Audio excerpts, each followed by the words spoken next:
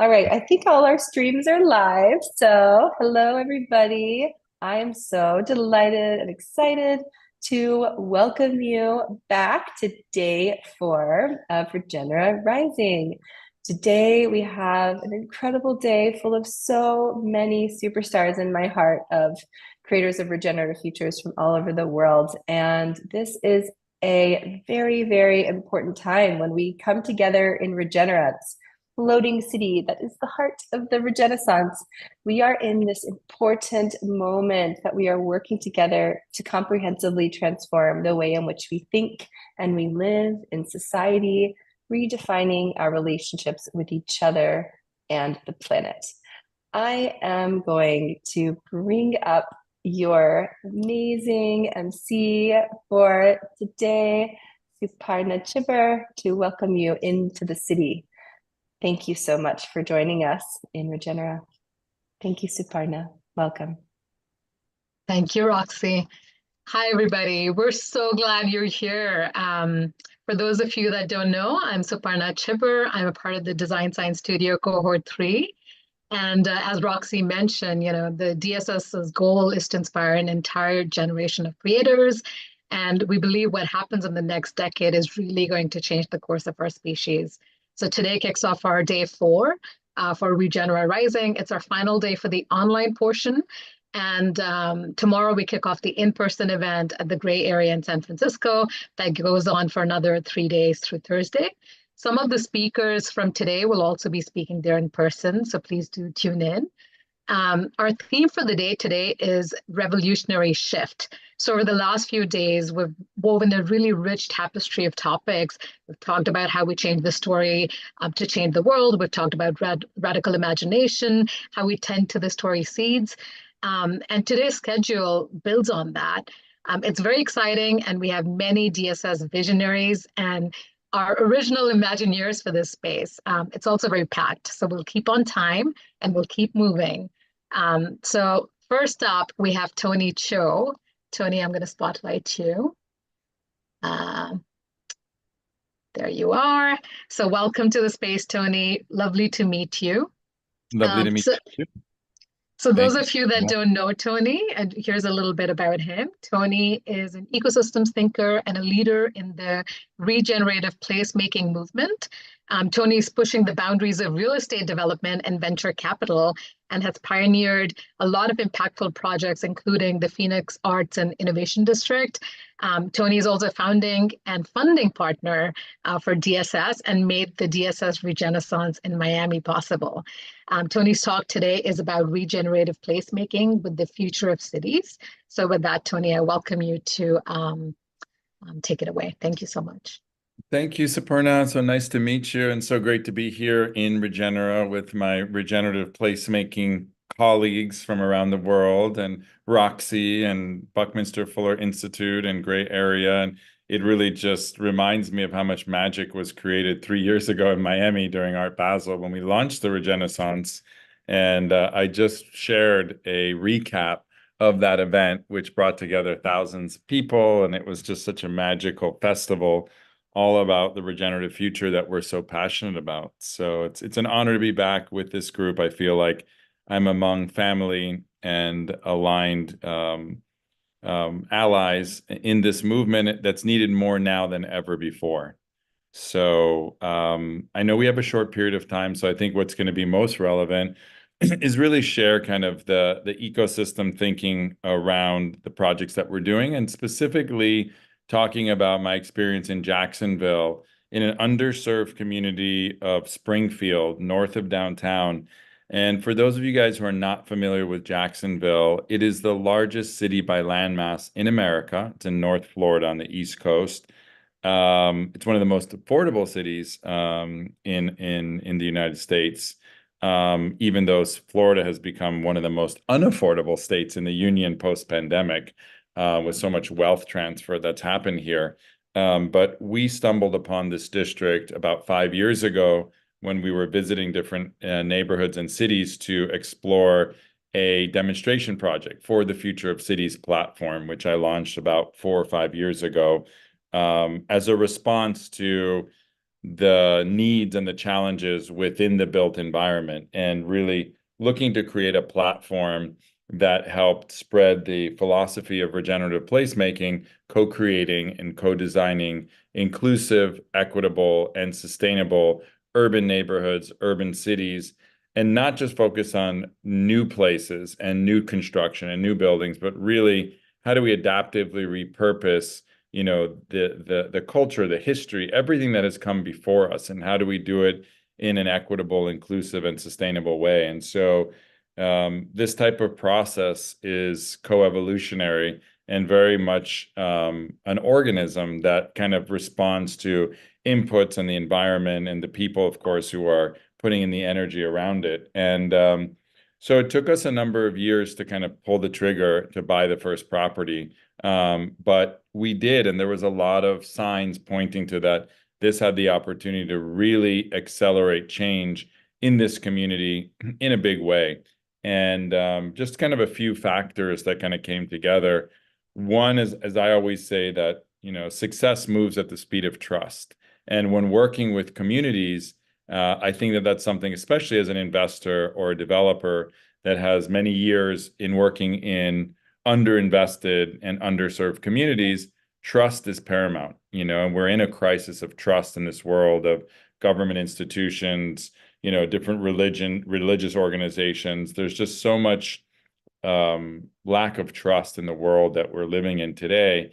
And I think when you're looking at community building and placemaking, it has to all start from that core of trust and really doing something from an authentic and really intentional standpoint. And so really what we're doing is just investing intentionally, but we're really working alongside the local community, the municipalities, the city, business leaders to really co-design and co-create something with and for and by the community. And so after we invested, we started bringing on partners within the community, a lot of nonprofit partners, Lyft, Jax, LISC, and others that are doing great work in affordable housing, urban agriculture, which is one of my passions, especially considering that Jacksonville is a food desert. And something that's shocking, recent data point that was brought to our attention is that the life expectancy between the Black neighborhoods and the white neighborhoods, not even the rich white neighborhoods in Jacksonville, is almost a 20-year gap. And so what's happening in these neighborhoods, these underserved neighborhoods, is there's just so much trauma and there's so much fight or flight happening in their daily lives. And this is a city that is known for Mayo Clinic and this hospital complex and really a place that's affordable. And yet people are in their automobiles. There's no public infrastructure. People need to take multiple buses from our neighborhood just to get to the local supermarket and have healthy, affordable food options. So the food segment of it is a real key component. And so anyway, we assembled this district, which was a preliminary existing arts district called Phoenix. And Phoenix is very symbolic in Jacksonville because the city downtown burned down in 1901. Many people fled to this northern little area called Springfield, built these beautiful historic homes that have front porches, and then this area started to slowly revitalize and change over the last 10, 15 years. And so there's a district that existed that was started by a local female artist named Christy Frazier, who started the district 10 years ago, branded it, was doing a lot of underground grassroots parties and events, and housed many artists, which we continue to do today, to create a district that was really focused on arts, culture, and innovation, and really providing equity within this community. And so unlike a lot of the work that I did in Miami, where there was quite a bit of friction and pushback, this has been supported wholeheartedly from the community and from the city since the beginning. And we've just, again, seen the impacts of really coming in with the right intention and really co-designing with the local community and stakeholders what is really needed at this time with that community, and hiring local and really only providing space for independent, locally homegrown brands. And so now we're going to be putting the business accelerator incubator from the city into our project. We hired our first food and beverage tenant is a local husband and wife team called Naked Kitchen that are incredible, doing really amazing, affordable farm to table food options, conscious, but not inaccessible, not very, extreme or dogmatic in their food philosophy. And so all of these components are coming together to really do something that's community-based, and we're starting to see the results. We're starting to get incentives from the city lined up. We're starting to get incentives from the state. The Biden administration just awarded Jacksonville $148 million to contribute toward their Emerald Trail, which goes through our project, which is 30 miles of greenway, which is incredible, where we'll have, community gardens, food forests, edible landscape, and a whole program that will connect the most affected, underserved communities within the urban core of Jacksonville, which has pretty much been ignored for the last 30 or 40 years and supremely underinvested. And so we're going to develop probably 850 units of affordable mixed income housing, which is a big component of what we're doing. We're launching a community market, which will be great, where we do these markets every month. And we've had, 40 or 50 events where we've brought thousands of people from the community, a lot of artist meetups, and we'll have a co-working space, an event space, an indoor space, and we're adaptively repurposing about 150,000 feet of existing warehouses. But this is really to be community space, artist studios, co-working spaces, and really what's going to activate the community. And then we can go and do the vertical development. So, sorry about that, guys. So that's the Phoenix Arts and Innovation District, and I'm heading there on Wednesday because we're launching our Founders Circle. But we have an incredible leadership team of local women-led residents from the neighborhood who are basically stewarding the project from a cultural standpoint, a programming standpoint, content, and it's been really rewarding because the previous experience I've had hasn't been as fluid and hasn't been in flow. And I think we learn most from our mistakes and the things that haven't worked out and can apply. And I'm not saying that this development is not without its challenges, and capital markets have been a pain in the ass the last year. And, to do these types of projects in an opportunity zone, to get people to believe in something that really has a triple or quadruple bottom line focus or outcome is easier said than done. So it's not without its challenges, and it's been super rewarding being able to tie in these ecosystems of what we're doing across the state of Florida, and now with our new Portuguese Golden Visa Fund with Future of Cities that's tying us to Portugal and outside of Florida. So I'm not sure if, Superna, you had any other questions, or if you wanted to, or if there was any other questions from others that you guys wanted to address. But I'm happy to dovetail into another aspect of what we're doing. If you have anything specific you want to share, Tony, absolutely, please go ahead. I do have some questions, and we can invite conversations as well.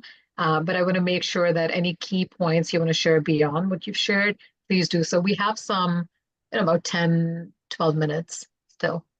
Okay, great. Well, I just, I want to make sure that people are still engaged and interested and enjoy what I'm sharing. And I want to provide as much value as I can from my own experience in the world in which I'm working. And, regenerative placemaking is something that really came to me in a vision. I've been a placemaker for 23 years in South Florida. I was one of the pioneers of the Wynwood Arts District. And then I had witnessed also how traditional placemaking oftentimes ends up with gentrification and outcomes that we don't really want, whether we have the best intentions or not.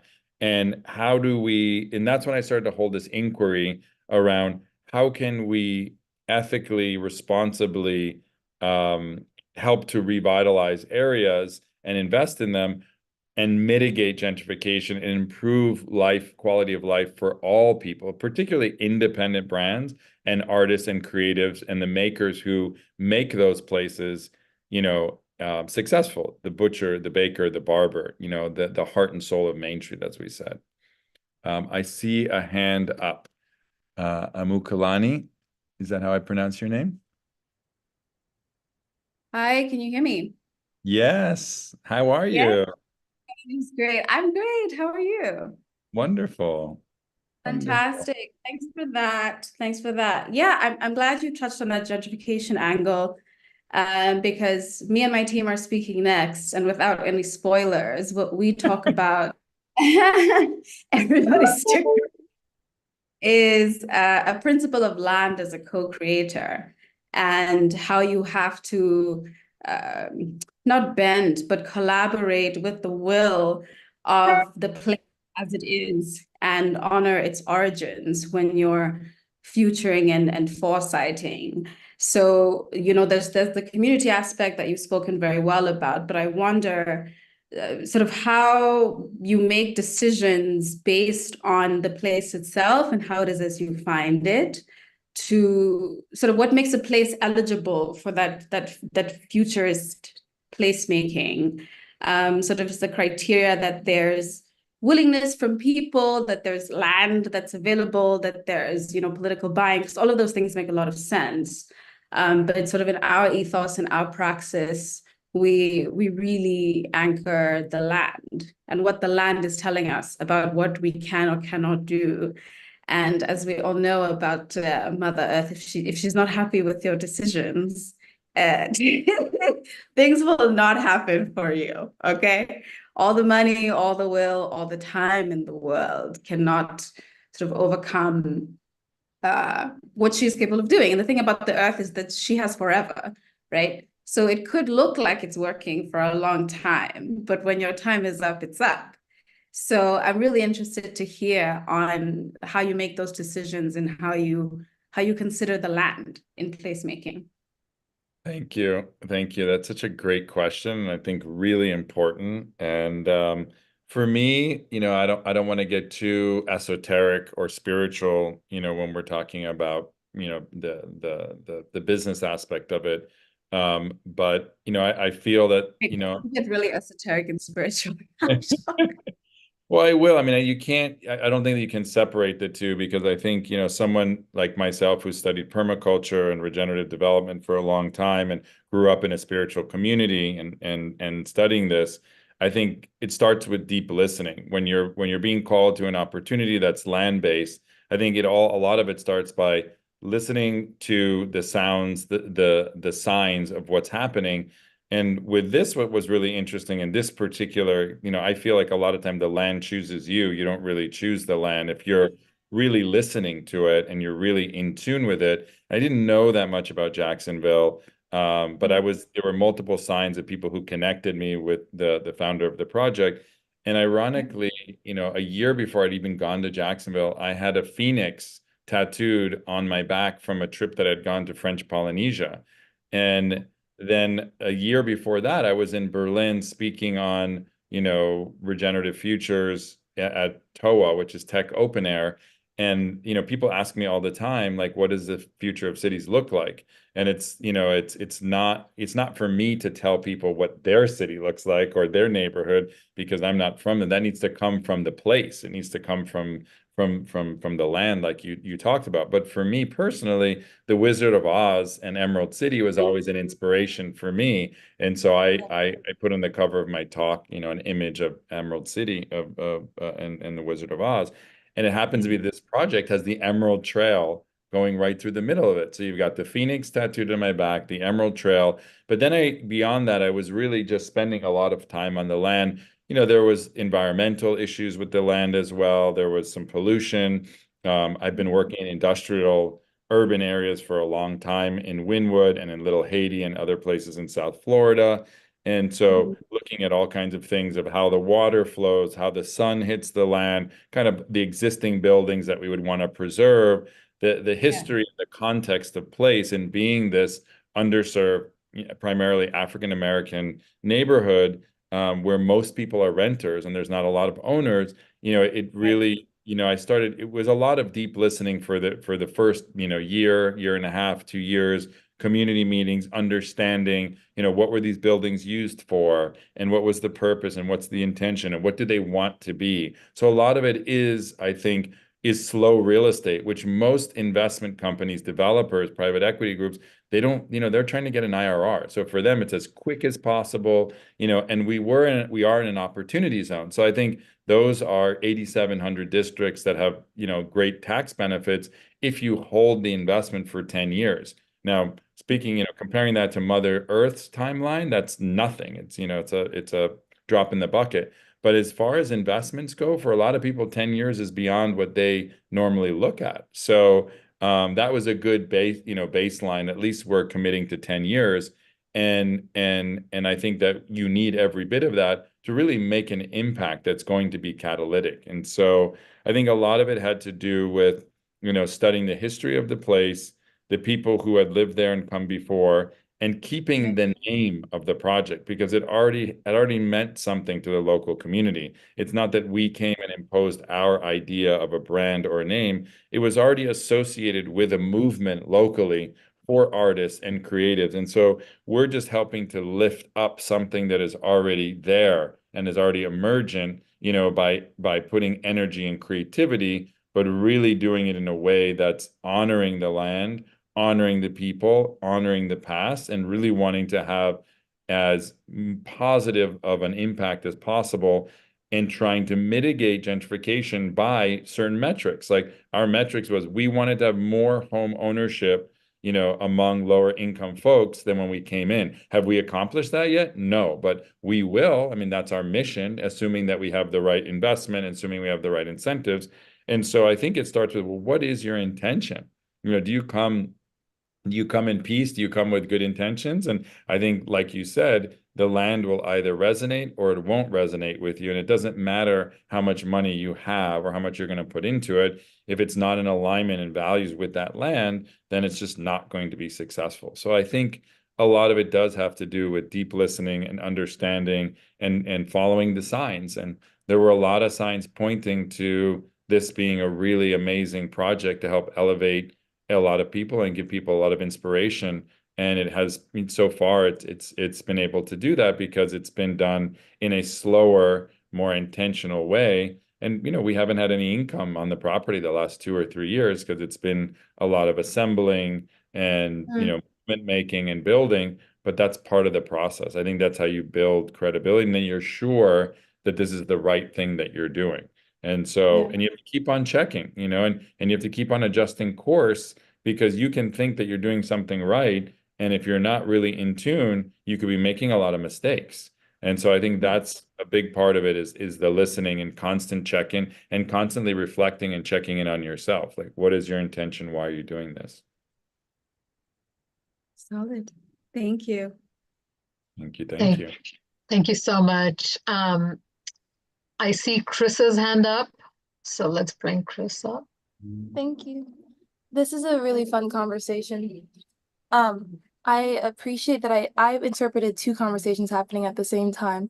One is the timeless conversation that happens in the ether regarding Mother Earth and the timelessness of us being a species inhabiting this planet at this time. And the other conversation seems to be within the human microbiome, how do we engage with each other in life-affirming ways while interrupting the trauma cycles that have been passed down to us, while also being aware of the bodies that we're in and what ways we can channel the privilege or lack thereof into ways of catalyzing change that is upward mobile for the communities that we're called to serve. That's exciting. So with that premise in mind, my question is about the stories that you use as like a means to make the uptake of the solutions that you're sharing more appealing to the local environment. I myself am Indigenous Haitian, and I know that some of the trauma cycles of any community, but I know the nuance of my communities. And the catalyst of need and scarcity, I've seen in the past, caused even the most upright standing people to do some things in order to provide care. So the scarcity is like the initial problem that needs to be solved. I'm curious what stories you use to, in your body, approach these communities and convince them of your intentions. And how do you negotiate that valid potential mistrust with, like, what is the tangible impact of these stories in real time in the present moment when you come across someone maybe facing a medical need that they can't afford? Are you connecting them with like beyond state resources that always kind of leave it deductible or like not enough money, is there something to make sure that these solutions can be sustainable such that when another need arises, they're not thinking that the only option is to remain at the bottom tier of Maslow's hierarchy of needs of survival and reaction, when validly, like if your only option is to go hustle to get mama's medical bill paid, like how do you interrupt that cycle without causing more demonizing and shame and guilt that causes it to stay in the darkness as opposed to like be upward cycling towards maybe the middle tier of Maslow's hierarchy of needs, and maybe ultimately to self-actualization, which is where in my mind art resides. And that's a privilege that not many of my people have enough ease and leisure allotted to them as far as time to explore their path to that. So how, of course, this is the onus is not on your project, but I'm curious if the level of intention has reached the story level and how these folks are engaging with it at an individual level within their communities once you all leave. 100%. Great question, and really important. And I think just to clarify, my job is not to convince anybody of anything. My job is to show up as the best human being I can in every situation, every interaction with each person that I interact at all aspects of every project that we do, not just this project. And so I think people can recognize whether you're genuine or not. And so, like I said before, success moves at the speed of trust. And although there's stories that we make up about each other and different communities that may be untrue or fabricated in our own mind, I think it's just about doing the inner work constantly to try to be, the best person that you can. And just because of the color of my skin or because I drive a nice car doesn't mean that I didn't have trauma, suffered, went through a lot of pain to get to where I am and continue to. And so, people just like I can't judge anybody that I meet. I ask that they not judge me and get to know my heart and who I am and the struggles that I've gone through to do the work that I do. And it's not easy work because there's many easier ways to make money. Building luxury condos in Miami Beach that are vacant, that are third and fourth homes. Doing work in underserved communities is very tedious and very long-term thinking, and no good deed goes unpunished, and all of those types of things. And so I think our job is actually to make the locals the storytellers and of their community of what they want, and really try to minimize my own story in it. I play a role in it as a regenerative placemaker and as somebody who can help build capacity. But our job with our project, if we're successful, is that we've elevated others to really tell the story of place, because I'm not from that place. I'm from where I am now in Sebastian, Florida. I grew up in a commune, sleeping on the floor in the temple, and was raised interfaith by my grandmother, who was a guru, taught with Ram Dass. So I came from a completely different angle in a rural area, and now I'm doing a lot of work within urban areas, because I also think that there's no throwaway people, like my grandmother used to say, and there's no throwaway buildings and throwaway neighborhoods. It's about the most sustainable thing that you can do is rebuild those communities, rebuild that infrastructure, not having to have the newest, shiniest thing, and I think that that's kind of like the diamond in the rough philosophy. And that's why I've always worked in these, communities, because the place is so magical. The location, Wynwood is right between the airport in Miami Beach and just north of downtown. And no one really saw how strategic that was. And the artists were the engine that really created that area, and then they got pushed out.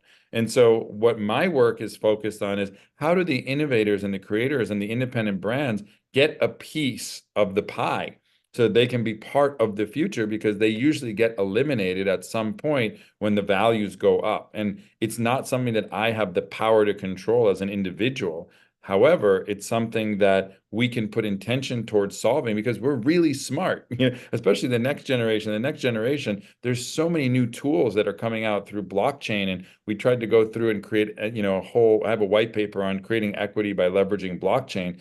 But, all these systems don't speak together, opportunity zones and bifurcating ownership. And so ultimately, we want to have more distributed ownership and partnership, within the built environment, within real estate. But sometimes you have to walk before you run. And so each thing is kind of step by step, and each community is unique and individual, and that's the magic of it. And so the three pillars that we're focused on is nature, is community and culture. Those are the three things that we focus on, with regenerative placemaking. And the only way to do it is to really work with Mother Nature and work with the community and understand the culture and help to be accretive, not extractive from that culture.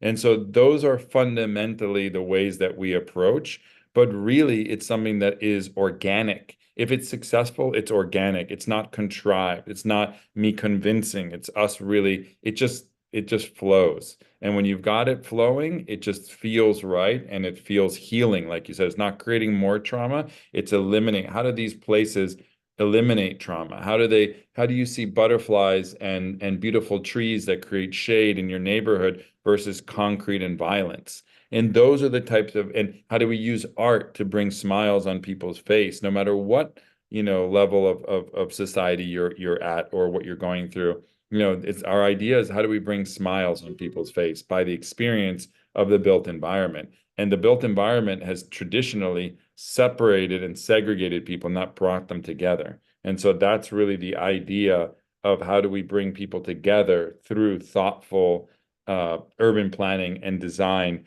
that works for everybody, 100% of life. And that's really our philosophy. Thank you so much, Tony. Thank you, Chris. Really appreciate the question. Since we're out of time, this brings up so much. Tony, I actually lived in Miami. I lived in Little Haiti and Wynwood, and I experienced all that transformation. So I really appreciate, but since we're out of time, I will say a massive thanks and look forward to, weaving more with you in time. Thank you. Pleasure. Thank you all. It's a pleasure. And I'm so grateful for the work that you're all doing. Keep it up. Any way I can support, I'm here. Love you, Roxy. Love you guys. I can't see everybody. History.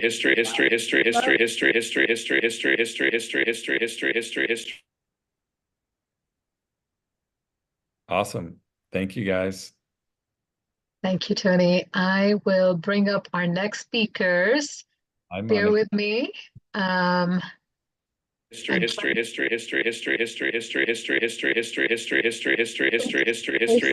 Monika, happening with your audio when you unmute for some reason.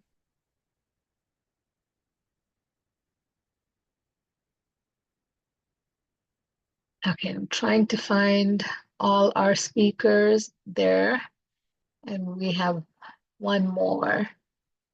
Sorry, every time I add spotlight, I lose people. Okay, I think I have everybody here. Okay, perfect. So next up we have Monika, Pumla, and Amukelani. We have three extraordinary speakers who will talk about African life-centric design, designing futures with age-old Indigenous wisdom. Monika is a DSS visionary and advisor and was a part of DSS cohort 2. We had the pleasure of hearing Monika speak actually in our cohort as well. And she's a futures researcher, futurist designer, working at the intersection of science, technology, politics, and culture.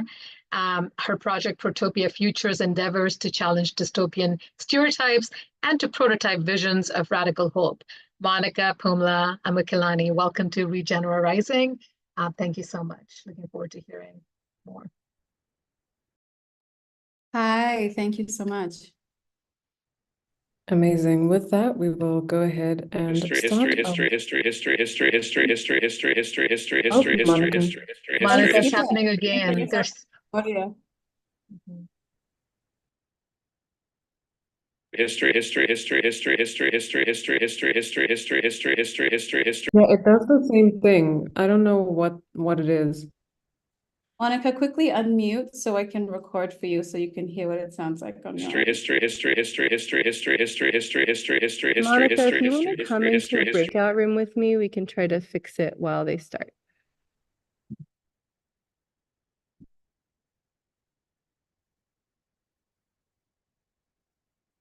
Okay, I think Monica's connection. All right, cool. Well, we will just go ahead and kick us off. I hope everybody can hear me. Just a slight nod.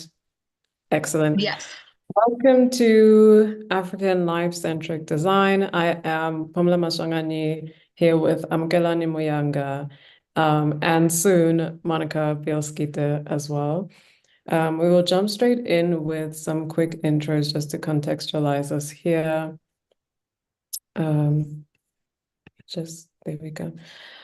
So I am Pumla Maswanganyi, as mentioned. My background is in studio art, as well as human development, and I've also gotten to practice as a strategist and a designer. I am the founding principal of Maswanganyi Muyanga & Co, or MMM&Co for short, as well as the founder of African Life-Centric Design. I'm from Johannesburg. I'm in Johannesburg, but have found myself living and working across 5 continents, thinking about using the creative language as tools to help us achieve larger development mandates. As you can see, I've had the pleasure of working with everyone from the African Union to the Qatar Foundation to every other bunch of frameworks, Soho House, etc. Really just trying to envision what an inclusive world looks like and what it really looks like for us to build solutioning in a way that makes sense and reaches the people on the margins for the most part. And I like to say that my TLDR is just making beautiful things and making sure that they reach people who often don't get access to beauty in those fundamental ways. With that, I'll go to Amu. That's a very correct TLDR for you. Hi, everyone. Thanks. I'm Amukelani Muyanga, and I'm an entrepreneur, a strategist, a recovering management consultant. Don't judge me, I was young. It's my past life. I'm a founding principal of MM&Co with Pumla, co-founder of African Life-Centric Design that we're talking through with you today. I also run a mental health and holistic wellness portal for SA. I would say professionally, my background is in strategy development, product design, management, UX, tech, working with engineers to be like, this is the vision, can you build it? And they're like, no, that's too hard. And I'm like, of course it's not, we can do this. Have worked with a lot of governments, foundations, including Gates, which Melinda French Gates has just been announced as having resigned from. Wild. Meta, Microsoft, Mozilla, the African Union, the United Nations Economic Commission of Africa, amongst others. And really inspiration for the work that we do now is I think a lot of these really cool, really large actors have their agendas, I suppose, on paper in the right place, but have a lot of difficulty building things and making things happen. And I have made it my mission to be part of the collective and collaborate with people who find that, quite frankly, a little bit unacceptable and are working to be builders and doers alongside policymakers, thinkers, people with a disproportionate kind of influence over how we live and what we do. Yeah, I hope Monica's been able to fix her. Pumla, I think we've stopped sharing.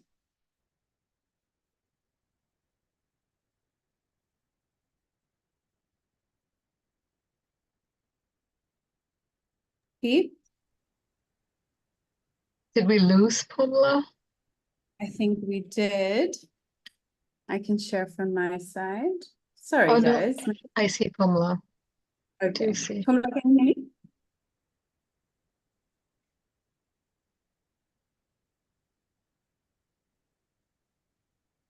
Apologies, guys. Johannesburg has been having a lot of power cuts, and we're all 3 based there, and it affects our network quite hectically. Yeah, sorry about that. Okay. Oh, back. Amazing. Is Monika with us or not yet? She's not. So I think let me do her intro for her. Amazing. Then we have Monika Bielskyte, who will be back with us very soon. She's a futurist, a speculative designer, and founder of Protopia Futures. She's also a partner at African Life-Centric Design. Her work is firmly anchored in contextual, complex realities on the ground, rather than a one-size-all techno-solutionism prone to short-term hype cycles and rapid obsolescence.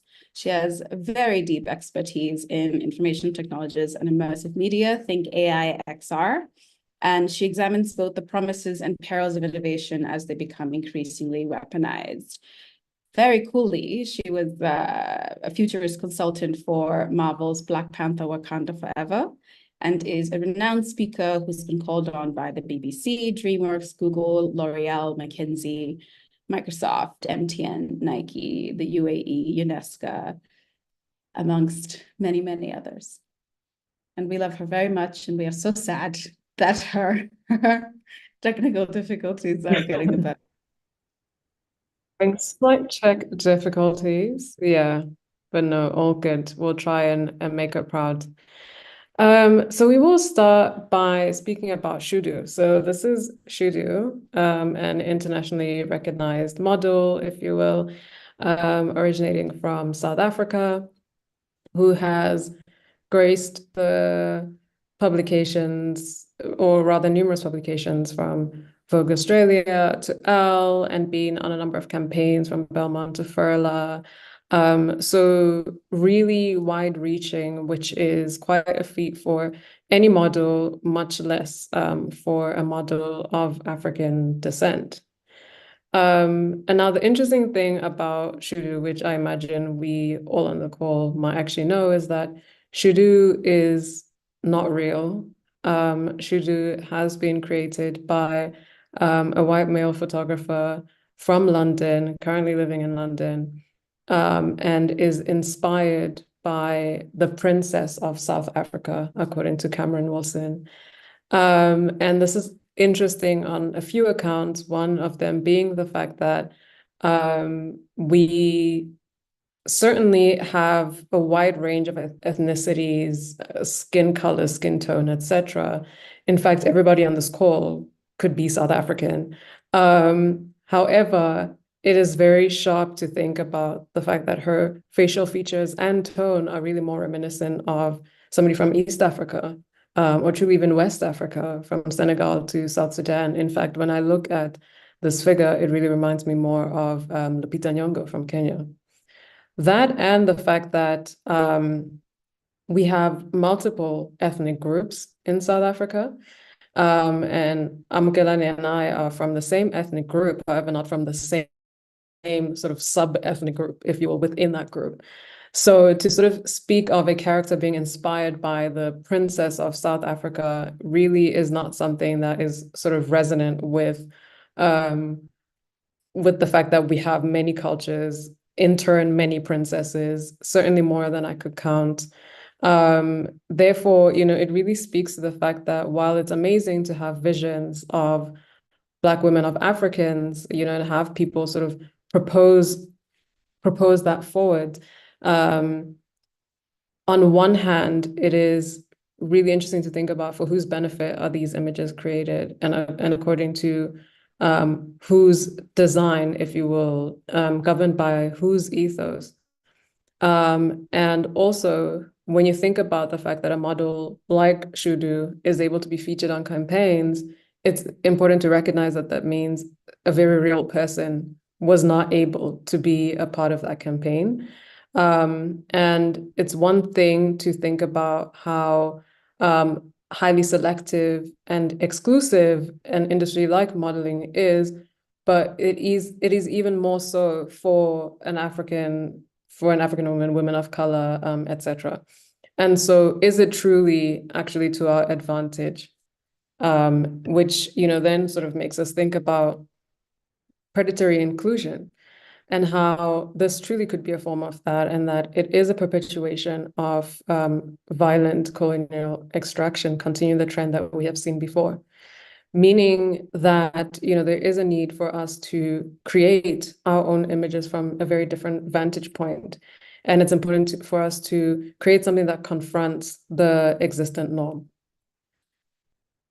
And with that, and perfectly timed, we'll hear from Monika, who will speak to us going from this idea of extraction to a more regenerative creation form. Hello, everybody. Can people hear me now? Yes, we can hear you. Yeah. Perfect.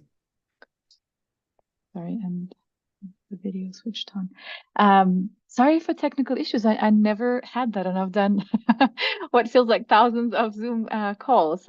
So right now my sound is going through the phone and video through my laptop.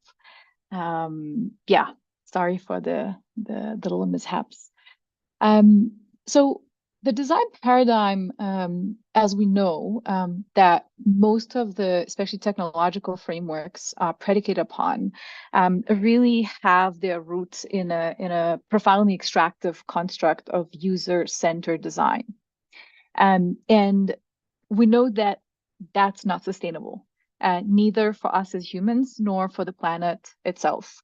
So we need to start moving towards regeneration, but that move has been really slow. So if we backtrack to the beginning of user-centered design paradigm and what doesn't work with it, user-centered design really thought of humans as economic units, and really catered mostly how to maximize our participation within economy and increase our consumption. Now, we know that to be human is not enough to consume.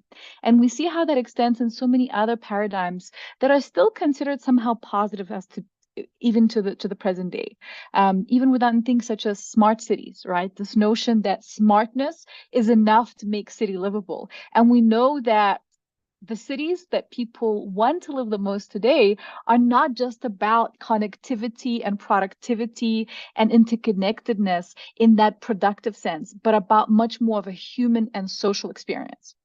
So the next paradigm of human-centered design started acknowledging our humanity beyond just us as users, as participants within an economy. However, that paradigm was still profoundly lacking because it thought of humans as individuals. Now we know that none of us really exists without others. From a very from very sort of simple, practical, biological realm, and then that unfortunately, has been well illustrated with really tragic scenarios, such as, for example, the orphanage case in Ceausescu's Romania, where due to a crisis in suddenly sort of enforced anti-abortion laws, there were a lot of abandoned children that grew up in these orphanages without interaction the first years of their lives with other human beings, and especially with the caretakers. Now, they failed to develop the most basic capacities for interaction, verbal interaction, physical movement that could allow them later to participate in society. When we talk about our political, social, cultural perspectives, they are never really our own. We become like these fishes that swim in the water that do not conceive of the water. And that's how we are conditioned into things such as, racist, misogynist, ableist paradigms without even understanding or without even having much of a role of our own. And so sort of as much as society conditions us into something, to unmake that also requires society. And so that movement sort of started happening when we started acknowledging these societal needs and societal realities of every single individual and our interdependence. And there was really big gap in between. And so a recent movement towards society-informed design and humanity-informed design, and kind of the big splash of it happened with Don Norman's recent book, who was actually responsible for the early paradigm of user-centered design. Now, what's interesting about it is that myself and our collective had something to do with it. Well, Don Norman collected a group of people for his project of Future of Design Education. And specifically myself and Angela Baines were leading the Future of Foresight that really looked into the diversity perspectives within that effort. And what was interesting is that we had to explain to Mr. Norman the most basic aspects of how his earlier thinking has profoundly excluded the biases rooted in ableism, racism, colonial legacy, etc., etc. And it was really hard for him to comprehend, and we had to keep repeating some of the most basic things. Now, instead of him actually really taking all that into account and also platforming people that brought him that knowledge, he kind of watered it down and created this new paradigm of humanity-centered design, which begs me to ask the question, which humanity and whose humanity, and whom you continue excluding, not just with your end product, but also with your process? So in the last few years, there's been this effort to start acknowledging how actually we as humans are not just interdependent with each other, but we are profoundly intertwined with the planet itself on the most foundational biological basis. 30 trillion of cells within our bodies are ours, about 40 trillion of cells within our bodies are those of our microbiome. That represents 10% of body mass, approximately, but about 90% of diversity of our DNA. So none of us is not just a single island as a human, but we're not a single island as a sort of biological being. We're in this continuous interaction within the living world. Now, the image behind this timeline is actually from the titles of Westworld.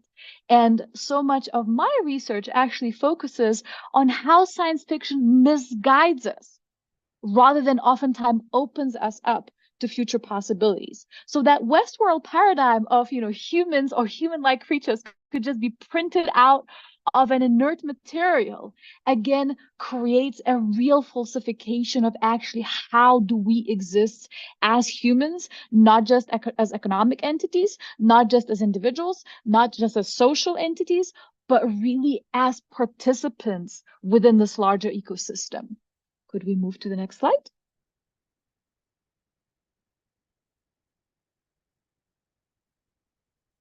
Pumla, could we move to the next slide?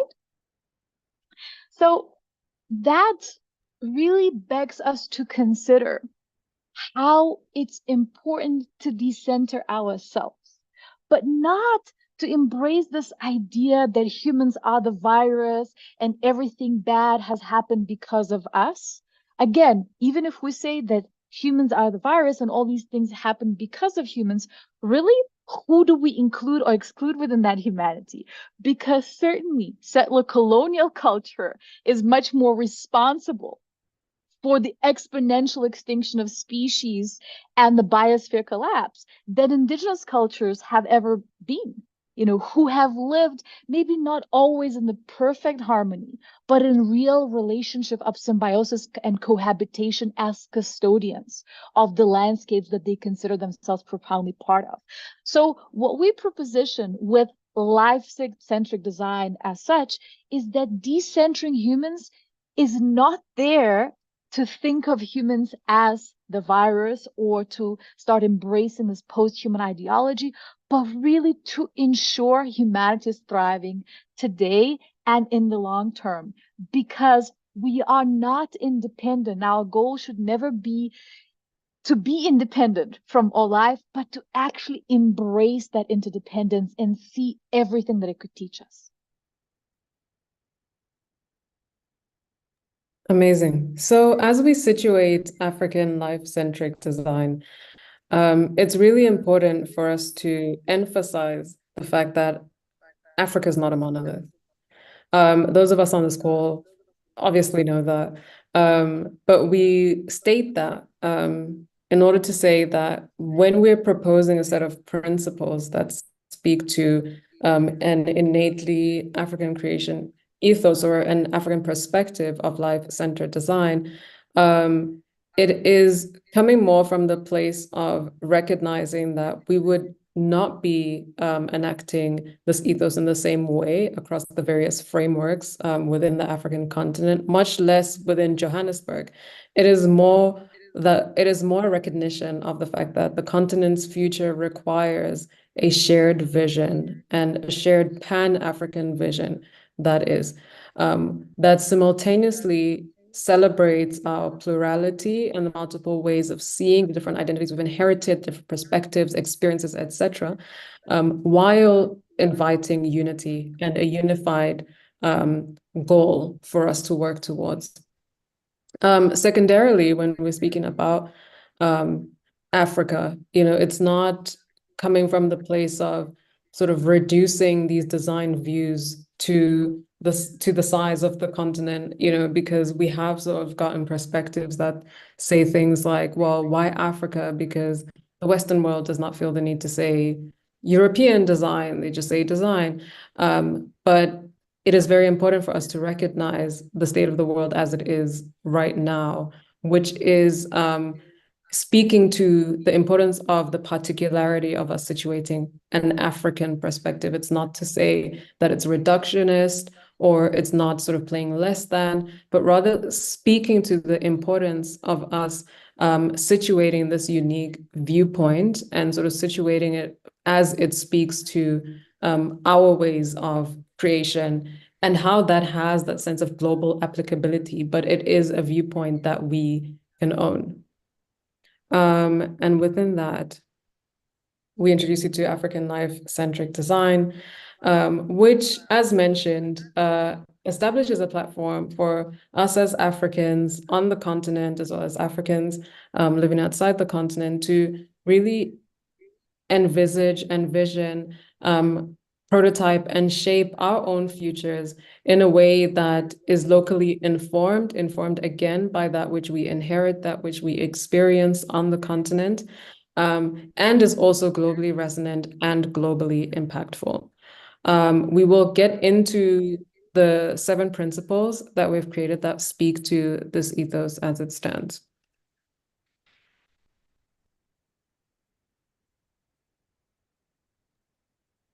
Great. It just started hectically raining where I am. A blessing from the gods for these principles. All right. As first principles, we have here design as ritual. So we consider design as a sacred process connected to larger systems and narratives of need for creative expression and spiritual belonging. Ritual is everything. How often and how consistently you do things is the most reliable indicator of how much success and longevity you'll be able to realize. Like all ritual, prayer, cleaning your house, sharing a meal with the one you love, it's connected to systems of the human need for belonging to yourself and a greater spiritual belonging, right? I am Amukelani of the Muyangas because of the signature of how I do things day after day after day. Ritual is the beginning of all things, it's the sustainability of all things, and it's the legacy of all things, right? It's how impact and excellence are not a fluke, but actually happen by design. Next, we have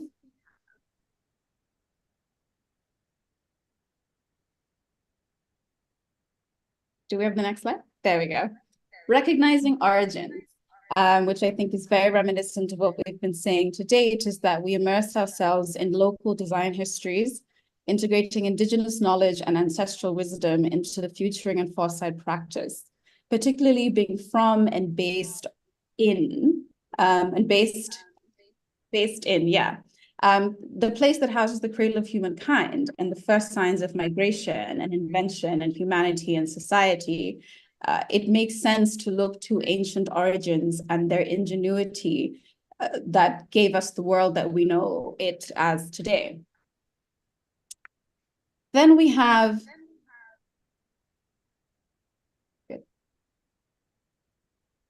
centering the periphery. What's important to note here is that in our praxis, Africa is not the periphery. Peripheries in Africa are. So we center neurodivergence, endangered cultures, languages, perspectives, disabled folk, non-land owners, the working class, refugees, asylum seekers, the stateless, etc. Because of that interdependence. And it's actually quite significant that South Africa just celebrated our Freedom Day. Can you believe we're only 30 years old as a country? And what often comes up around that time is the Freedom Charter, right? The premise of South Africa belonging to all who live in it equally. And so if design does not, proactively account for, as Monika was saying, the blind spots of who we say, which parts of humanity are the disease or the plague, to use that language, then we're painting an incomplete picture and we're missing out on some very instrumental parts of who we are as a collective and what it's going to take to succeed. Right. Next up, we have land as a co-designer. We honor the living world and anchor all design within it, not merely on top of it. We embrace the symbiotic relationship with the ecosystem, considering it as sacred, revered, and an active participant in the design process. I think a lot of what Tony Cho was saying in response to my question earlier speaks to this. We know that nature sings, that it communicates with each other and with us. And our task is to listen with as much intention as we would to another human around a brainstorming table. Most of our technology is simply biomimicry. And we embrace the fact, we are grateful for the fact that there is a blueprint and there's not much to invent from scratch if we pay enough attention. Next, we have communal interdependence. We recognize how every individual impacts and contributes uniquely to the community, rooting the design process in tangible communal needs and broader human aspirations. Not to be navel-gazing, but I think just the makeup of African life-centric design as a trio will tell you in many ways that we are not a complete set without the other. I mean, Monika was glitching, and we were acting calm, but we were a bit like, are we going to be able to tell the full story? And that's really a microcosm for how we think it all works really together. And it's self-explanatory. And I hope you can hear the thunder because it's quite beautiful. All right. Next, we have regenerative co-creation. So we design solutions that emulate and honor nature's circular processes, fostering preservation, restoration, nourishment, and renewal. We incorporate intergenerational exchange, both amongst the living, and we also honor the truth and the existence and the study of things like epigenetics, drawing wisdom from generations past and building for generations to come.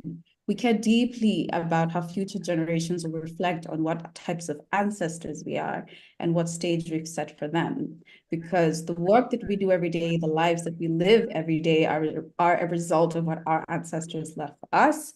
And this always makes me think of that existential question of, what would humans do if we didn't have to work, if we didn't have to fix things, if we weren't always putting out fires? And I know that there's a pessimistic school that's like, then there would be crime and looting, and the movie The Purge would be what it is. And I'm actually of the belief that I think we would create beautiful things. I think we would sing, we would dance, we would paint, we would create.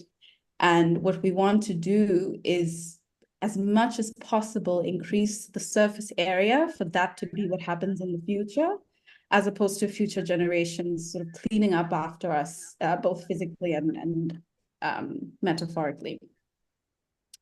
I think we have our last one now. Yes.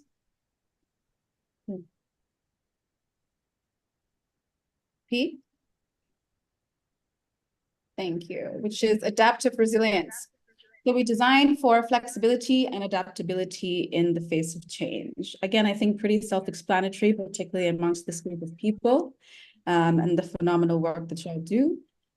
Because I think collectively, instead of committing to a static approach, we treat continuous iteration and learning as a default in light of emerging realities. A proactive acceptance of that fate is a far more resilient stance than the shock and resistance to change in the face of that change. So those are the principles we propose, and it is not a dogma. It is something we hope to be accredited for, but not to own. That the designer is everybody who has something to build, who has something to say, who has something to purport, and really cares about how critical they're being in their own thinking and perspectives and approaches to what it means to be a designer or a strategist or a futurist.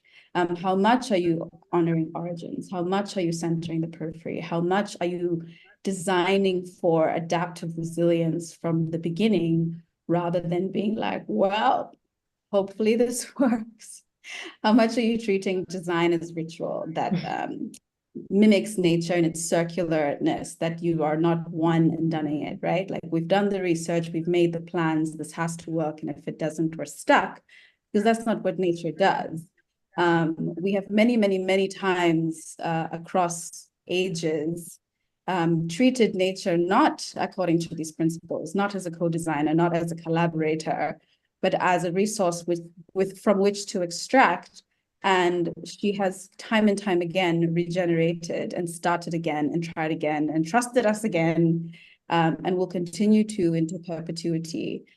What can we learn from that? How can we collaborate with nature and each other in that way is our plight, and what we hope to learn from each other and you guys about going forward. And these principles they're not static. We think they're a great starting place, but we're so open, so excited to hear what you think about them, what you would add to them, and any questions that you have about them for us.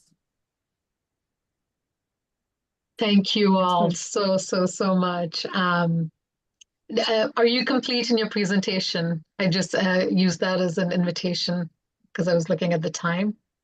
Just wanted to make sure you were complete. Can we have a few more minutes? Oh, yes, to finish? please. Yes, please. Of course.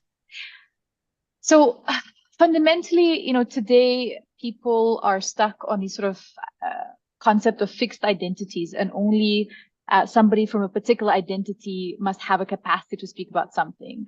Now, what we really define as privilege in our perspective is this capacity to consider and in fact to be insulated from the consequences of your actions. And that is incredibly dangerous. When we consider whose voices should be prioritized in any circumstance, it should not be those that have the capacity to be insulated from the consequences of their actions, but actually are at the closest to the bleeding edge of harm. And so the leadership of the most impacted is crucial in making the right choices. We have lost the slides. What happens?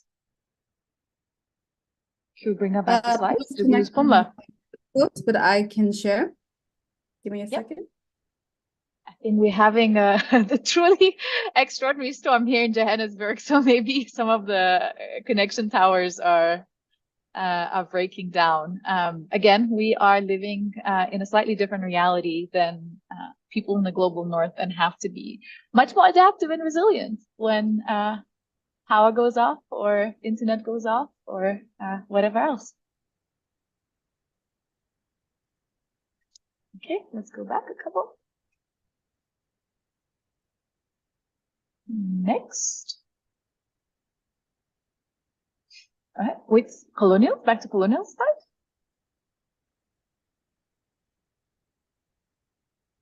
So in that, there's a lot of desire to decolonize today. And it's really, really important to consider how do we resist and how do we unpack the colonial legacy, how it seeped into our cultural narratives, and how it continues occupying the land sometimes through sort of indirect ways. But what is really crucial is to not just be wary of colonialism of our past, but to also understand how those perspectives can also limit and warp our imagination of the future. And so when we decolonize, it has to be the simultaneous decolonization, not just of the land, but also of the worldview and the values that we embrace if we hope to head towards livable future, not more of an extractive future. Next slide. And so in this radically hopeful future, imagination is not a luxury item. It's actually a strategy for survival and a pathway to flourishing. We have this idea that, we can only focus on creativity. We can only focus on imagination when all of the other needs are catered to. But we know that some of the most powerful imaginations and visions for a different world actually arise from the heart of a struggle and from a profound experience of trauma. And so today, what we have to think is how that radically hopeful future vision is that first step, is the vision that allows us to see ourselves in a different reality. And then how can we backcast it to the present day moment and to inform the choices that we would be making? Next slide. Amu? Oh, can you hear me? Great. So yeah, we are so grateful for your time and for this platform and for the shared belief that, you know, acting as if it's radically possible to change the world is not ridiculous. It is really the only thing that we can and that we should do. We're so happy to present this Africanist perspective, and we hope to include the diaspora in this. We hope to include Africa adjacent people in this, people who live on the continent, work on the continent, interact with it in any sort of way. And yeah, we thank you so much. I'll hand over to P to conclude. Maybe I can just add a couple of words before that. So we know that a lot of folks listening here are from San Francisco Bay Area. You're very connected to technology industry. And the hot topic right now, of course, is generative AI. And one of the main things that we are extremely concerned about is how generative AI tools are mostly used to simulate our past and to warp our present day, and how it limits our imagination again of what is possible.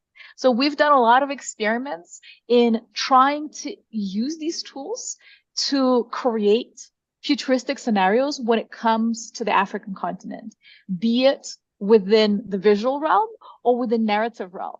And it's truly extraordinary and horrifying how it actually biases, not just limits, but biases and distorts and diminishes and just really disrespects capacity for the future within this continent. So we'd love you, whoever works in these tech companies and whoever is connected to these tech companies, to maybe consider how we could change that and how you could reach out and collaborate, not just with us, but with people that are creating visions from this continent's perspective and how that could be elevated, because it's urgent.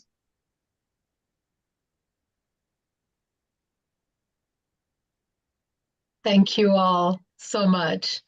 Is this a good time? Are you complete now? This is a good time. Perfect. Yes, go for it. Thank you so much. And sorry for all the tech difficulty that's been going on in the back. Not at all. Actually, my biggest reflection in all of this was this has been such a process of emergence for all of us and resilience. You know, one little example is I didn't actually have your bios. And so thank you for Amukelani and Pumla for sharing your bios, and Shalvanaya to add in the chat, right? We're all co-creating and weaving, and tech doesn't always work, as we've seen. And you threaded it so beautifully with skill and resilience. So that was going to be my primary question, because a lot of this work is about zooming out, right? Seeing that interdependence and kind of not to minimize an identity, but to see that interdependence. You said something like, we're not a complete set without the other, seeing ourselves as custodians and interdependent partners, not from a place of blame, but clear sensing. And then inviting an active participation and centering the periphery, including nature. So there are all these different threads you're weaving.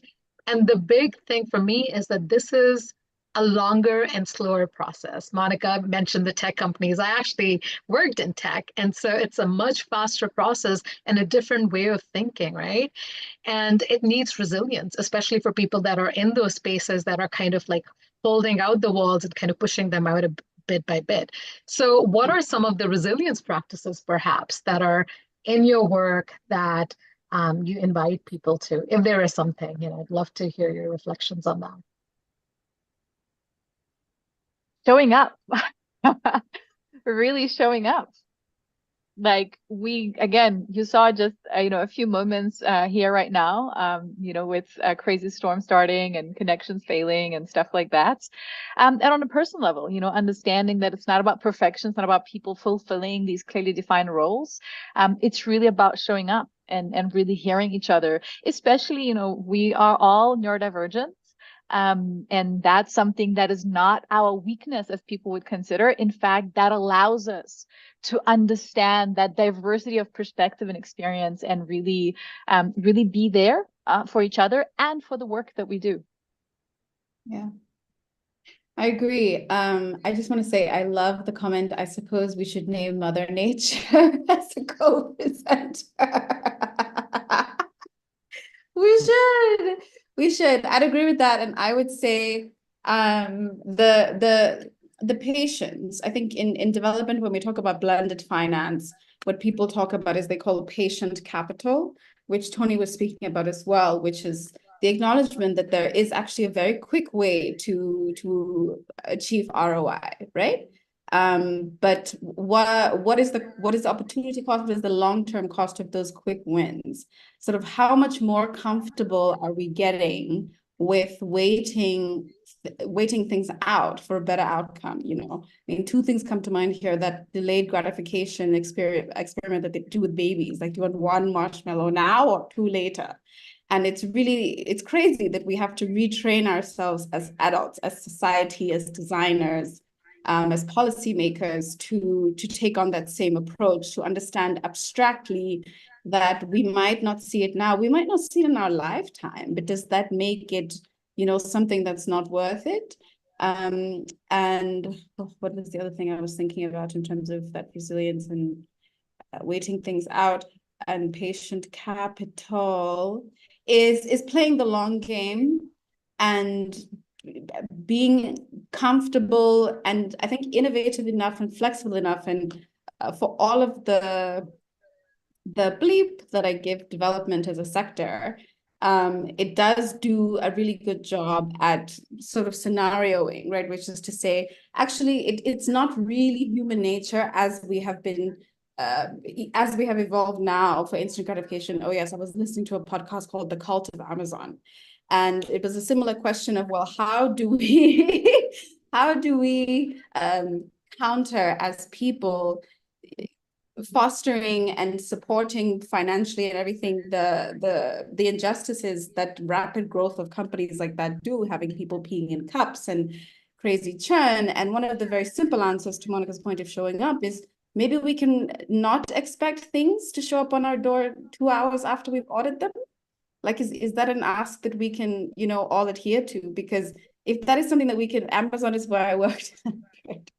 If we can, you know, collectively decide that things don't have to move that fast because the cost is actually far higher than having, you know, your Stanley Cup, no offense to Stanley, arrive sort of 2 hours later, that's something that we actually really all can do together, such that patient capital or waiting things out or playing the long game becomes less of such a radical, anomalous idea and more of an understanding of that's the thing that makes sense.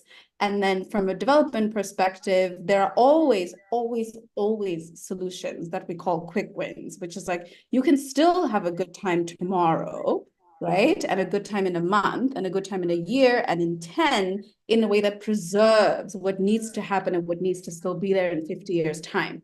You don't have to sacrifice all of that for what you want to happen today.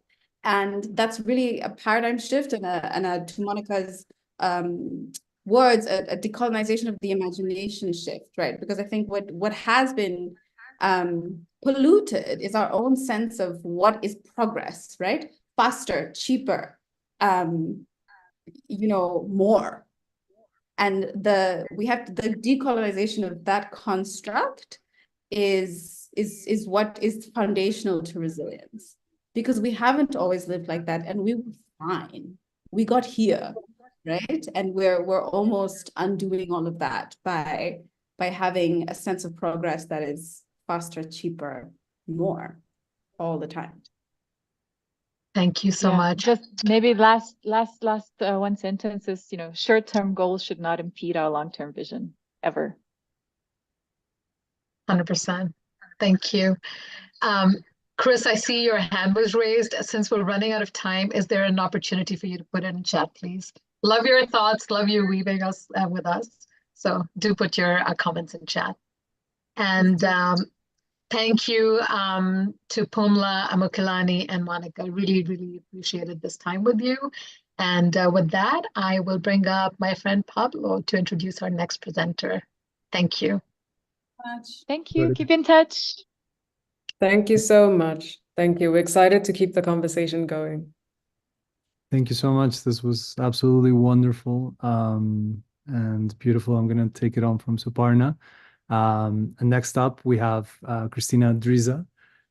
She's an ex-futurist, author, TEDx speaker, archetypal consultant, and she's one of Joseph Campbell's foundations on editorial advisory group and a steward of the Fifth Direction.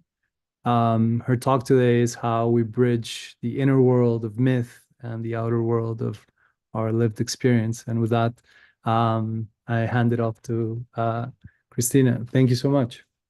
Thank you. Firstly, it's just wonderful to be in the circle with you. I'm coming to you from Vilnius in Lithuania. It's coming up to 10:30 p.m. So we're all in some form of dreaming somewhere. I wanted to share a presentation first because so often when the word myth is used today, it's used to mean a lie.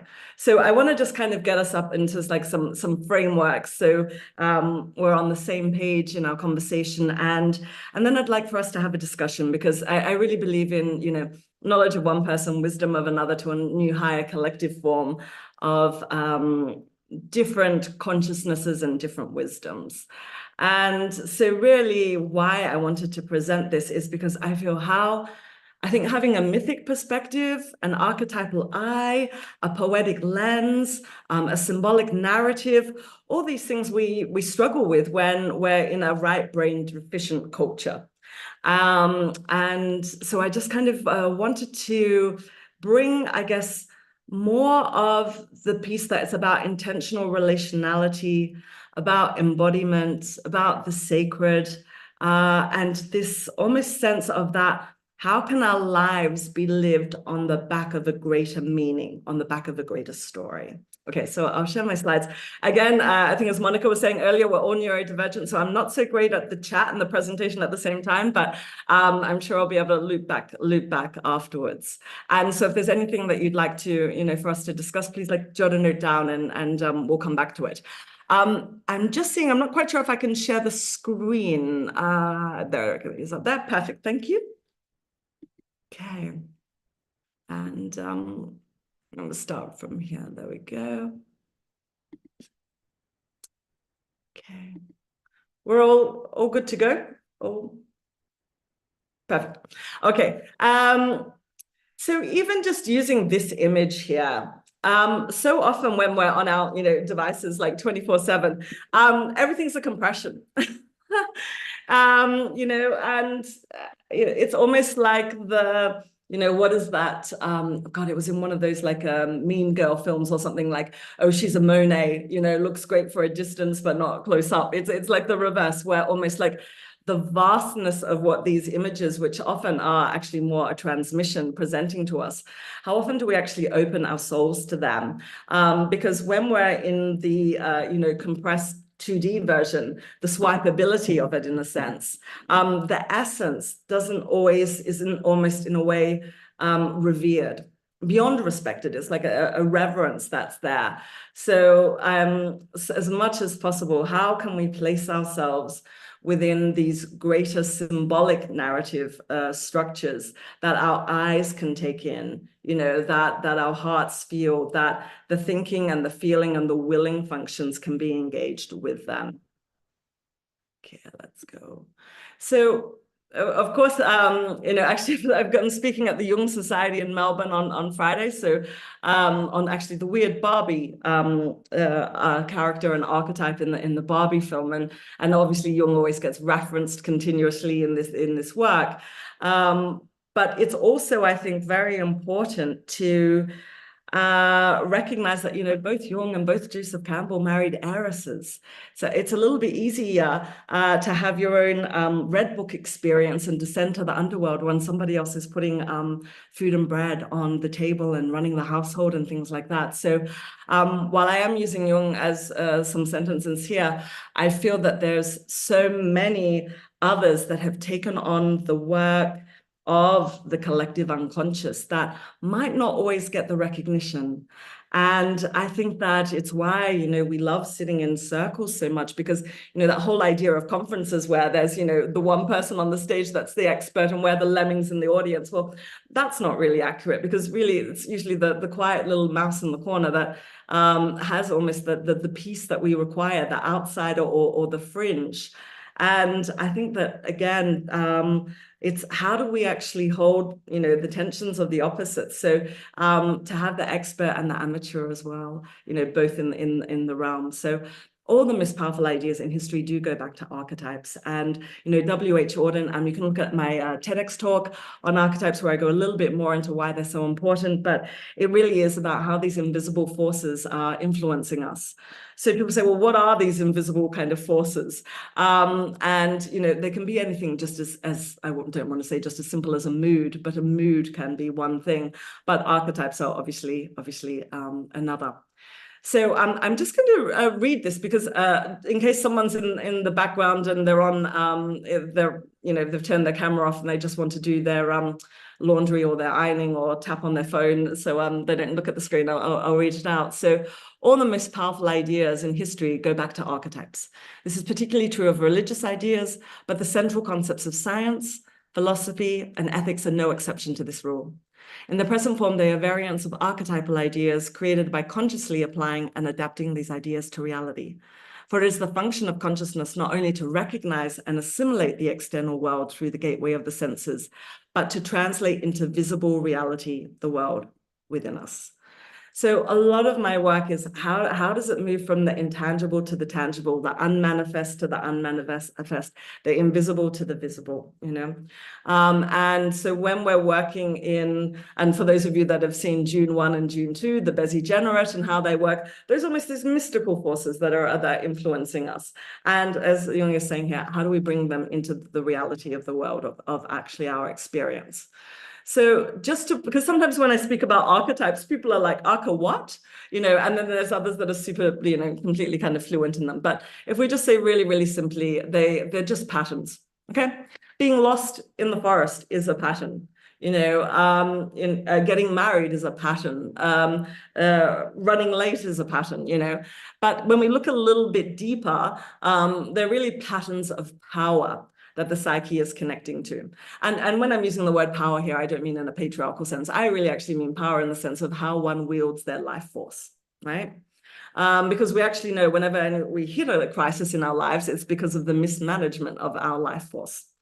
And pattern recognition is a key skill of the now and the future. And yeah, I used to be a futurist, ex-futurist. And so people would always kind of say to me like, Kristina, like what should I teach my kids? Like, you know, what are the skills? You know, is it this language? Is this, you know, whether it's, you know, a language of another country or whether it's the language of the computer. And I would always say it's pattern recognition, but also the patterns within oneself as well as those that exist outside of us, because really we have to be aware of the narrative I tell to myself about myself before we can co-create, say, what it means, a new narrative about being a human being in the galactic age.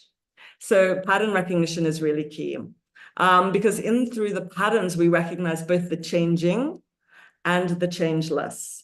So like a simple example could be, say, if we look at the seasons, so we know what is changeless is that, you know, spring precedes summer, you know, autumn comes, you know, after summer, and then, you know, then there's winter, et cetera, et cetera. And I understand, like I grew up in Australia, and Indigenous cultures in the north, they only have 2 seasons, and others there's a mixture between 5 to 8. So I don't mean just to keep it to the classical 4, but that there is a changeless structure. But just because we know that spring comes before summer, it doesn't mean that spring 2023 is going to be like spring 2024. There's the changeless dimension that's actually existing there. So they're both in the changing and the changeless. And that is the space where really almost like the chaos and the void can coexist. So it's not just about concerning ourselves with, you know, data science and algorithmic and machine learning and all these digital economic and financial market trends and patterns. They are important too. But can we actually bring into the space what are the psychological, the archetypal, the mythic, and the natural cycles that are driving change? So there's three aspects of archetypes. I mean, there's more, but let's just for tonight, let's just say that there's three. So they're neutral. And by what that actually means is the pattern itself has a neutrality within it, but it has a light and a shadow component.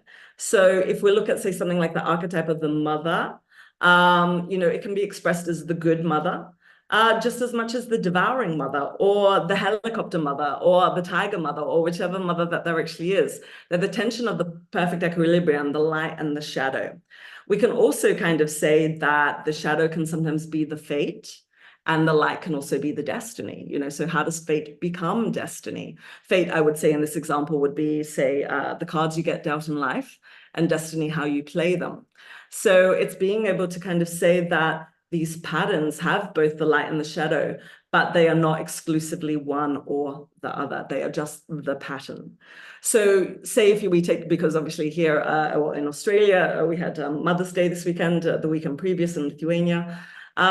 You could say like, there's some people that you have met that, as children, that they would invite you over to play and they would play mom. And then they might actually, as they obviously got older, become like a literal mother. But then that might actually transform to being also a fairy godmother or an earth mother or a grandmother. But that patterning is actually constant within their lives.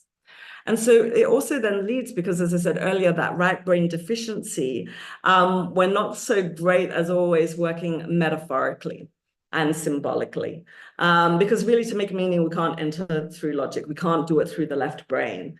So say in an archetypal reading, someone's working with me and they get the, I don't know, it might be the beggar. But it's just like, but Kristina, I'm not begging. I'm not sitting outside the church with a bowl waiting for food or money. And it's like, but you could be actually like begging for approval, I don't know, on social media with followers or likes or something like that. Or, somebody else might say, I'm not an addict, thinking that it's only a physical substance, but you might be addicted to always having the last word. There's a way to be able to see it from this vaster perspective, where it is much more, as I said, metaphoric and symbolic rather than the literalness of something. And they're impersonal and they're universal. So it's not like you're the only person that has ever been a mother, but that there's many that have had the archetype of the mother within their own individual personal experience. So again, when our psyche engages these patterns, they become individual to us, but the patterns are actually impersonal and universal. So occasionally, say there is a bully in the office. And often if the pattern would just bully anyone, but we do individualize it by making it about myself, but that bully would bully anybody because they have that kind of pattern. So or think about someone that has the martyr complex or, the good Samaritan. It's the impersonality and the universality, but the individualization is your direct experience of it. So Jung also said, I would, rather be whole than good. And in our culture, really, at the moment, it's everyone wants to be in the light. It's the Facebook highlight reels. It's all our successes instead of like, the cutouts of the film on the floor, right? And within that desire then to only want the light takes us actually away from the wholeness. So the wholeness of being a human being, of having the vast scale of, if you think of like a keyboard of the emotional scales and the kind of the frequencies of life, and just limiting us to a little repertoire, which we exist in because we're so desperate to be seen in the light, to be seen in the good, rather actually than to be seen as whole. And this is what Hillman actually was saying here about, myth. So the power of myth, its reality resides precisely in its power to seize and influence psychic life. The Greeks knew this so well, and so they had no depth psychology and psychopathology such as we have. They had myths. And we have no myths as such, instead, depth psychology and psychopathology. Therefore, psychology shows myths in modern dress, and myths show our depth psychology in ancient dress. And again, it's how do we develop these skills to have this lens of perception in a culture at the moment, or a schooling system that's very science, technology, engineering, and maths focused. So just step back to get some framework again to what Campbell was saying about myths, which is, that they represent the human search for what's true, significant, and beautiful, and that there's the four functions. So there's the metaphysical, that's the sense of awe before like this mystery of being. And in the Northern Hemisphere, obviously, we just had the Aurora Borealis this weekend. Unfortunately, I missed it, but total FOMO, seeing everybody's pictures. But again, so many of my friends who saw it just like it really awakened that awe, you know, where we get the word awesome kind of from. You know, the cosmological, explaining how the universe, the shape of it, how it kind of functioned, how it kind of came to be. Sociological, you know, validating and supporting the existing social order, and the pedagogical, which is really the part that I'm really interested in, which carries the individual through the various stages and crises of life, where it's almost like not that we look to myths for the one singular answer, but that they can hold us in the mystery of questioning. So you're probably, I think it's Julia Olela's quote, you know, which is like, knowledge is a love affair with answers, and questions are a love affair with the mystery. And I think myths really, they do show us that the gods are like us in both their suffering as well as their triumph. And so you look at Goethe's quote here as well, you know, he cannot draw on 3,000 years as living from hand to mouth. And again, we're eking back then into that survival existence then. So Campbell repeatedly made clear in his many books and the interviews with Bill Moyers. So you might want to have a look at the Joseph Campbell Foundation's website. Last week, I wrote a piece on how we move from abstract knowledge to embodied wisdom, which was based on series 5 within the Power of Myth series, which was on love and the goddesses. And within that, as they're speaking, and this is just one of the quotes, which says, you know, he says, the deepest truths about life, the soul, personal meaning, our place in the universe, our struggle to evolve to higher levels of insight and understanding, and particularly the mystery we call God, can be described only by means of a story, a mythos, or a ritual drama. The myth itself is fictional, but the timeless truth it expresses is not. As Campbell put it, myth is what never was, yet always is. And one way I like to describe it is when we're saying like once upon a time, you know, that's how we start a lot of things, like once upon a time. And to me, that's actually just once upon a now, because it's actually, it's in the now. So as I said, I'm Lithuanian, but I grew up in Australia and studied Indigenous cosmology at university.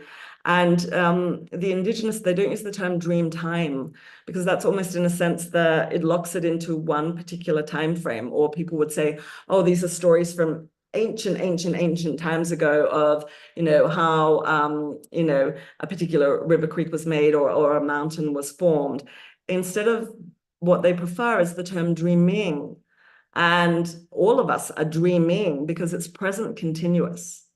So this present continuousness of it, not once upon a time, once upon a now. These are not these like myths and legends and folktales that we, I don't know, look at a Grimm's fairy tale and say, oh, that would have been great in the 1800s or so.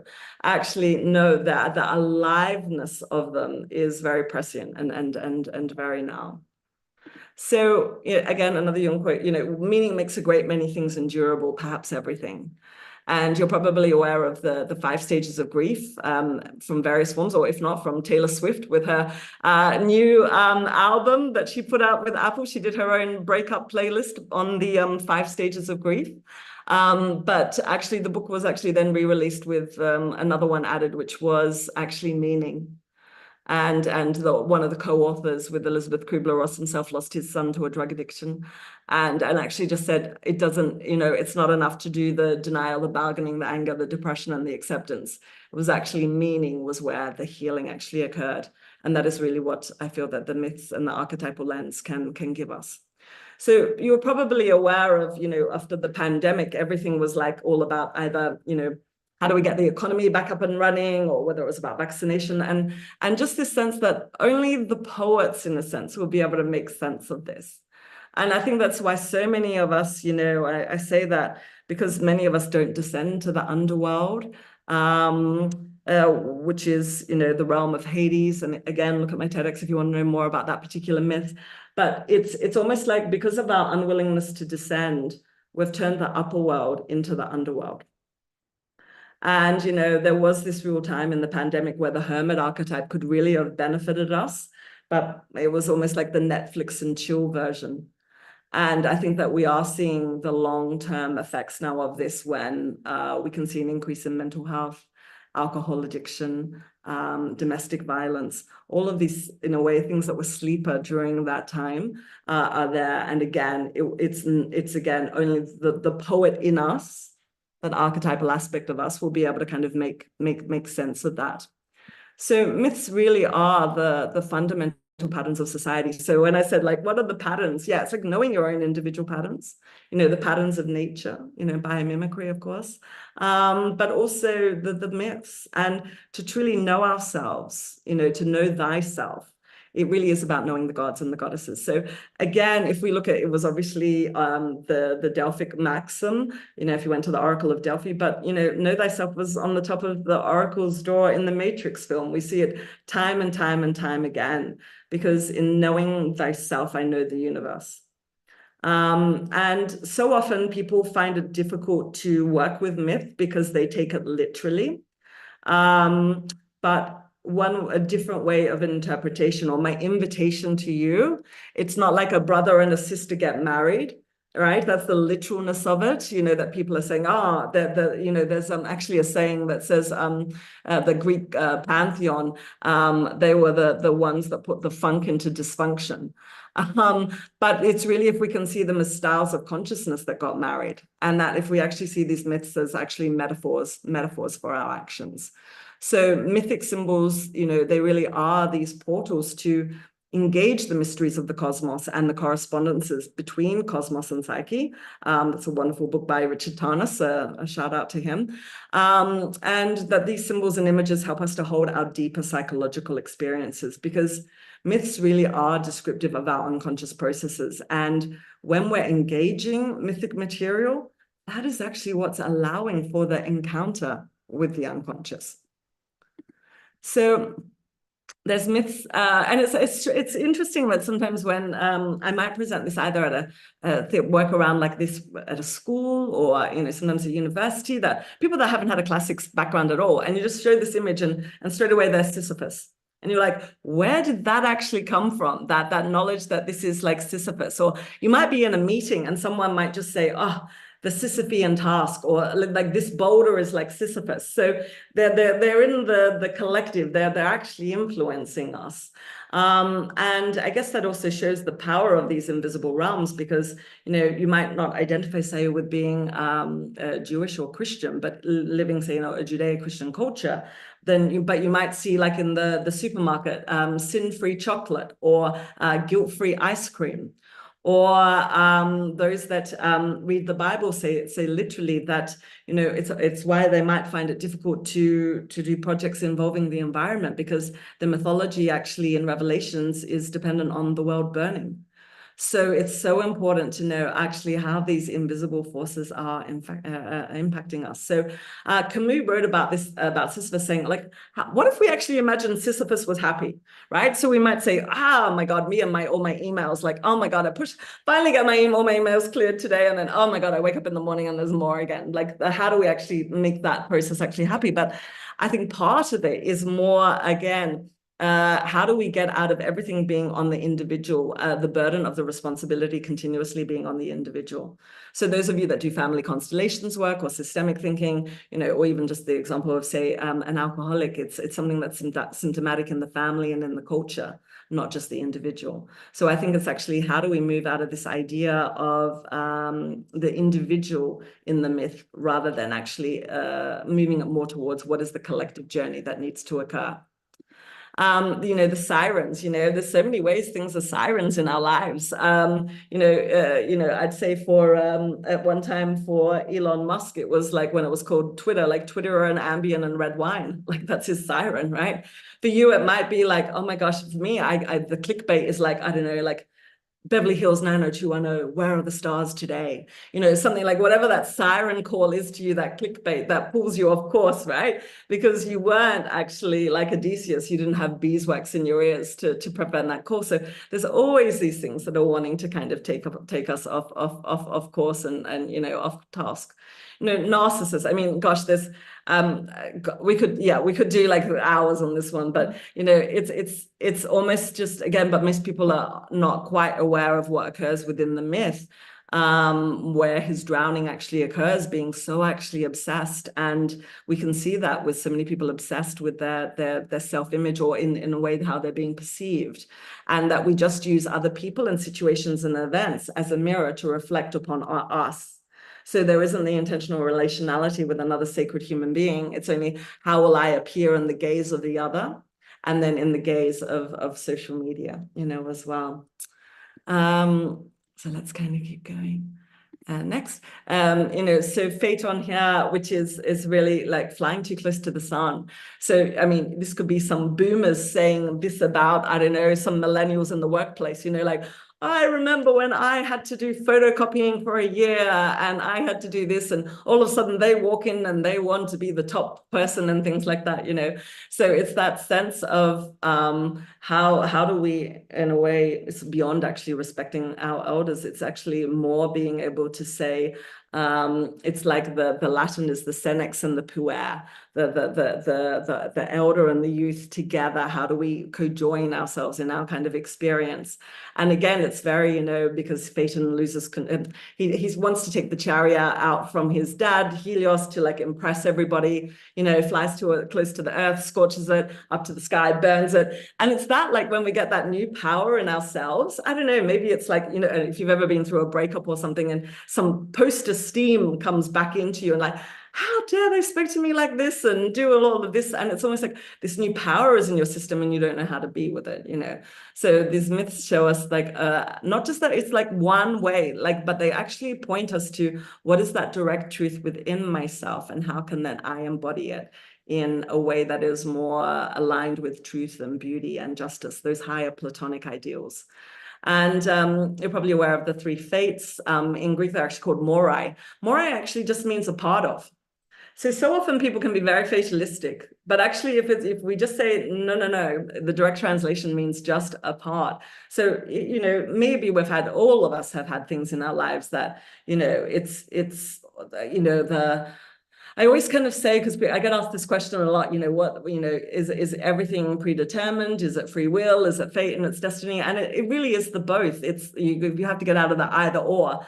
It's the both and. So all of us have had that accident that no matter what, it was going to happen, right? Whether it was going to be the bike, the car, whatever, you were going to break that leg no matter what. There was something within that. And then there's others that, we do have our hands on the steering wheel, but what we often do is we're trying to control fate and abdicate our actual responsibility in our destiny. And I really see this with the environment. We've really taken our hands off the wheel, where that is a place that we can actually put our hands on the wheel and actually have some agency. So really, mythic truths are emotional truth. And again, it's that sense of, the feeling states in your body, whether it's the contracted state or the expanded state, actually knowing how material is impacting you emotionally. Because, as I said, I used to be a futurist. I could tell you, or intuit for you things that would occur. But say if you don't feel safe in your body now, right now, more information won't help you feel more safe. And all of us are in a way like, it's like, oh, well, I need more material things or more identity things, but none of that will be able to, if in your body, and if you, and again, most of us are highly emotionally dysregulated, so it's like a huge ask, to be able to say, it's almost like, no matter what happens in life, that I can say to life, bring it, and I will be able to meet whatever comes, right?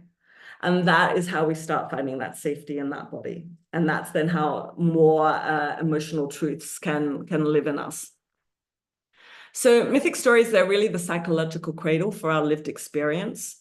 We're connecting something more to the left brain, the one that's always analyzing and judging and rationalizing and everything like that.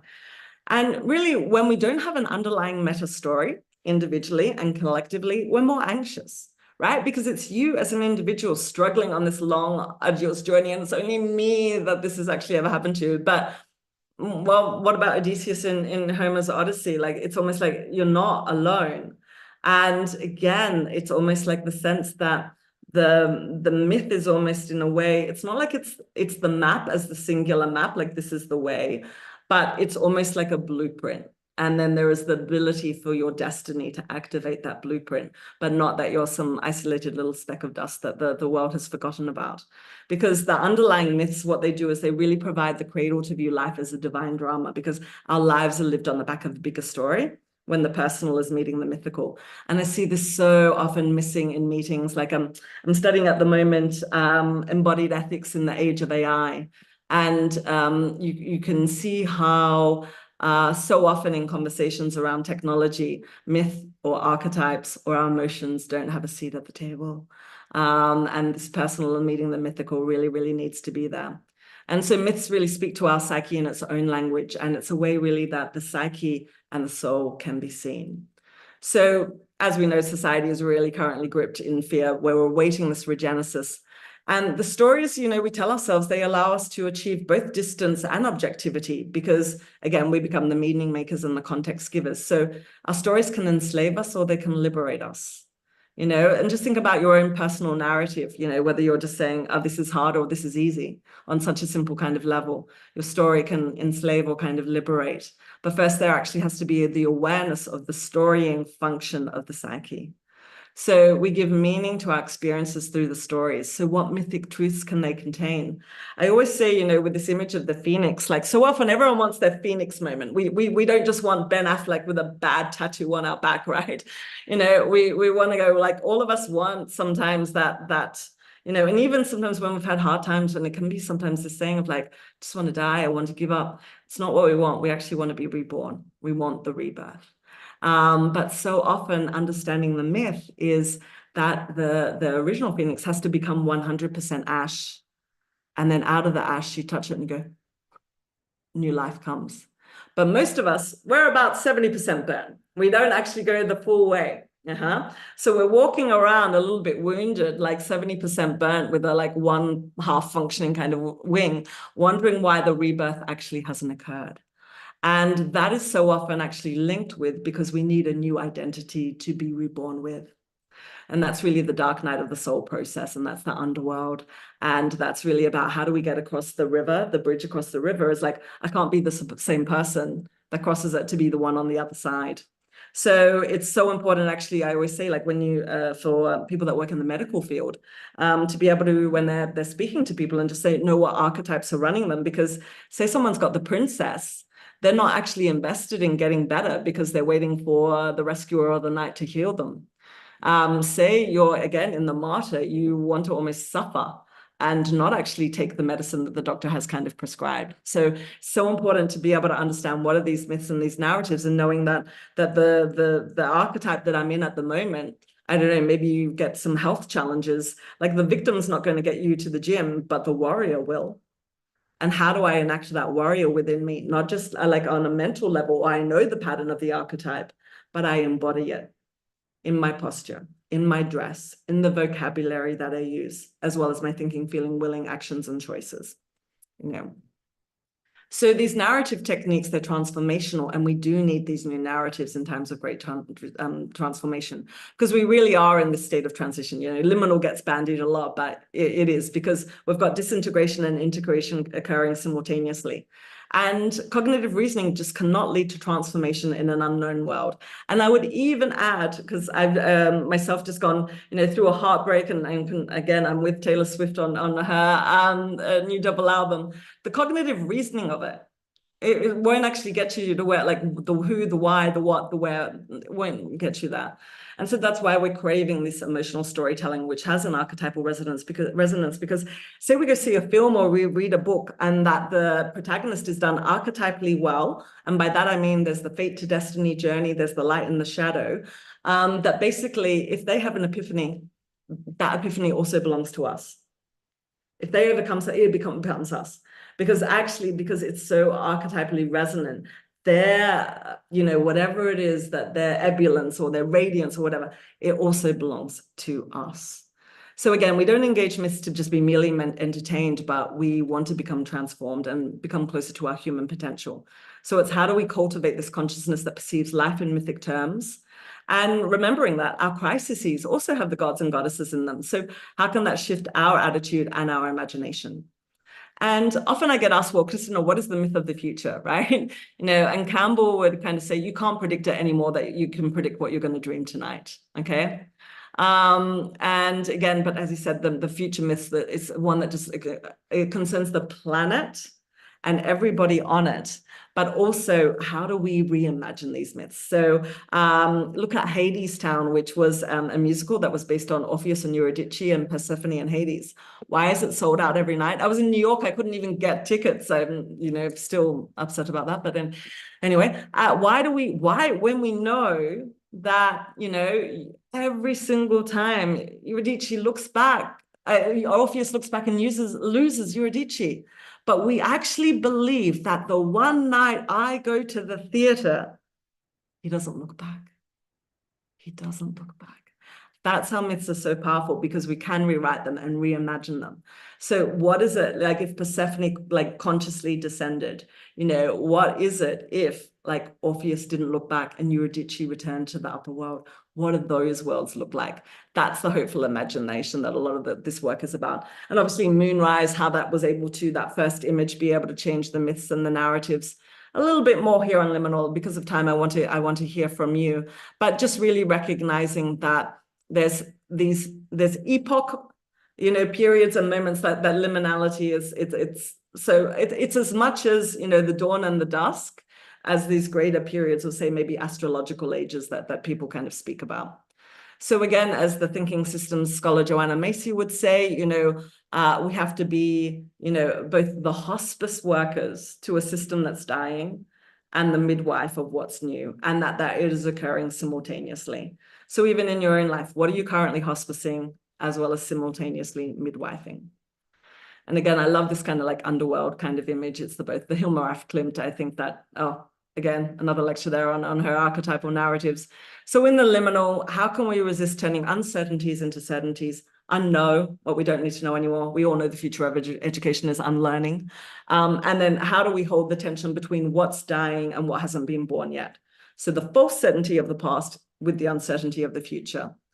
I love these Furious and Tucson tracks. Anything in your life, if you're going through a difficult time, one needs an anthem. You've got to pick yourself an anthem. And so I think The Next Right Thing and Into the Unknown are perfect for these times.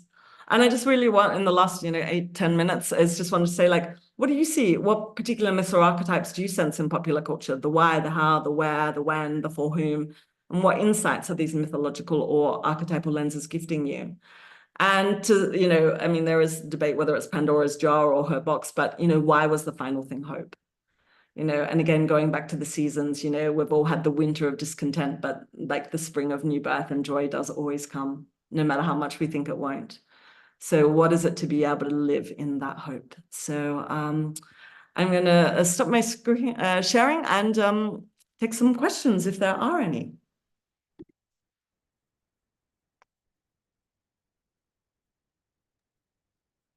Kristina, that was absolutely wonderful. Yeah, let's take some questions from the audience and see if something comes up.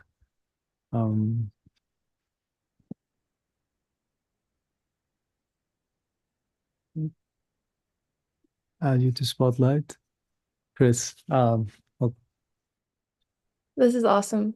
This reminds me of some of my happiest moments in high school and college, where there was just open discussion with people who devoted their lives to something specific, so you get to pick their brain. So I appreciate you being here. Discovering the myths, I'm curious how you can, one, realize when you're engaging in an archetypal cycle of engagement with someone when you're triggered into it. How do you reconcile that with blood memory? And how do you use your discernment on yourself to help you self-regulate in a way that is not just rational, but is also in line with where you want to go with this, bringing the future to the present moment, which is what I'm hearing you negotiate.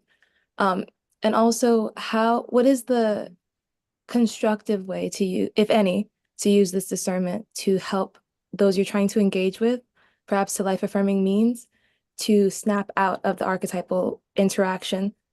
For example, if I'm trying to interact on the human level, I don't hold on to my Indigenous Haitian cultural heritage. I allow myself to be human to human, so I'm not triggered by someone's whiteness. But if they're engaging from that paradigm of reality, how does one become resilient and also reasonable interacting with something that is a virus to that part of my identity, but is not that, like, overall is not necessarily dangerous? Yeah. And you bring up such a great point, because there's so many levels of identity that you actually mentioned there, right? So individual, the collective, one's own ancestors, generations, trauma has its own identity. It's a really big kind of piece. Often, there's this saying, either you do an archetype or an archetype does you. So there's, if say in astrology, Mars, which is more like the war, the violence, right? We all have that part of us. All of us have Mars somewhere kind of in our chart, right? But if we're not aware of it, it's like that unconscious acting out, rather than, I can transform that into a conscious sacred anger and direct it kind of here. So I think you bring up this, the most important point, really, that most of us are unconscious to these. Really unconscious. And sometimes you might even have, sometimes someone in the paper might be able to say a political commentator might say maybe Trump might be the emperor that has no clothes on, and it might pin a little bit, we get a little aspect of it, but I would say inherently it's difficult. I'm not going to say it's kind of easy. But the first is to be able to have the ability to have that meta perspective. So, but it sounds to me like you have that, because you're aware of how you're engaging with people, how I'm kind of engaging. But it's then to be able to say, well, what are the patterns that are involved in this? I think sometimes if that, I didn't grow up with classics, so I don't really know all the myths myself, but it's almost easier to start with the archetype. So it's to be able to kind of say, because I don't know, you might have a friend and you love that friend and you say, I don't know, James, meet Nelly, and you wonder why they don't get along, but you just realized your rebel gets along with James as anarchist, but Nelly is a teacher's pet. Do you know? So it's almost oh, okay, no wonder that didn't. So it's almost like being able to kind of recognize that's that, right, because it works in that sense. So that's the archetypal piece. I would say it's how am I reacting? Because someone could be, they say, the pioneers always get the arrows in the back, right? Because they're trying to do something, and then the settlers, everything just comes to them, because almost in a sense they didn't have to go through the pain of that. And so you can sometimes sense those things, those patterns in people, and then that gives you, I guess, a way into what will my reaction and my pattern be. And probably the best thing that I can say is, so I'm trained with Carolyn Mace, and she works with survival archetypes. And the 4 are the victim, the saboteur, the child, and there's lots of different children. There's the orphan child, there's the nature child, there's the wounded child. And the 4th one is the prostitute, not the person on the street corner, but how we sell ourselves for safety and security and survival in the physical world. And again, obviously myself, where I am in Lithuania, being right next door to Ukraine, we're in survival mode. And everyone, I think, in existential angst, the environment, etc. So those 4 are really big. And for me, that would be, and Carolyn Mace, who founded this model, she would actually say, in a way, the worst curse you can say to somebody is, may you be born with low self-esteem. And those 4 are really the legs of the table of self-esteem. They have light and shadow components, but I would start with those, because how I engage with someone, it usually actually comes from one of those 4 before we then can have a look at that bigger picture. I hope that helps a little bit. Does that give you something to go with? Okay, great. Thank you. We have 2 minutes that we can ask. I actually have a question, but I would love for somebody to come up if nobody comes. No, I love this talk so much, Kristina. It's so wonderful. The archetypal thinking, the mythology, Jung's work. I think it's really shows us ways of thinking that can shift things. And right now we're in an age where there's an insurgence and an importance of the feminine, of the the queer, of the LGBTQ plus community. And it makes me think of what myths or what is there in the canon that, and for me, like one of the things that comes up is maybe not a myth, but a theater performance, by Aristophanes, Lysisatra, of the idea of women deciding not to have sex anymore because to end war. In these times of so I wanted to ask you what are these kind of shifting narratives that we can also include other perspectives from other parts of the world and kind of maybe not binary perspective, that the mythos sometimes gets too much caught in the binary. Yeah, absolutely. And I mean, one thing that just immediately came to mind is the archetype of the Great Mother. And Eric Newman wrote a great book about it. And so it's almost like again, what goes beyond like the duality and the binariness of it. And I think it's not the patriarchy or the matriarch or the patriarch or then make it matrifocal then or that. It's something completely different that we can't even know, at the moment. So I think it's like really being able to say, why do we have to go into the extremes of the pattern at the moment? And so Jung would say you have to hold the tension of the opposites so that numinous third can appear. And I think we haven't engaged more of that numinous space for that other alternative to be there. But we can see that obviously if we look at, say, a politics, it's a two-party system, or it was gender two, so everything that's breaking down we can see around us that isn't actually being supported by this greater truth. But I'm not quite sure if that narrative has been able to be articulated yet, because I think it's still in that embryonic stage, but we can see again, like those forces of disintegration and integration now occurring simultaneously. So again, that's not really an answer, but it's just like the finger pointing to the moon, yeah. Thank you so much for that. I love that. The finger, don't look at the finger, look at the moon. So with that, thank you so much, Kristina. Thank you so much, everybody. It's been a pleasure being with you today. Thank you. Thank you. Bye. So with that, let me introduce Neha. Neha Sharma is a co-founder of the Center for Ethical Land Transition and Land Liberation and Rematriation. It's a nonprofit. She's dedicated to equity, regenerating the commons, and a bridge building between disciplines. She focuses on coordinating the collective insight and foresight in order to restore and regenerate the right relationship with our planet. Neha is also a part of the Design Science Studios Curriculum Council. So with that, Neha, you have the floor. Thank you so much for being here. Thank you all so much, Kristina. That was such a fabulous presentation, and Pablo and everyone behind the scenes, thank you for making this happen. It's such a thrill to be here and to be able to share more about land reunion and liberation in these times. Let me play with the technology and make sure you all can see my screen. Is that working? Can I get a thumbs up? Okay, wonderful. Well, I'm Neha Sharma. I'm joining you all from Lishanaloni land. And I just thought I'd take a few minutes to just reflect on this really pivotal moment that we're all living in. But before we get into that, let's take a moment to connect to the place that we are in. If you feel comfortable, close your eyes, take a deep breath. Connect to where your feet meet the earth.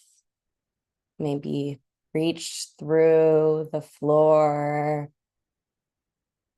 down to the soil, and consider, what has this land seen? Who has this land been?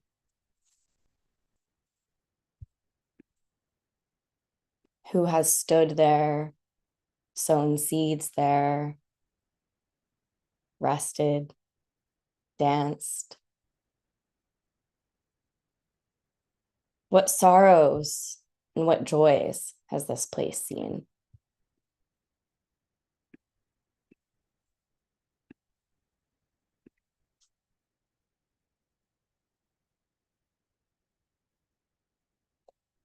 And how can we honor, remember, and be in right relationship with this land right here, right now, in a good way?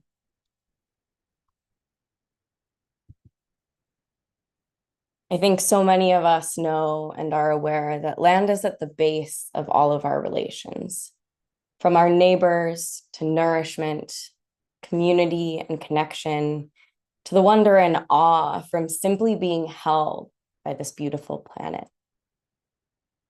And if you feel ready, feel free to open your eyes, reach back up through the layers of stories that soil holds, and arrive in this present moment. We're living in the in-between times. I think we all know that we're in the middle of a just transition.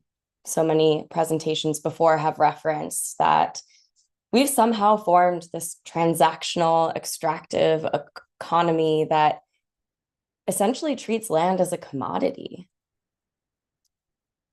And as we're retranslating, relearning, unlearning, we're unraveling the ways in which we've created disconnection and dissonance from ourselves and from each other.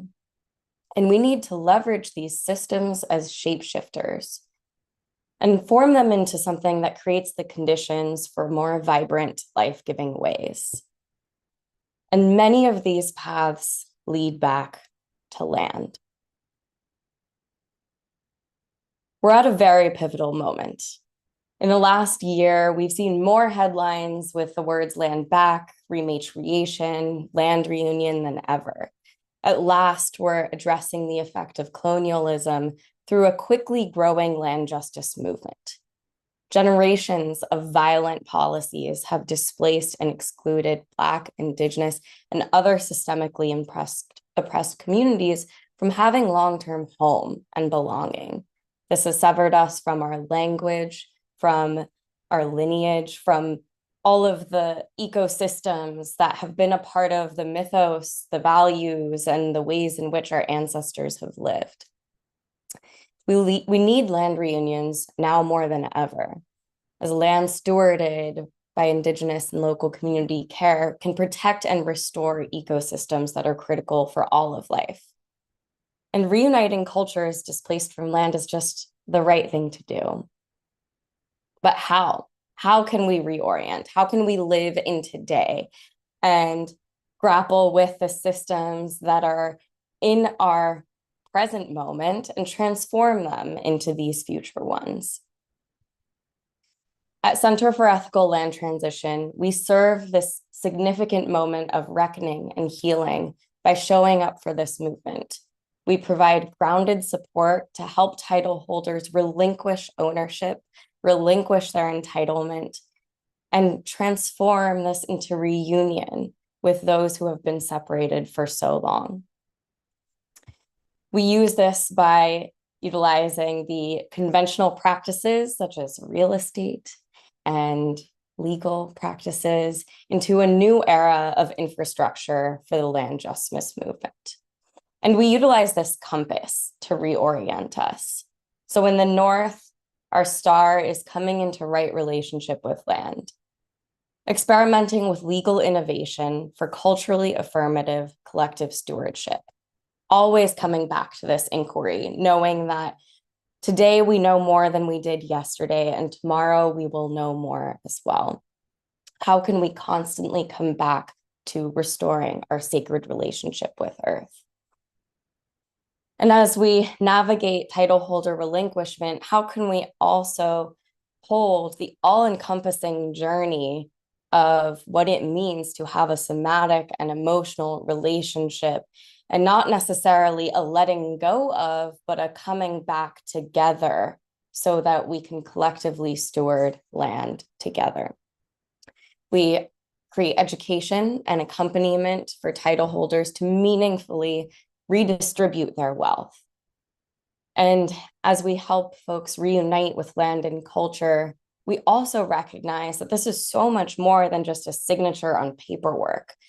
there is an experience that happens in our bones, in our bodies, that is also emotional and somatic, that touches on what it means to reach back into the several generations before that were also on this land and reconnect with those stories, that language, and so much more. It takes time, and there's radical accompaniment that's required to be able to hold all involved in this transformative moment. And to hold this, we also need to convene the ecosystem of practitioners. We need to build and nourish a network of facilitators, real estate agents, lawyers, and faith leaders so that we can all come together and hold the movement infrastructure for the land justice moment. And I hope that this provides inspiration, not for what can happen tomorrow, but what can happen today. In the last year, we've transitioned over 1,000 acres into Indigenous, people of color, and systemic oppressed communities' care. Just in California, this is what has happened. If we can all come together and meet this moment, leverage our skills and systems and transform them so that we can be reunited with ourselves, each other, and the land, I think we'll live in a really beautiful and vibrant place. So let us listen to the sign of the times. We have the opportunity to shift new paradigms.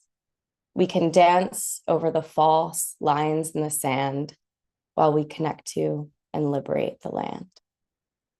Thank you.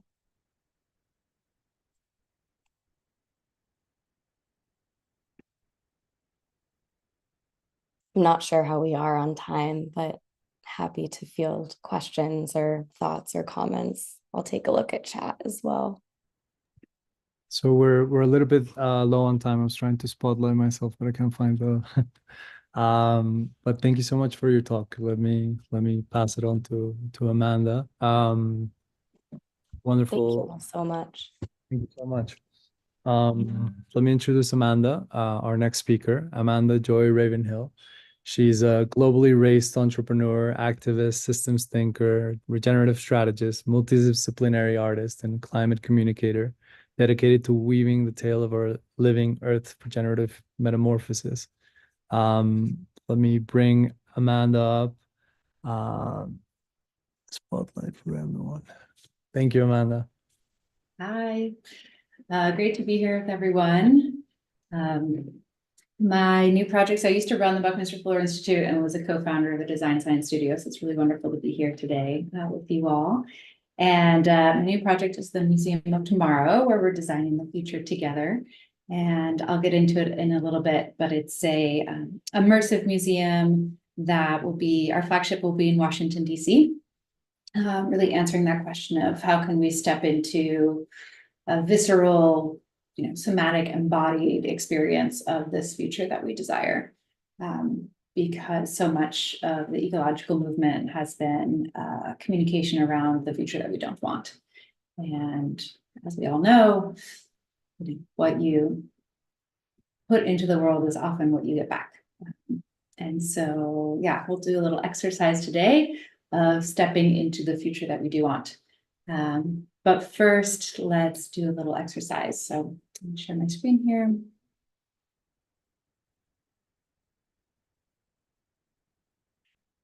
All right. Invite everyone to close your eyes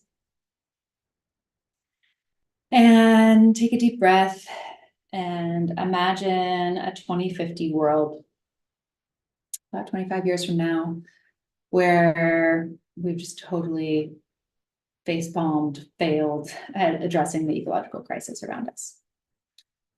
What does your favorite place look like? As you're looking around, are there rivers? Are they flowing? Does the landscape feel like? What's the texture of the soil?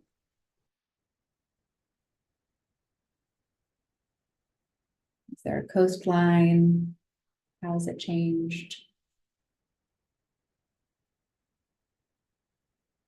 What's the hottest day of the year look like? Or feel like? What about the wettest day of the year? You walk into your local grocery store, what do you see on the shelves? Or what don't you see on the shelves? If you have kids, what are their lives like? What are their dreams or fears?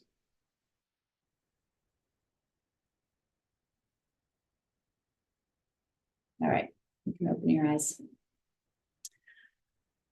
Sorry to do that to you, but I think it's very critical that we face the brutal facts of the climate emergency that we're in and recognize that we all have a pretty detailed vision of what it could look like when fires and droughts and floods and all of the consequences of extreme weather begin to hit our local bioregions.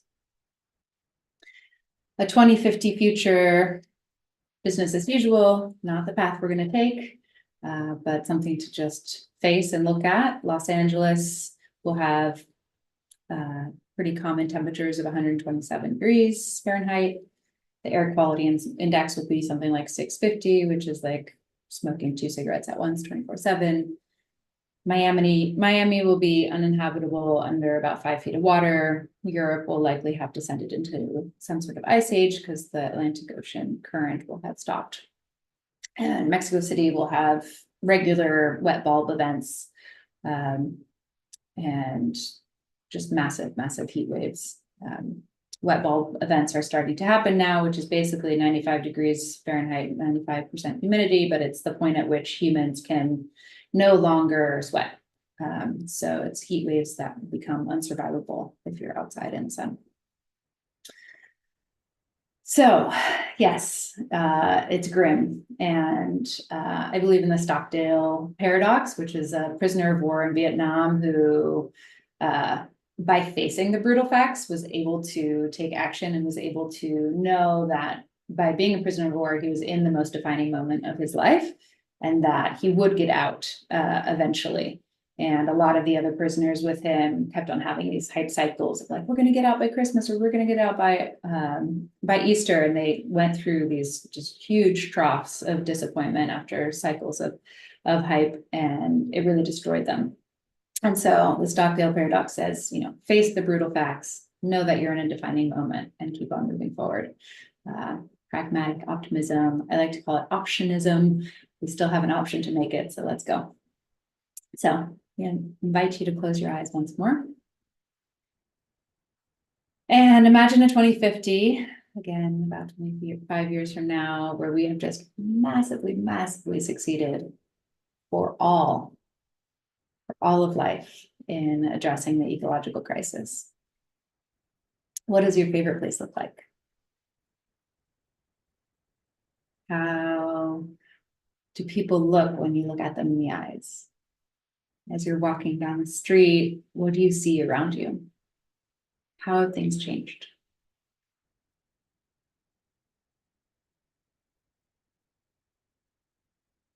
When you go on an adventure, what do you see? What kind of things are you celebrating with your local community?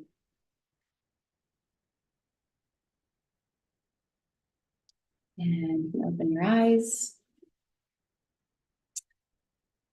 I've asked probably over 1,500 people now to do that second visualization, and very often, this might be a different kind of crew because of what we focus on with the Design Science Studio, but very often it's really an untold story. People just don't have the same kind of definition and fidelity of this alternative to a climate destruction story. And it's a huge problem. People generally either draw a blank or they go back to the good old days before this was a problem, or they go into some Jetsons, sci-fi, utopian, fragile, unattainable, non-diverse future. And so we really need to complete this picture. And, you know, if you look at marketing, you always sell the upside to something, right? BMW doesn't sell you cars by saying, if you walk everywhere, you'll get tired. Apple doesn't sell you phones by saying people who don't communicate with their friends get lonely. Nike doesn't sell you shoes by saying your butt looks ugly, get your ass in gear. And Martin Luther King definitely didn't go down to the mall and say, we have a problem. He said, I have a dream. And I just want to invite everyone who's participating today to, as you're going about whatever you are, to create this protopian futures possibility sphere that we're all working on, to do your best to sell the upside. Desire, I think, is really the missing piece. We've inundated people with bad news about what's going wrong. It can cause paralysis. Not to say we shouldn't have it in there. I think it's a blend, but just bad news alone can cause you to just be in your amygdala, your fight or flight or freeze reptilian brain response. And too much good news can create apathy. People are like, oh, there's tons of progress. I don't need to worry about it. But desire creates action. And if people can really imagine that future and what it's like, they'll be willing to do anything today. So that's what we're doing with the Museum of Tomorrow. We're building this immersive experience in Washington, D.C., where people will be able to come together and design and co-design the future with us. So rather than it being an immersive experience of a future that we've created as the creators of the museum, it's really about people coming through and co-creating with us. It'll be a 90-minute experience, about a $40 ticket with all sorts of subsidies so that everyone can join, and about 900,000 people a year will be joining us. This is our location. We're right off of the Capitol Hill and the mall, super central. We chose DC for a bunch of different reasons. There's 28 million museum goers a year there. And so people are really primed for it. The whole world comes through DC, but also in this building is a whole slew of lobbyists from across the political divide. And so we see DC as this kind of locus of both sense-making and decision-making. And, you know, we'll have individuals come through the museum experience, but we'll also have groups and alliances be able to come and use it as a situation room for the future in order to be able to do future casting and alliance building. So this is a rendering. This is for future locations where we'll take over big box stores, but the etymology of museum is a shrine to muses. And our muse is very much the spark of life that comes through a seed pod. So this is a seed pod opening. It's that, you know, that primal song of life wanting to create more life. And the 3.8 billion years of research and development that life has been doing that we can study through biomimicry. This is an internal rendering. This is a work in progress, but some sort of way that you could communicate with a living tree, but also communicate with the AI that works behind the whole experience to tell it what your dreams and desires are, you know, what your favorite region is, and not only the content of how you respond, but how you respond will help us design you an experience that is bespoke to not only the content of what you want to see, but how we can deliver it to you in a way that really pulls on your heartstrings the most. So this is kind of the flywheel that we're going for. The Bannister effect is this cognitive bias. Roger Bannister was the first person that we know of, at least, in recorded history to break a 4-minute mile. And previous to that, we thought it was physiologically impossible. Once he did it, 46 days later, someone else did. And it's really just this cognitive bias that says seeing is believing. And so how do we get there?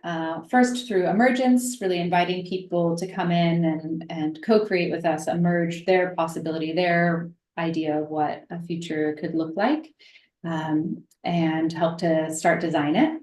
And then those individual visions will then turn into a collective vision using the AI again to do pattern recognition and find the consilient view, so like the common thread between people, and show people that we're all in way more agreement than we've been told by the divisive politics and media landscape that we live in. And then we'll take that collective vision built off of the individual vision and put it through the best in experiential technology, AR and VR combination, in order to create these really visceral embodied experiences for people where they feel something that they can't unfeel. And that's how we'll get to the banister effect and create this flywheel of possibility to step into utopian futures. So many people have said this in many different ways over the years, but before it can be created, it must be desired. And before it can be desired, it must be imagined. So I'm going to invite you all to join us in this mission to generate a new gravitational force, really pulling the public, pulling everyone into this creation of the more beautiful world that we have all imagined together. Thank you so much. And I have an activity we can do together. I'm not sure how we are on time, Pablo, but we're good on time. We have some like 8 minutes, okay. So to get some questions. Great. Yeah. Any questions?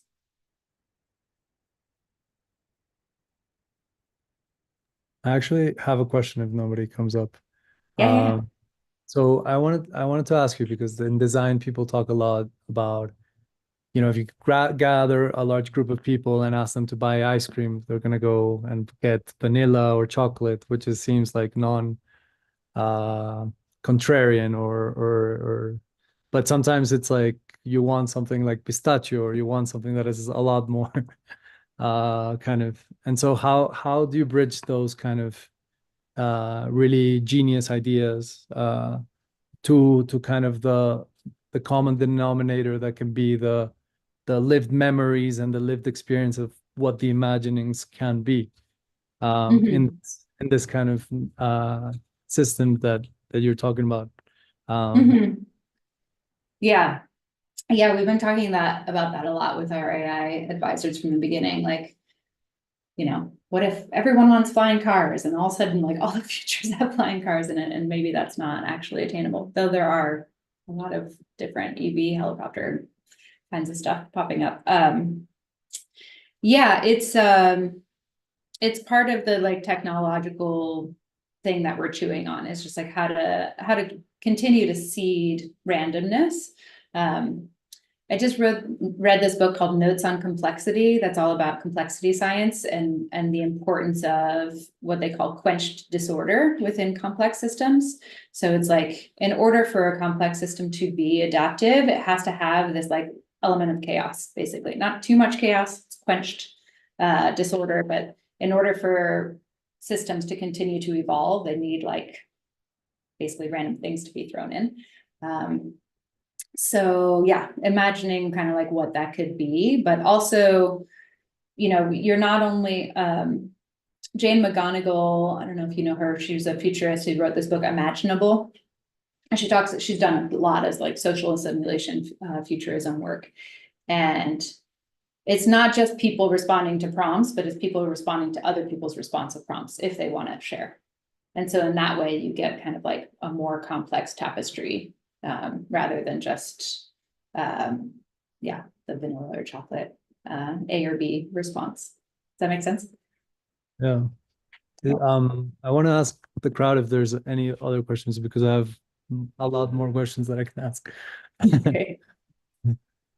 Is anybody raising their hands? So I have another question for you, because I'm really fascinated by museums, and I love what you said about the House of the Muses, and kind of this place, and you know, you have people like Benjamin Franklin, and they believed actually that these muses were real, and that and that leads me to a question about when you create these muses, or they do house these muses of desire, of what we're visioning. You have the art world, you have curators who decide what becomes part of art history, what becomes part of history, what becomes, and right now we have algorithms as curators in a way that are curating our feeds, that are curating. So how do you weigh you know, the kind of educated aristocratic view versus the emergent, and I guess it relates to the previous question as well. Yeah. Yeah, I mean, what that brings up for me is like, you know, in this age of AI, people are saying it's like the future is more about being a DJ than an artist, a DJ than a musician. You know, it's like about the creating a filter or creating like a theme that ties other things together. So I think encouraging people, I mean, we will have our own filters and like ways, especially as more and more people, you know, up to 1 million people a year are coming through this space, we'll be able to figure out kind of like, you know, for the earlier conversations here, different ecological archetypes as people remember their ecological identity. And through that, we'll like be able to create more and more refined filters and hopefully a whole diversity of them that will enable people to, yeah, kind of remember their ecological identity and then see their future through that, depending on how they grew up. You know, maybe they grew up in nature, but they grew up in nature, you know, hunting deer, you know, and that could like change things. But what was the party? Yeah, I think, yeah, a lot of it will just be emergence too, and seeing how people come through the museum, you know, and seeing how people want to interact. You know, a lot of the experiences we're designing, it's less about telling one story as it is like creating a environment in which many stories can be told. Like one of them is a hot air balloon time machine where you walk into a room and you climb into a hot air balloon basket, and then it lifts up and like this landscape below starts to illuminate, and it'll have, you know, maybe you'll like go through a time machine of seeing a biome go from like total verdant, you know, beautiful agroforestry that's been, you know, stewarded by Indigenous people to completely degraded and then to totally regenerated again. But you'll see like an infographic on top. But that's just one thing that could be put through this architecture that we're creating, and that could be skinned in, you know, infinite ways depending on how people react.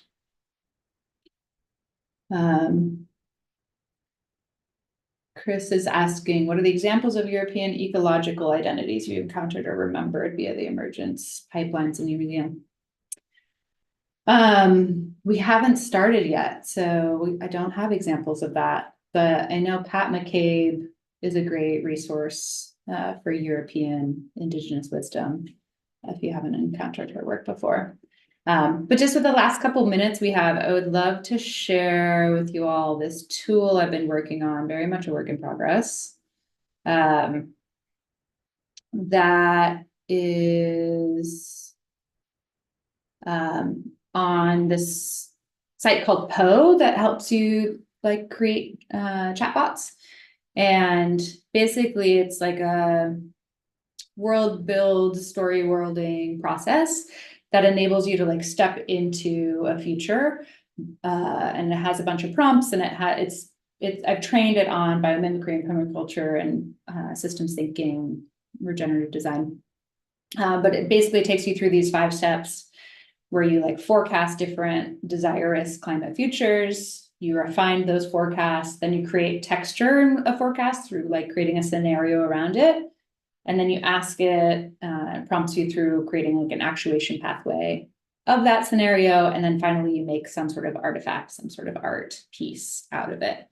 And I've done it a bunch of times, and it's like, it really helps you understand like what, just the texture is of these different futures and all the various things that could unfold. So I put it in the chat as well.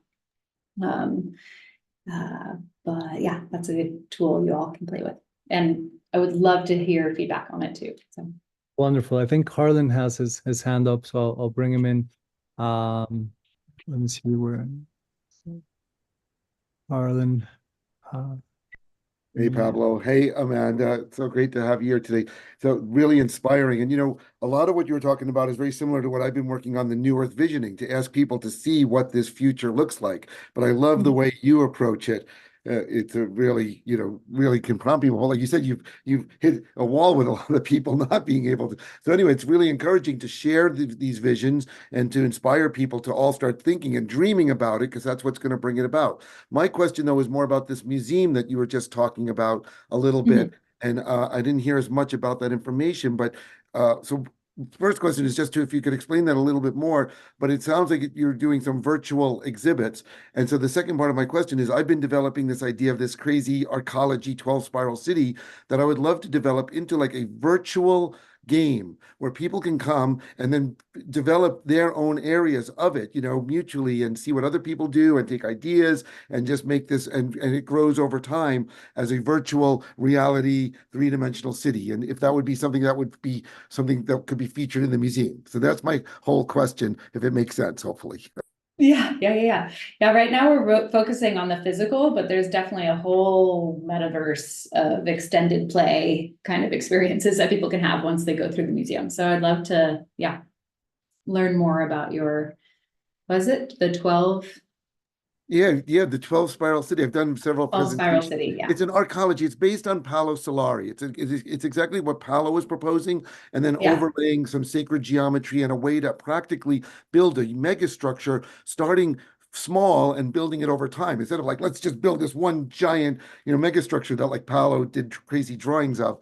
It's this way of adopting his concept of to develop 3-dimensionally as opposed to our 2-dimensional sprawl. It's like it's almost like a realistic way, even though it's kind of harebrained scheme. We'll follow up on this more. Thank you so much for being here today. Thank you. Good to see you. Talk. I love what you're doing. We definitely need to stay connected more. And thanks, Pablo. Good to see you, and looking forward to the rest of today. Okay. That was wonderful. So up next we have Chad.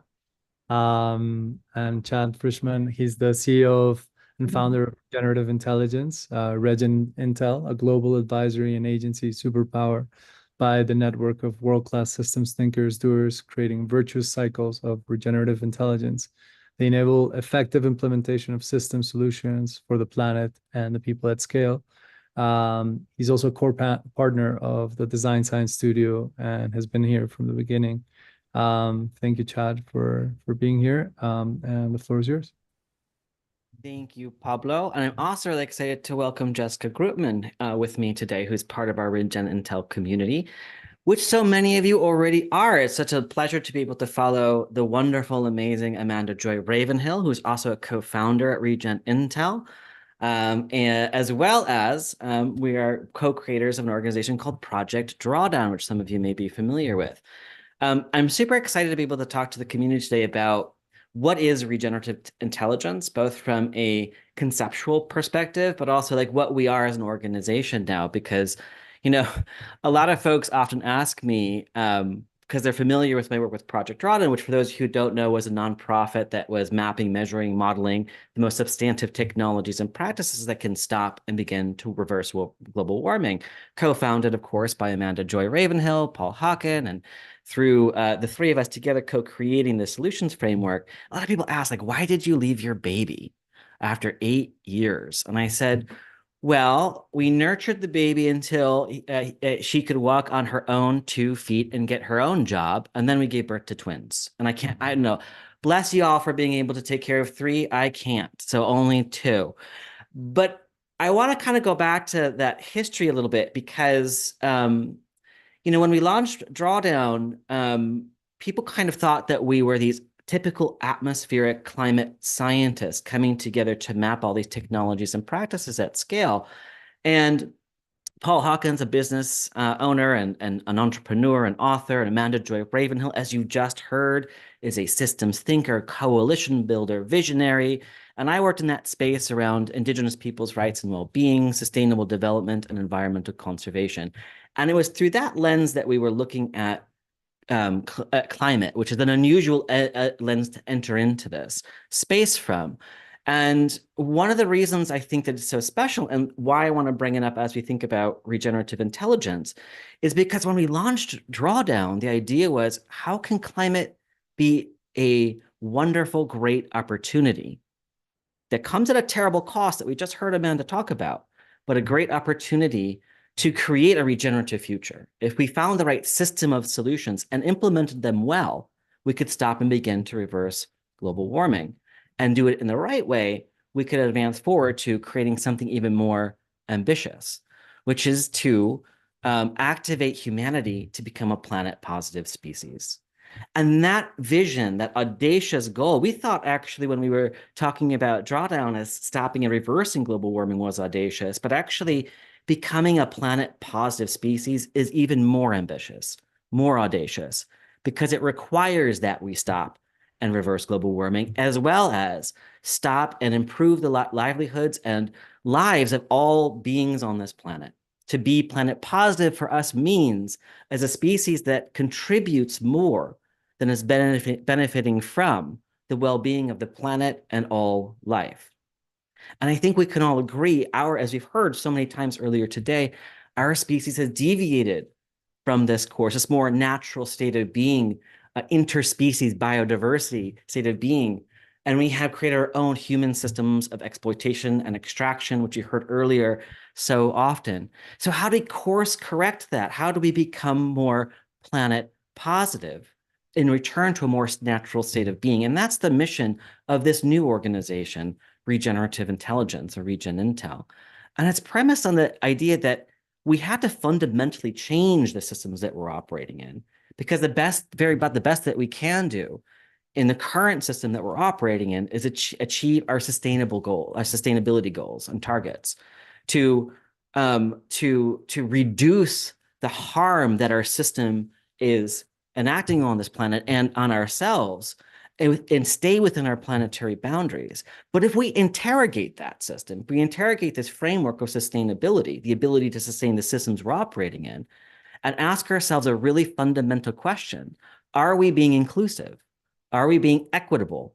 And perhaps most importantly, are we being just? And if we start to weave these concepts into our framework for change, sustainability is simply not sustainable. We can't incorporate those really fundamental questions about inclusion, equity, and justice in the systems we're operating in. We have to change the system itself to a new system, a regenerative system, because regeneration is sustainable.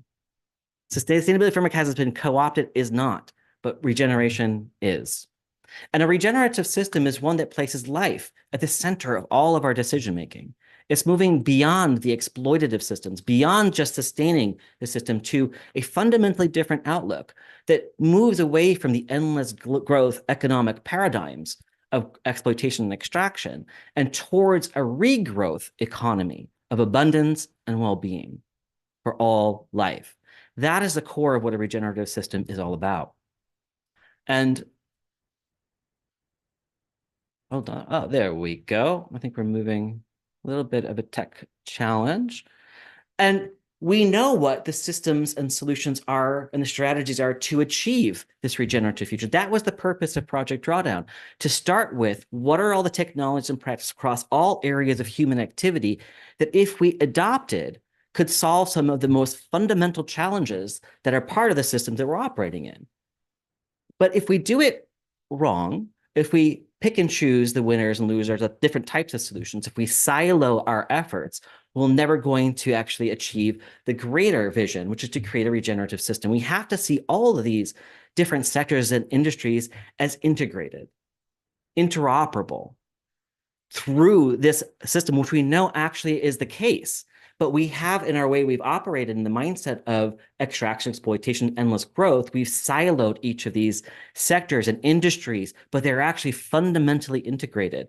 And when we start to see them as integrated, we start to implement those solutions and strategies in a coherent, holistic way, we can create those sustainable and create abundance and sustainability, true sustainability, with justice, equity, and inclusion at the heart of those systems. But here's the challenge. Our leaders are not even close to being equipped for this journey.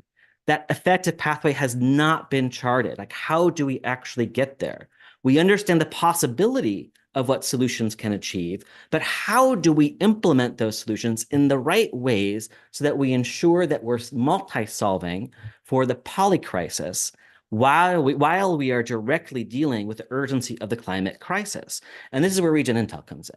We've been created to help solve this critical problem by superpowering and emboldening current and future leaders to implement the highest impact system of solutions for people and planet at scale. And I I want to really hone into this word emboldening. Now, first of all, I believe we all have superpowers that when taken together towards a common purpose can achieve magic, can achieve seemingly serendipitous miracles that can transform the system.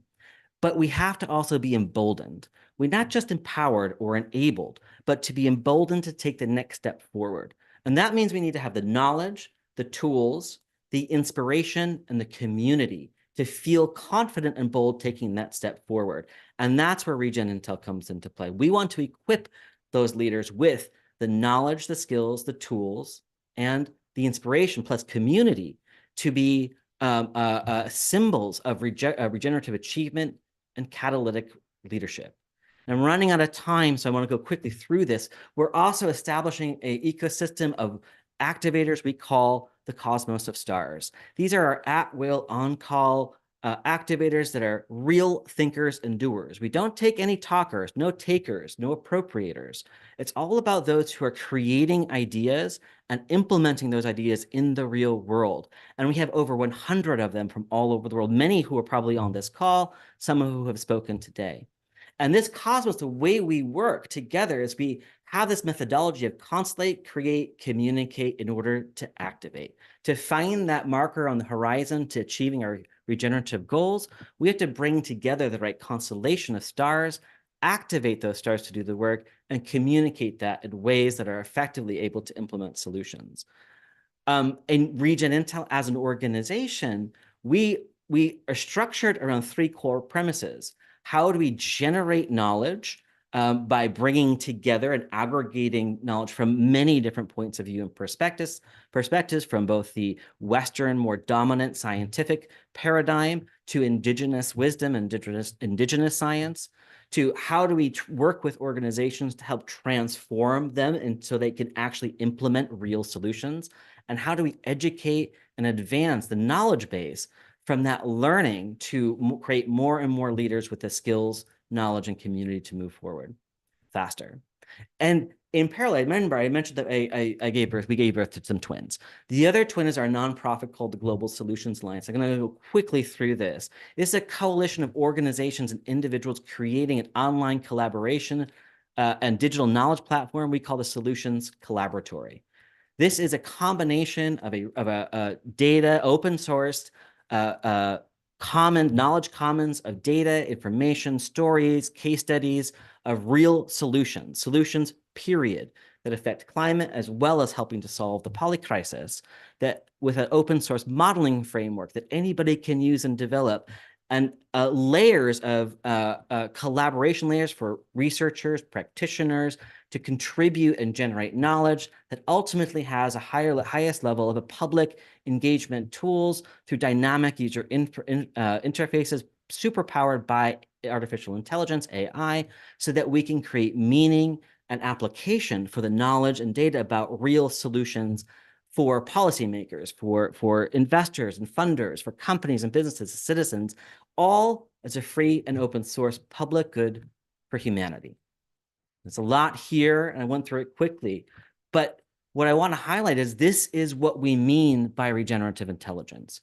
Creating a regenerative future means creating the systems themselves that are regenerative by nature. How do we create a knowledge base that is a public good for humanity? How do we change and transform current leaders to actually implement the right system of solutions and educate future leaders, all in the same process of creating a community-based ecosystem that are with true collaboration? And this is the concept of regenerative intelligence, and we are part of that development of this. Now, I know we're running a bit out of time, and I have to pass it to my colleague, Jessica Groupman, who is here. She's one of our very first inaugural Regen Intel Fellows who have gone through our first course at Regen Intel, and she's going to pop on and talk about her climate quest, which everyone who takes part of our course identifies what is their next step on their longer journey to create a regenerative future, something actionable in the world that they can actually make happen. So I'm going to pass it off in the last few minutes that we have to Jessica Groupman, who is here to talk a little bit about her quest. Thanks, Chad. And hi, everyone. It's great to be here with you all today. I mean, I suppose you can think of me as sort of a case study of this process and the ways in which this program helps facilitate this concept of regenerative intelligence. Just by way of very quick background, I came into this program. I have an 18-year career as a technology analyst. I've been studying all sorts of different emerging technologies, but also looking at regeneration. I was on my regen journey for, about 4 or 5 years prior to this course, and brought both of those in with this sort of deep recognition that in many ways technology has been replicating the same extractive playbook in the digital economy as we have in the physical economy. And really looking at, well, how can we harness our technologies in service of regeneration? We have a long way to go there, but this is sort of broadly across the entire tech ecosystem. This is the core inquiry that I have. And this is also what underlied my climate quest from this program.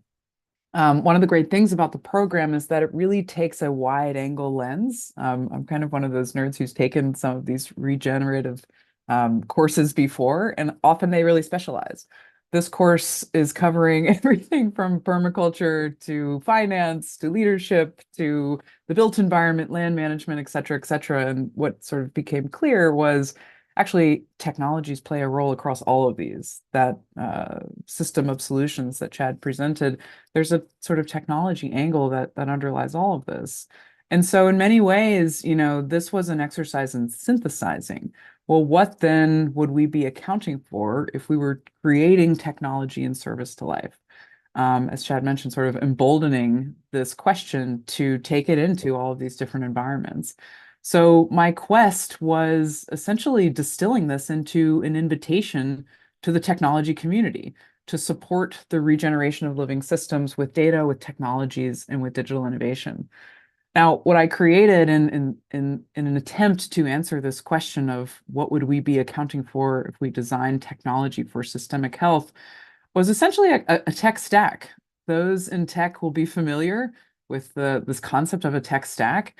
But often we really only focus on what we're designing. We only focus on the application layer. So there was a big step back of looking at, if we were to take this further, a kind of layers 1 and 2, and 3, in other words. So this is part of my climate quest of essentially asking, well, what are the foundational intentions and principles that go into all the technologies that we create? It doesn't matter if we're talking about AI or blockchain or 3D printing or anything else. What are our first principles? How are these tools governed and financed? And how do we think about them in terms of their life cycles? And then in layer 3, what I kind of think of as the ecology of tech, the impacts, the relationality that all technologies have with our systems, our social systems, our political systems, our communities, et cetera, et cetera.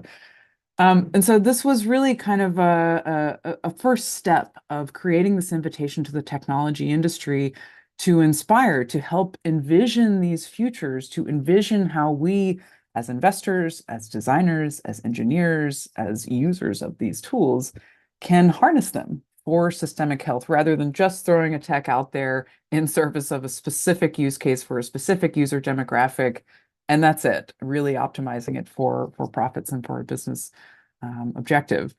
So this is part of this kind of regenerative intelligence platform, is that these projects can grow. And I'm excited to invite you all into, or at least keep on your radar, regentech.co. This is a platform that has been born out of this climate quest from the Regen Intel program, which is really a platform to essentially cultivate the soil, to cultivate the layer 1 across all these different stakeholders with examples. What is regenerative technology?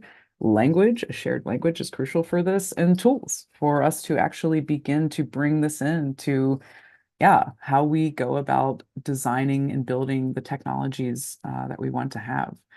This is, in many ways, this regenerative intelligence concept is a virtuous cycle. And you can see how kind of participating as part of this course lays the seeds for, in my case, creating this platform, which hopefully will seed into the ecosystem, but also playing with Regen Intel as part of that, testing the theory of, the stack framework, for example, with real world applications and real world projects that are also part of the Regen Intel ecosystem.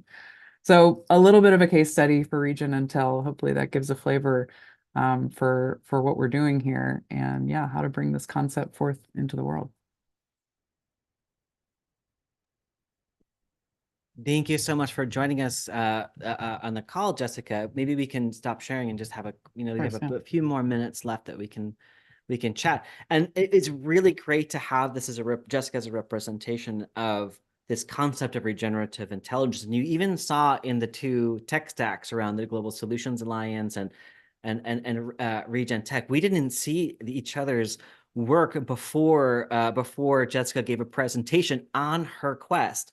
And I saw the tech stack and I'm like, how remarkable it is that we're having these parallelisms happening. And I feel like Regen Intel tries to encapsulate that, nurture that, grow that. And in the process of doing so, how do we bring more and more projects together and people together in ways that are truly collaborative? And so Regen Intel, as well, company, organization, is actually really about the concept. Like, how do we actually create regenerative intelligence and as a means for a baseline of a knowledge system for that regenerative economy, and every one of these projects that comes together and works together collaboratively and interoperably, you can see the synergies already happening. And Jessica, I don't know if you feel this way, but I know I've been feeling this way over particularly the last year. I would say there's something in the air. There's some energy in the air of a coming together, right? I often talk about the great opportunity for creating the regenerative future. And there's something about the great coming together also, these parallelisms and synergies with the work that you've been thinking about with regentech.com for many years, the Global Solutions Alliance, Design Science Studio, the Open Futures Coalition. We're going to hear from Jamaica. I think she's coming up right after this. There's so many seemingly serendipitous synchronicities coming to be in this moment in time. And I find it really, really exciting. I don't know if you've seen that as well, if you're feeling that energy.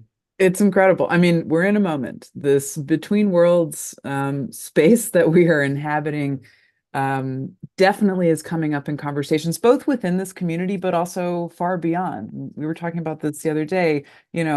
I'm having conversations with people on very different parts of the world, of the political spectrum, different sectors, all around this sort of like, we know this model isn't working. We know we don't want our kids in this environment. We know that this isn't it. We know this is not right. And looking for these new bridges. And what really excites me is the ways in which there's new sort of cross-pollinations across different sectors and across different ways of thinking and ways of knowing. So yeah, it is a moment to be in. Yeah. Well, we'd love to invite you all to take more of a look at Regen Intel's work, and we're right in the middle of cohort 2 right now. We're having another cohort 3 starting in this fall in early September. You're welcome to take a look at the courses that we have there and any other ways to intersect with Regen Intel's broader ecosystem, the Global Solutions Alliance, and of course, regentech.co. If there's any questions or comments, Pablo, I'd love to field them, but I know we also have limited time. Thank you so much for that. That was absolutely wonderful, and it seems like incredible work and incredible ecosystem that you guys are building. And you're right, we are in this time of transition, and it's very important to weave and to connect. I see no hands raised, and we are running a little bit kind of short of time. So with that, thank you so much. Let me introduce our next speaker. Thank you, Chad. Thank you, Jessica. Bye-bye. See you next time. Ciao. So our next speaker, as Chad mentioned, is Jamaica Stevens, is the co-founder of Open Future Coalition, a developing social, technological, economic tools for systemic change. She's the author of Re-inhabiting the Village, Co-creating Our Future, focused on village ethics, regenerative principles for social transformation, ecological stewardship. Jamaica is also the Design Science Studio Curriculum Council. Today's talk is about becoming a resilient person in place, and she'll share some principles. With that, Jamaica, you have the floor. Thank you so much for being here. Thank you so much, Pablo. And it was so fun to get to hear you, Jessica and Chad. Thank you so much. And Amanda as well. We're definitely colleagues on this great journey. And I just feel really grateful to be invited to this incredible gathering of the Regen Era Rising. Thanks for the Design Science Studio and obviously BFI and other partners for pulling this all together. I am Jamaica Stevens and excited today to talk about becoming a resilient person of place.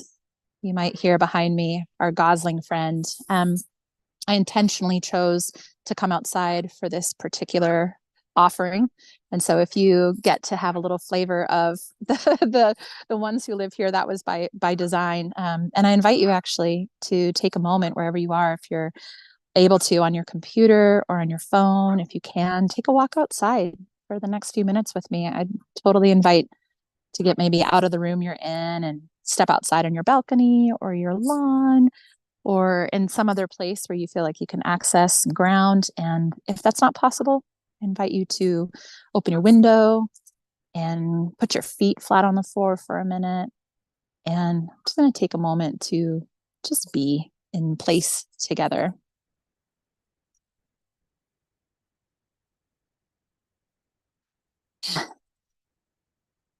So I am right now on the Blanchard Creek watershed, which is sourced by Mount Spokane here in the inland northwest of Turtle Island.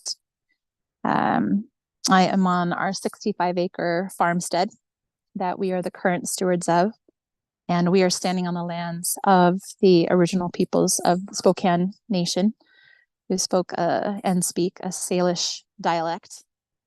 And so living in this place has been a profound opportunity to be in even deeper communion and really continue to hone what it means to be a person of place. We're sharing this land with incredible amount of migratory species. This pond here behind me is home to Canadian geese that come through and birth their babies here, to many species of ducks like mallards and wood ducks and all sorts of interesting songbirds and bluebirds and robins, and the ravens, which actually spend year round here. This is their home. And so we've named this place the Ravenhill Botanical Sanctuary. We have 16 species of pines, and we're right at the edge, the eastern edge of the western red cedar, which is my favorite tree. And many deciduous. We have this beautiful aspen grove here, which is a mother tree that sparks up its own little baby roots and has taken over a big part of our land here. The willows, the cottonwoods, and we're also a migratory path for black elk who grace us with their presence, white-tailed deer, the occasional moose comes stumbling through the land, wild turkeys, and all numbers of species. So it felt right today to start this conversation by just really naming and recognizing the context of place that I reside in. I will share that I come from the Columbia River watershed originally, a little bit more towards the coastal region here in the Northwest, and original homes of the Chinook people, Salmon Nation, and spent 42 years there. So I am a member of the bioregion of Cascadia, which is very rich and alive right now, very active with a lot of organizing happening around our bioregion. So I acknowledge all the peoples and languages that I do not know, and then I'm learning and appreciate all of the histories of this region that I am learning.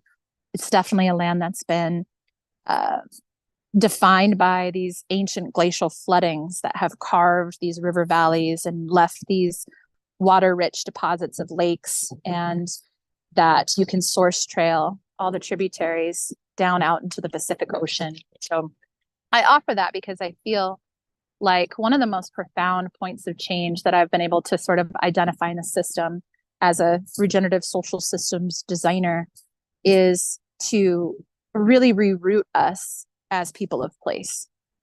And I think there's a lot of profound opportunities to remember ourselves as a part of a living system that has a living intelligence, as was pointed out by my peers here earlier, that there is a very much sentient living intelligence of this planet, and that I think we have an opportunity as one species of many to retune ourselves and recalibrate ourselves to remembering that we're not inherently separate from this planet, that we're very much a part of the living intelligence of this planet, and that we are influencing and influenced by a very sentient, dynamic, ever-evolving living force.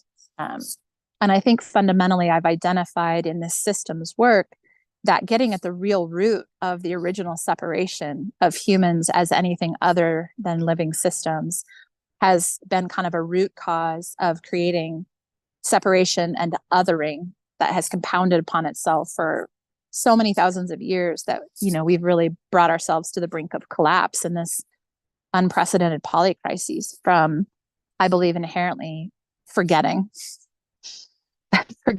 that we belong deeply to place. And so I feel like in a lot of our work, particularly with Open Future Coalition, where we really are getting at levers for systemic change, really reforging the vantage point of social systems as living systems and beginning to help remind ourselves and then act from a place of not only biomimicry, which is sort of modeling ourselves after nature and nature-based solutions, but becoming a nature-based solution, being the nature that is part of this evolution of the planet that's choosing at this time to be like a planetary immune response to, the sort of dis-ease and disorder that, we definitely contributed to. And I think that's the way that we become a restorer species or a planet positive species, as Chad mentioned, is really first and foremost putting our feet on the earth and remembering ourselves as people of place and looking at what we can affect, what change we can affect right where we are, along with what we need to do to accomplish the systemic levers of change at institutional levels, policy and economics and global social systems. I feel like there's a rising up of the opportunity for communities of place and practice to really be catalyzed and fortified. And so that's a lot of the work that we do at Open Future Coalition. We are, like has been mentioned here by others, we are on the way to launching our Living Library for Local Solutions. And a first step in that has been to launch our Regional Resilience Fellowship Program. We're very excited about it. We've got open solicitations happening right now, and we'll have a cohort of our first 15 to 20 projects throughout this year that are really working to do that deep listening to the solutions and strategies that are emerging from regional efforts. I believe inherently that local people understand local context and know what's needed. I think especially when we merge people who are organizing at a local level with traditional ecological knowledge and indigenous wisdoms that have been long held in place, we have the power to unlock a very local, contextually relevant, culturally and socially and ecologically relevant set of solutions. And I think that that is part of the movement of change that we're here to help spark, is to resource those efforts on the ground that often are under-resourced, and to connect and support the coordination of what has often been siloed efforts on the ground, to be able to actualize our own local solutions for forging our own resilience, to be self-determining of what it is that we need to apply at a local level. I'm particularly passionate right now about watching the organizing patterns around watersheds. I think it's a very powerful local organizing pattern because there's such interdependency with our local watersheds. And it's a way of mapping outside of maybe nation, state, or city or county boundaries and understanding a more ecological view of our interrelatedness with our place. There's a lot of communities beginning to forge these watershed councils and beginning to look at how, using the methodologies of story of place. I want to give credit to Regenerative group. If you all out there don't know Regenerative, I highly recommend researching their work. But the story of place methodology of weaving dynamic and diverse perspectives along a shared ecology, and in this case, I would say a watershed, gives the opportunity to sense make sort of what's unique and what's actually common ground in a region, and then look together at how to organize and strategize for what kinds of actions can be locally applied. And I think there's a lot of power in also recognizing that the story of place includes the non-human worlds, that there are stories that our geology and ecology and the non-human community members of place have to tell. And that together, through that sort of biocultural mapping and local community resource mapping and research projects that really unearth what are the geological and ecological impacts of a place, meeting with personal narratives of story along watersheds, I fundamentally believe there's a powerful opportunity for these bioregional efforts to begin to organize at the level necessary to start preparing in advance for the kinds of, I'm going to put systems collapse and transition strategies in a very kind of double-edged sword. I think it's important to help prepare communities for the realism that we are facing systems collapse, while doing so in a way that gives us autonomy and power to determine how we want to move through that collapse, and how we actually want collapse to be an opportunity for systems transition towards a more regenerative and life-affirming worldview and way of living. And so I feel like focusing the area of effort right now on regional efforts and really fortifying those regional efforts with the resources and the tools and the capacities they need to self-determine their strategies for preparedness, also be able to address crises faster, because that local organizing is probably one of the most powerful opportunities we have when facing crises, and particularly climate mitigation issues, that we have the opportunity to rebound faster when we're connected, when we understand our local resources, and when we've forged relationships of cooperation long before we need to deploy them. And I also think that it gives an opportunity for reimagining, as many people here. I loved Amanda sharing sort of what kind of future do we want? And I think we have the opportunity to also lean in through these community and bioregional efforts to forging a story, to be story makers of the kind of future that we want to see, and allow maybe this collapse, while in its complete detriment to human species and many that we're taking out with us, can also be an incredible liberation point if we find the way to leverage it and allow it to be an opportunity to grow and to change and mature as a species. So yeah, I don't want to take a ton of time today other than to point to some resources.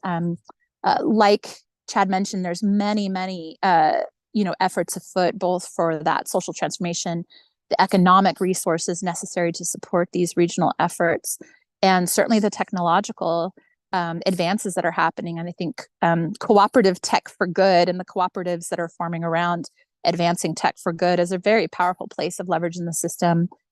Certainly at Open Future Coalition, we have launched the Open Impact platform, where we've been working with about 200 organizations and place-based communities in 40 different countries for these last few years to really model what's possible with that coordination and collaboration.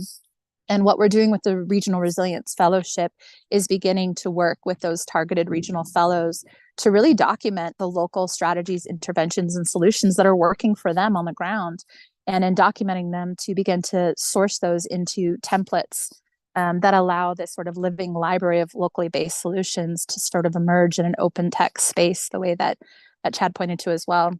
And I think the power there is that by having these libraries of solutions that can be in global learning communities, the peer-to-peer learning is so essential, because of course we can't homogenize any solution or intervention.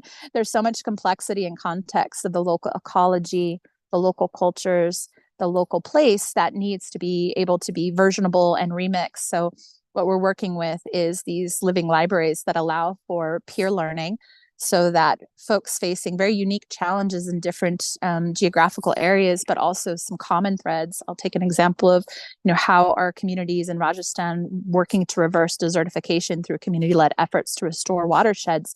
When we look at the, southwest of the U.S., there's some similar challenges happening.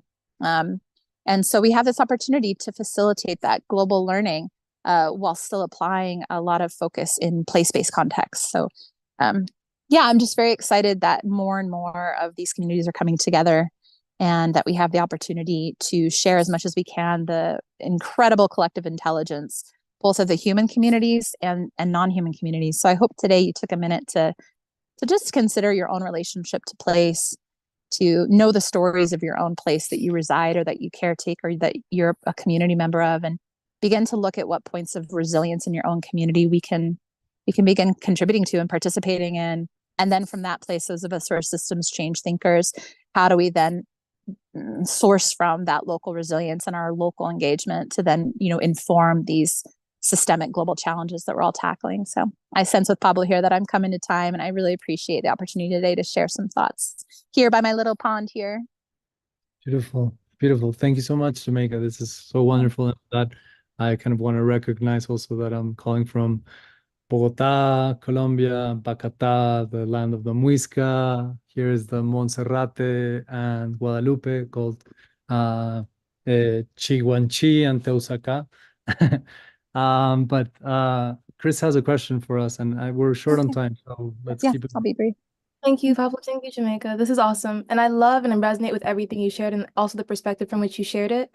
A way that I feel like you're probably more like practiced and probably exploring than I am, because I'm pretty new to like being organized and collective action. So I'm curious in your practice with collective action on these values. In application, beyond the words and the virtues, how do we actually acknowledge the ecology of the human biome in nature? For example, my environment is the beautiful land of oaks, which is multiple indigenous tribes that I don't happen to belong to, but my indigenous tribe is being occupied by modern colonialism. I am not angry about this. I am aware of it for reasons I can't avoid. So I'm curious, do we name what a virus is or a fungus is? And if so, if I wake up in the middle of realizing I'm having virus-like or fungus-like activities by working in big tech, for example, when I did. So I wake up in the middle of that, beyond acknowledging that I am embodying something and making it unhealthy, how do I repatriate? How do I actually give back to the people I'm naming? And how do I also diffuse the social capital that I'm receiving by naming those virtues back to the communities that desperately need whatever resources that social capital could actually get them? How do we hand the baton to the local pimps who are actually protecting women in different ways than our consciousness could, in the Western paradigm, can understand, or like the unspoken heroes that don't have a Western label that's clear and legible to a white eye, a patriarchal eye, but people who are talking people off the ledge in queer houses as mothers. How do we, without understanding, set up sustainable systems of actually giving that power of self-sovereignty to those communities and then letting it like populate and like grow throughout the microbiome? Yeah, such a juicy question. You answered so many and made some really, really important, incredible points around how do we start to unravel decolonization, and how do we in any way reconcile the radical oppression and the systemic privilege. It's so fundamental. And so one thing I'll say I noticed is that working with a lot of indigenous communities, I recognize that like as a white woman from the West, I can't claim indigeneity, but I'm informed by and infused by the learnings I've had about what is it then that's my responsibility and reciprocity as a human on the planet right now, regardless where I come from or where my ancestors came from. That's why I use the term person of place, because I think person of place allows all of us to not only have sort of a sense of belonging, but like with belonging becomes responsibility. You have a reciprocity. You have a responsibility to show up and give what you can to reverse the impact of what has been taken. And each one of us has to do that in our own way. I think the main thing I always encourage is like, when we're doing this dismantling in our own self, when we're decolonizing our own imprints, when we're recognizing that privilege, I do think there's something about the power, particularly of story. I think it's a place that finds common ground to listen and understand, to hear.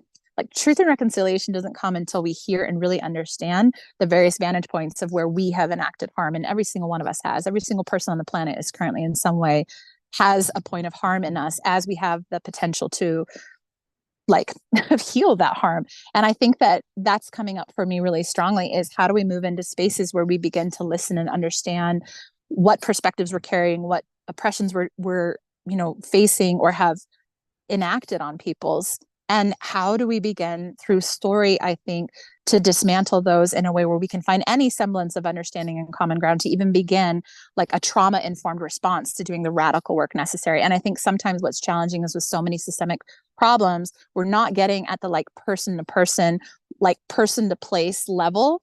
And that's problematic because we're just kind of stacking and stacking and stacking complexity on something that has like a very, I think, intentional core, which is like, how do I just regulate my nervous system as a person on this earth facing these polycrises? How do I start unraveling my impacts on the planet and other people? And how can I do that in an authentic way that like isn't tokenizing, isn't overreaching, but is an authentic way where I can show up and do what change is mine to do? And I think if everybody starts to approach it that way, everybody can be empowered to sort of be humbled and look within and notice ourselves and notice our own actions on the planet and begin to decide how we want to show up for that. And I don't think it's perfect. I think your question points to complexities and something I'm definitely a student of. I am not masterful. I am learning. I am figuring it out. I am wrong often, but it's that alone as being willing to say, I don't know. But what I can do each day is say, how can I belong to place and be in a communion and a relationship with the land I live on more intimately, understand that I'm extracting from the land and what is my point of reciprocity to give back? And then how can I do that in the communities that I'm a part of? How can I show up and recognize that I'm benefiting from the labor or oppression of others? How do we start to face that and still show up and say, so what can I do? Because often people, I think, give up in apathy, or we try to like move away the uncomfort. But living with being a trauma-informed humans on the planet at the time of collapse, to me, is a maturity of our species to handle and face and stand together with the intent to be compassionate and to look in the eye things that are very challenging to look at and be like, I don't know. And how can we help each other learn? And I think story is a really powerful place to start even the beginnings of understanding someone else's perspective and beginning to understand your place in the context of a community or an ecology. So I don't know if I have the answer with a short soundbite, because I know that the organizers want us to move on, but I think there's whispers there that you got at, and whispers I hope I sort of got at, that are about, I think it actually is fundamentally being in deep relationship. And I think we sometimes skip over deep relationship for surface relationships, especially where tech for good is also the double-edged sword of tech for division. So I'm very interested in how we can like really lean into what it means to be in true relationality. We're not going to heal unless we do it. And if we don't heal, we're not going to solve the poly crisis. We're going to continue to reinforce the existing sort of worldview and fundamental set of patterns that got us here. So that's why I've aimed my arrow at like, okay, here's these places where I think if we start forging reconnection and responsibility and reconciliation and resilience in really local ways, I think if we pattern that in as many places as possible, we see maybe a horizon where we can get to that future I know a lot of us are really working towards and hoping for. But if we don't resolve that, I'm concerned we'll miss it, and that we'll kind of gloss over the top of the horizon instead of getting underneath and being sort of sourced from the soil of the earth itself, reforging us and composting us to grow something more beautiful. So I'll offer that because I know I got to aim, but I love your question, and it's something to give me some pause to consider some of the things you mentioned and ask that question for myself. What about those things? You know, how do we bring that into practice in an authentic way? Thank you, Jamaica. Thank you so much for your talk, and it's so important to connect ourselves with the land. And thank you, Chris, for your question. It's very deep, and it's really the questions of our time. How can we evolve in our in an understanding of ourselves and connect deeper with our context or relations. So let me introduce our next speaker. We had a bit of a shift in the schedule, but it's and Melody Simei Akaris is a bio-inspired kinetic architect, sustainability and permaculture designer, innovator, and design scientist. Passionate about nature-inspired technologies, she focuses on nature's ingenuity and connection with humanity, and facilitate design courses based on bio-inspiration for adults and children. So with that, Melody, you have the floor. Thank you so much for being here. Hello, everyone. It is really wonderful to be with all of you. Today, like all of these wonderful presentations, I would present about the biomimicry and also the project that I'm holding in Turkey. Firstly, as Pablo have introduced me, I'm from Istanbul, Turkey. I'm Melody Simayacar, and I'm working on biomimicry and inspired by Buckminster Fuller for more than 20 years right now. So today I have a presentation for you, and I will also ask some questions to get some feedbacks also. So today I will talk about the project that is called BioLearn, which is inspired by nature about the education for primary and secondary schools. But first of all, I would love to start with what I have already presented in Regenerative Rising in cohort 2. And it was about the biomimicry and bio-inspired design, livingry, one with nature, one for Earth. And as Jen and Venice have declared, the biggest design challenge is finding the way how creatures did till today without destroying the place that will take care of their offspring. And it's really important that to know that we have the potential to regenerate the places and to regenerate the ideas. So that is connecting for the living. And in biomimicry, as all of us know, we take nature as model, as measure, as mentor. And when we change our mind to see nature as the mentor, so everything is blossoming in any way. And we have the sustainable solutions around us, 308 million years. A living system is all around us. So we need to see, we need to feel, we need to sense, and we need to connect, align with nature. And we know that life creates conditions conducive to life. And I had found this really interesting, like the tree of life, to show this video from the Zoom. And the tree of life is really connected. And when we look to this tree, and when we write the human, we are all connected. And this connection is really gives us big opportunity to see this abundance. And all of us are connected, and we have so many things to settle together.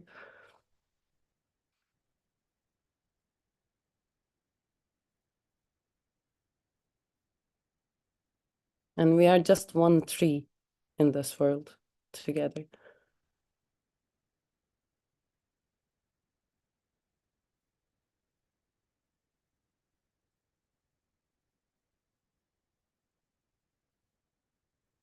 Oop.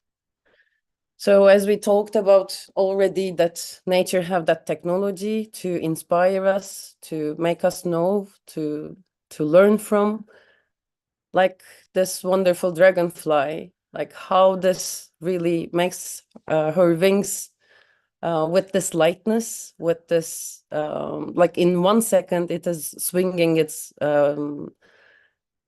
flies so many times, but it is not broken. And this one is really spreading its seeds to all over with wonderful technology. And ferns are really old species in this world that we can see the oxygen behind it. And in all around, like Jamaica has already showed us with a wonderful scene, we have so many answers behind, like we have so many creatures there. And we can learn thermoregulate, manage sunlight, build structures, and support communities. And we can learn so many things from a fly and from a spider. And even the Gs do not know the navigation. They don't use any navigation tool, but they know their way. So it's really big question to answer. And there are so many colors. And it has just one pigment that makes this whole structure, that makes this all colors. So is it possible to make dyes that we can learn from nature? And we are not the only animals that use tools. And as Einstein said, look deep into nature and then you will understand everything better. So there are so many examples from biomimicry, and like learning from nature is really the future of design, and design is the key for our future. And from the Global Eco-Village Network, it is really important to see in the whole system thinking with economy, ecology, social and cultural connections. And as the pollinators, I will ask you a question. If we understand and apply nature's chemistry, physics, mathematics, how would the world be to us? So if you can just write some answers from the chat for this question.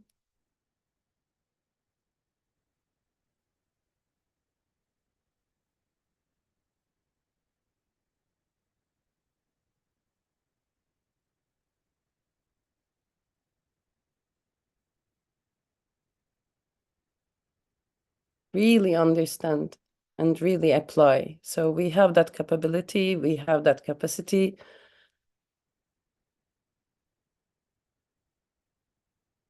And we are the pollinators of design for this world. And for Design Science Studio, like spaces, they mentioned about the spaces architect the mind. Like the mind architects the spaces, but the spaces really architect our minds. So we are really responsible for our spaces. And what kind of a space would our living spaces and our world be with production methodologies compatible with our nature? Self-sufficient, waste-free, cycle, creating maximum efficiency with minimum materials. So as Bucky mentioned, like humanity has the option to become successful on our planet if we reorient world production away from weaponry, from clingry to livingry. Can we convince humanity in time? So we are all design scientists to do that.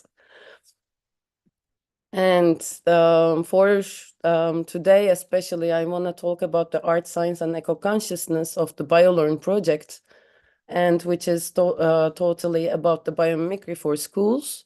And the BioLearn, I will send the link to you from the chat. And sorry. And it's really a community project that is from Magosva from Hungary, Wild Awake from England, Sever from Czech Republic, and from Slovakia, and Biomimicry NL from Netherlands. And they are totally based on like 10 years of education on ecologic education. And then they started to build up a project called BioLearn with the biomimicry experts and the Center for Learning with Nature from USA. So they make a project for schools.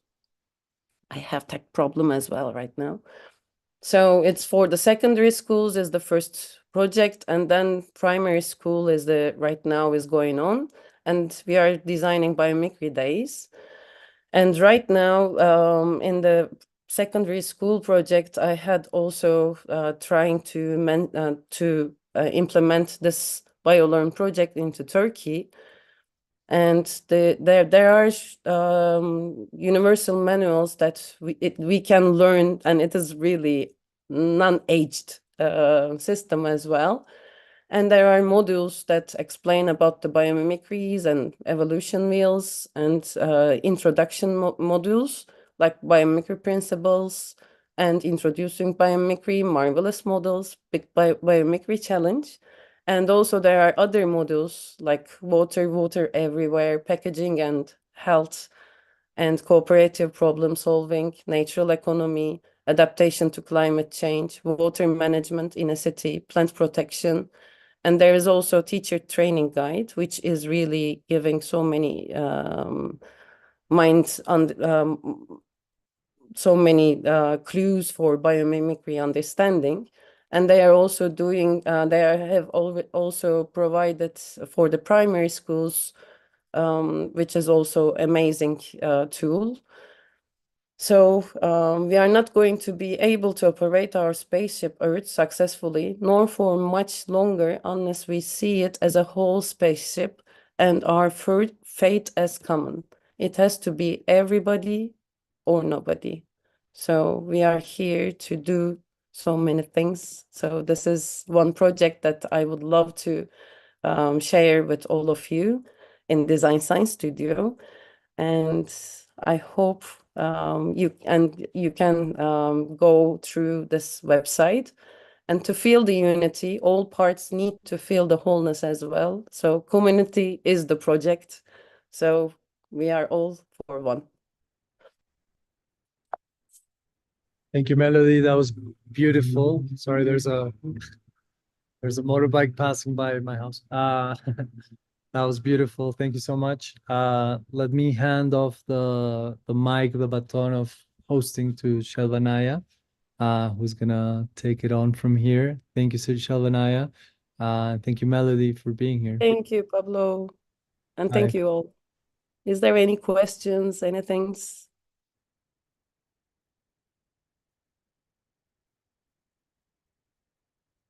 Great. Thank you, Melody. You can hear me okay, yeah? Yes, perfect. Okay, great. Well, thank you very much. That was beautiful. So let us move on to I believe it's going to be a video with Renee Lertzman called Becoming Guides. Renee, oh, hang on one second. Let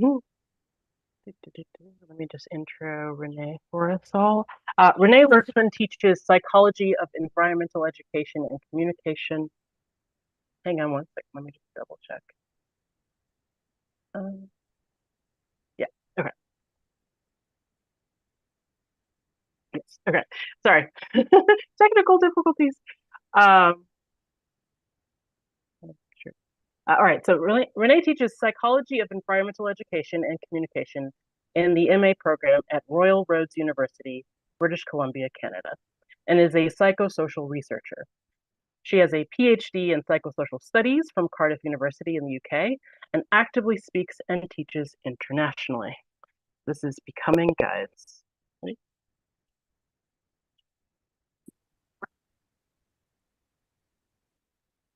Hello, lovely people. I'm really excited to spend a few minutes with you all, just sharing some ways of thinking about and approaching the work that we're here to do together. So my name is Renee Lertzman, and I happen to be in Portland, Oregon at this precise moment. Normally, I'm based in the Bay Area.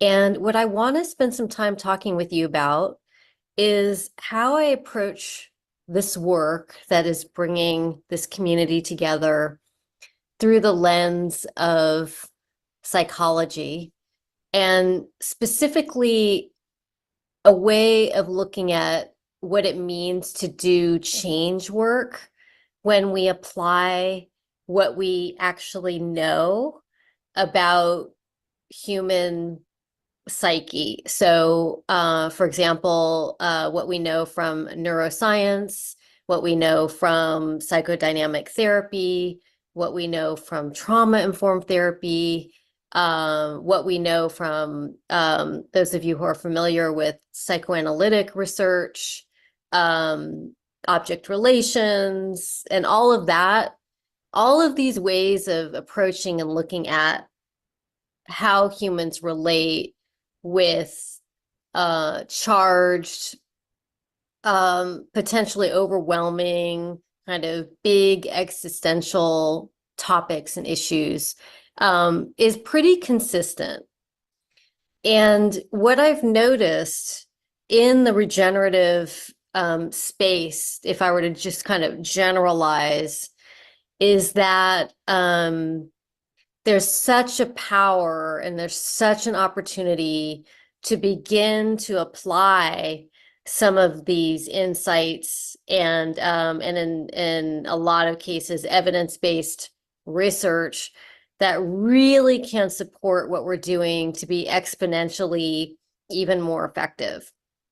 And I think if I were to summarize kind of what the essence of that is, the essence of that is really appreciating how whatever it is that you are working on, whether it's food system change, whether it's climate tech, whether it's data, visualizing data, storytelling, narrative work, community kind of circle work, group work. But what I'm really highlighting here is whatever dimension of the work that we are addressing often has another side to it that we can often overlook in our urgency and in our excitement and in our drive. We can overlook some of these absolutely critical dimensions of how people are relating and engaging and responding. So what I'm going to spend the next several minutes with you doing is walking you through some ways of looking at this, sharing with you a couple of frameworks that I've developed over the years, and seeing how it resonates and if it makes sense for you. All right. Are you ready? Let's go. So I'm going to share my slides here. Okay. So I always start anything I'm doing with this quote from my colleague and friend, Amy Edmondson. If you're not familiar with her work, it's really powerful. And again, not very well known in the climate regenerative space, as are a lot of important work that has more to do with organizational change work and leadership development. Amy has a new book out, which is called Right Kind of Wrong, which looks at our relationship with failure. And it's really, really good. But I'm invoking this quote from Amy because it's an invitation to have humility. So she says, it's hard to learn if you already know. It's just so simple.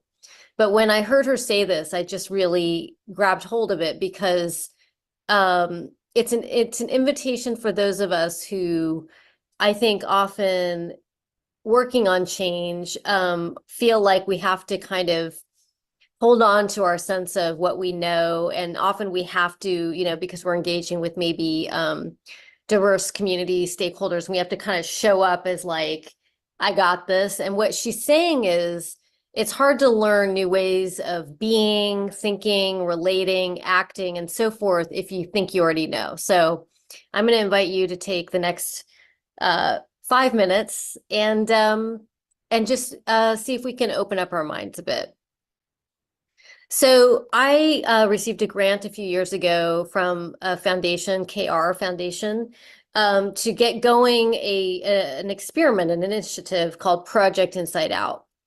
And the mission is to enable leaders, organizations, and advocates to become effective guides for positive planetary transformation through the power of psychology and social science. And you're going to find out in a few minutes why I'm emphasizing the term guiding. The vision is a diverse and global community of change makers working to guide individuals, organizations, and governments towards regenerative planetary action. Now,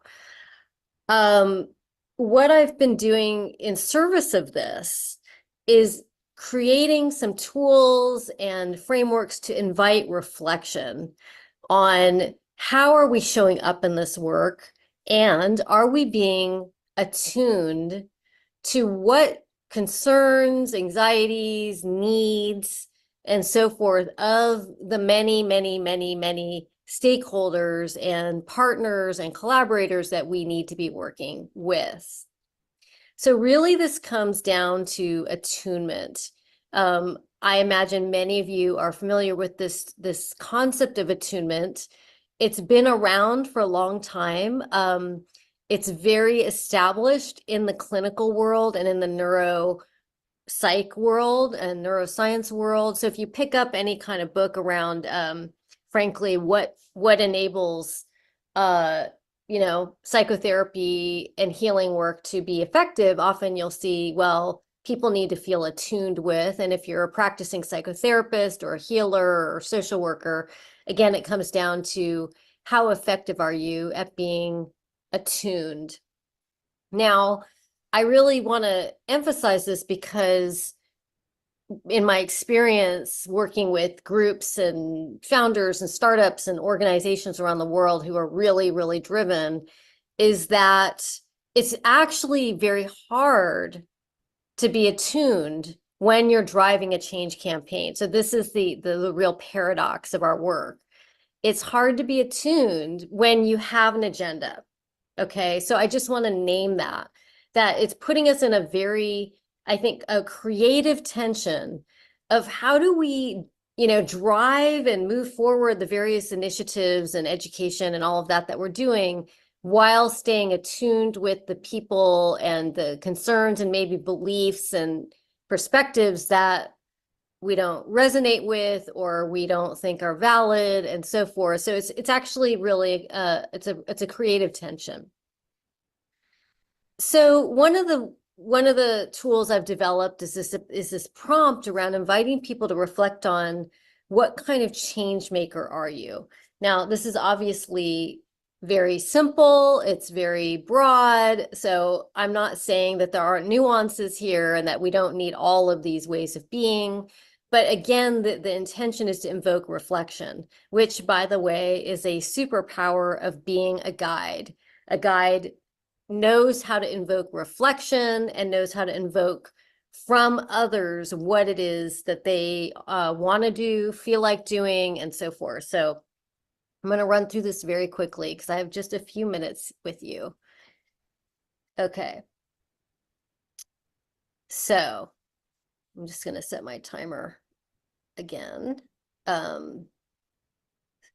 Okay. Here we go. So there's kind of these dominant types of kind of orientations that we find, and see if any of these resonate with you. I actually have a game, this really fun game I do with cards where we get to role play and kind of have fun with it. So cheerleading is where you feel like you have to keep things really positive, really upbeat and inspiring all the time. It's kind of a bit of a fixation on, you know, positivity. Writing is the moralizing why something is the right thing to do. So if you don't do this, this is what's going to happen. So this is why it's the right thing to do. And it tends to have that energy of this kind of finger pointing at people.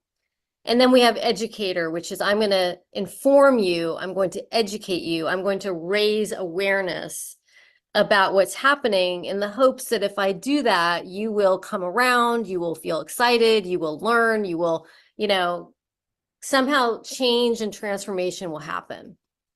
Now, these ways of being, we need all of them, but when it's just mainly one of these modes, it's not relational. It's not about relationship. It's about pushing ourselves and pushing something, even if it's really, you know, really sexy and cool and positive, and it still has that element. It's not relational. And so what I'm inviting us to step into is, what does it mean and feel like to be a guide? And I use the terminology of guiding very intentionally because a lot of my work is drawing from the research of motivational interviewing, which I don't particularly like the name of the field because I don't like to talk about motivation ever. But the methodology in the public health space, it's a whole domain called motivational interviewing, or MI. And I draw a lot of that, and I've been working on translating that for people working on big systemic change. And they talk a lot about what it means to be a guide and guide people through change. And the fundamental kind of superpower and skill set of guiding, it's very complex and it takes a lot of work and training. So it's not something you just kind of do. But the essence of guiding is that you see your role primarily as a partner in the journey. You spend a lot of time asking questions and listening, and you offer your expertise and your information in the context of relationship and dialogue. So this is actually really important because it's considered really kind of fundamental when you are working with people around big change work, which is to ask permission is good before offering a lot of information. So would you like to learn more about this? You know, would it be okay if I shared this? And you can do this in all kinds of creative ways. This is a creative community. So I'm fascinated to see what you might do with this, because it's not just a one-on-one. It's like, it can be translated and rendered in all kinds of messaging, campaigns, that kind of thing. I think what really matters is that we inhabit a spirit and a sensibility of being a guide, which then forces us to have to reflect on ourselves, and it forces us to have to look at our own frustration or a sense of urgency, and how are we maybe covering that up or bypassing what we're experiencing by a tendency to be either that cheerleader, educator, or writer. Now, the other framework that I use that's really powerful is inviting people to sense into what the 3 A's might be for people in relation to what it is you're working on. And that is anxiety. What anxieties might your amazing, exciting, powerful solution or initiative bring up? What ambivalence? This is actually the most important piece. What conflicts where people feel pulled in dilemmas? They feel pulled in double binds, like, well, I want to do that, but I'm worried about X, Y, and Z. And then there's the aspiration. So what are people deeply aspiring for? And you know what? Like, we know already so much about human beings. It's not rocket science. What we aspire for, we want to be connected, belonging, you know, safe, loved, valued, appreciated, acknowledged, respected. We want a beautiful, healthy planet. So it's so important to take these 3 A's and replace whatever kind of assumptions you might be making about people who are not on the same wavelength, like, oh, you know, writing them off, they don't care, you know, greedy, this, that. But take a moment and really tune in to what are these 3 A's. The capacity for change exists in the context of safe and empathetic relationships with ourselves, each other, and the world. And the way to do that is you have to show up and model that you know, you have a sort of capacity to really hold and engage with highly diverse perspectives, even when it's hard for you and can be triggering for you. Like, you know, all of us have those moments when we, you know, go to the mall, or we, you know, we're at an airport or whatever, and we're just like, oh my God, like, wow, like humans, you know, how have we done this? It's really important to just, as a practice, continue to reflect on what are those 3 A's that might come up for people in response to the change that needs to happen in the world. So I'm going to just end on this note of these 5 guiding principles that, if we really apply these, change everything about the way we approach our change work. So it's kind of like a playbook, attuning to really understanding and tuning into your people, whoever that is for you. Reveal is, how do we tell the truth in a way that's compassionate? So how are we compassionate truth tellers? Convening is, how do you use whatever kind of resources you have, organization, platform, to bring people together and foster really productive interactions? So this is less talking at and more activating. And I'm aware of the irony that I'm basically talking at you without seeing you, but I'm not able to join you live. But I'm really inviting I mean, honestly, I feel like if you're an organization, you need to show up as a convener, like right now. Use your forum, use your platform, just like Chad did at the end of SF Climate Week, where he, you know, organized a convening. That's what I'm talking about here. There's so much hunger and need for that. Equipping people. So be a gardener, grow people, provide tools and resources, and sustain. So how do we keep this going? And how do we go outside of this like cycle of, you know, the next big push, whether that's this event or this launch or the, you know, targets and the goals, and, you know, obviously we need all of that. But how do we think more holistically about keeping it all going? And that goes back to guiding, because when we give people co-ownership, when we enlist people as partners and collaborators, we actually build the momentum. So it's not just sitting with this office of sustainability Like, we got this, we're doing this. No, you don't. Like, you need everyone. You need everyone to be part of what you're doing in some way or another. So that's the moment we're in. And I think it's a really powerful moment. It's a really exciting one. And it's also challenging.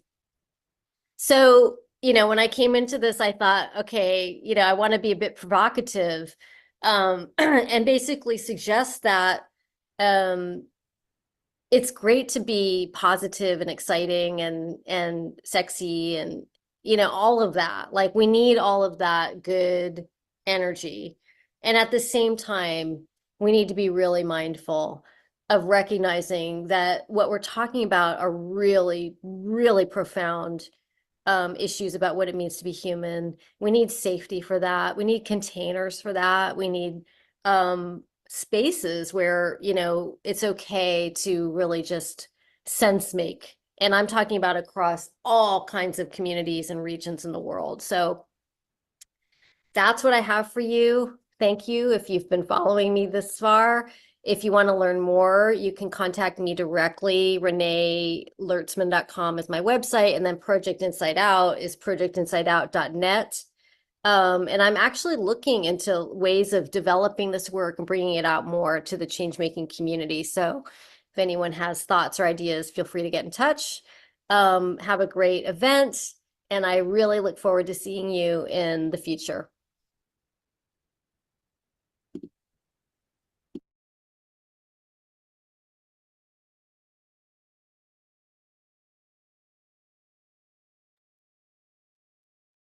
All right. Thank you, Renee. And that was really, really beautiful. I love the sort of inclusion of sort of the awareness that this was a video, not here. It's sort of like being that guy in different contexts of technology and ways of connecting. I liked that very much. So next up. All right, so next up, we have Dr. Slow, aka Dr. Sudeep Motupalli Rao, chemical engineer, biomimetic life scientist, to design our environment together in harmony for beauty and life. And the name of this session is Does Beauty Have Gravity? Is Love a Fluid? Take it away. Thank you, Shabanaya. Wow. Welcome, everybody. Welcome. Wow. 5 minutes past 3. Wow. We're almost about an hour past our schedule. Thank you so much. This has been an amazing journey for all of us. And it's like when the submarine is about to go, the brand new submarine. Maybe it's nuclear, maybe it's solar, maybe it's fusion.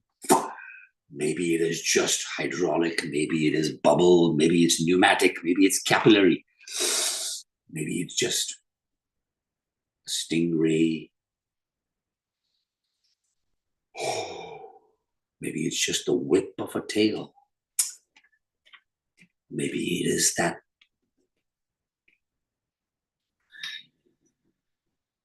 je ne sais quoi. So, come with me on a journey, my dear friends. I hope you can hear me well. Yes. Can I get at least one person? Okay. We have 18 minutes using TED Talk as a template. Okay. This guy's going to make noise. This guy's going to make some noise.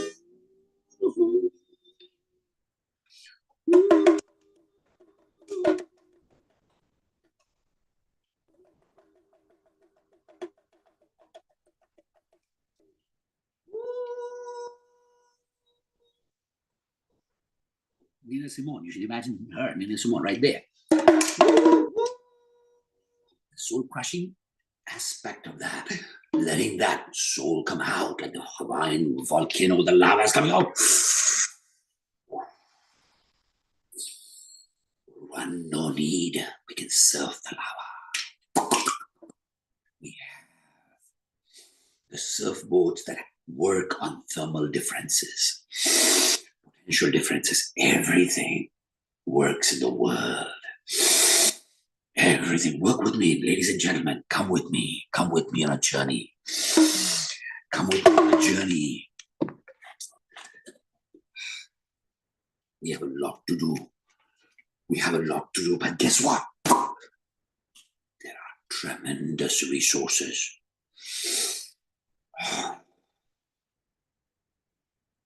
If light can go so fast, and if our imagination can transcend light by many orders of magnitude, 10 to the power x and 10 to the power infinity, that's our imagination. We are anchored in this moment for now. Let's say, for example, be with me, arrive. Let's see.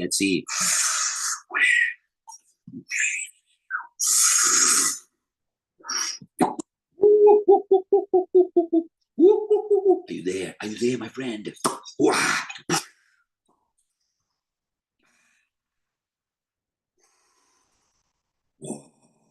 Ancient cultures. 5,000 years. That's a drop in the bucket of time, ladies and gentlemen. Today, it was Mother's Day. Amma!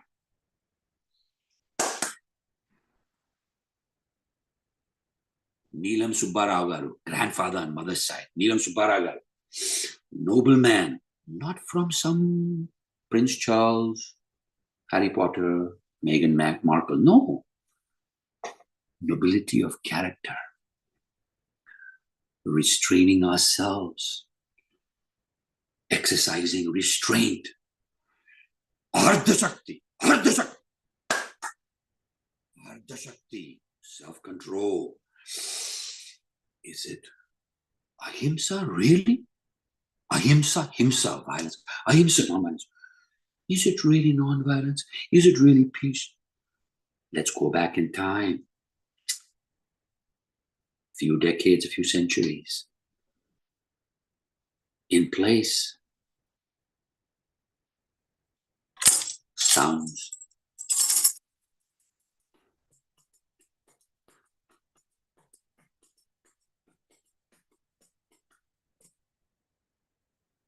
Ladies and gentlemen, I bring to you stories from a faraway world. As we beckon the launch of this beautiful new world, allow me to introduce you to the land of Sunandlo. This takes me back from Ojai, where I am. Ojai, O-J-A-I. Look to the northeast and you will see Chiefs Peak, where the ancestors of Julia Stensley Thomas are resting on the mountaintops. Side profile, the chief rests. The Chiefs Peak is on the mountain, allowing us to speak.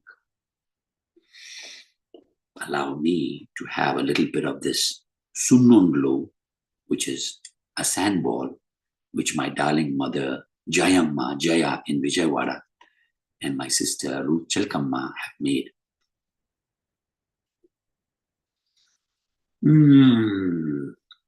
The palate. When we are at the beach next time, let us roll on the sand. Let us discover love with a grain of sand. The next time we inhale the rose, observe the rose wrapping its arms around your hair, pulling it, your entire being, into its black hole of beauty. Ladies and gentlemen, today, for the first time ever, debuting for the first time in the whole world, never before, you are privy. Those of you who are present, how many? 22 and many more are privy to this beautiful moment in time as we mark practicing some of this.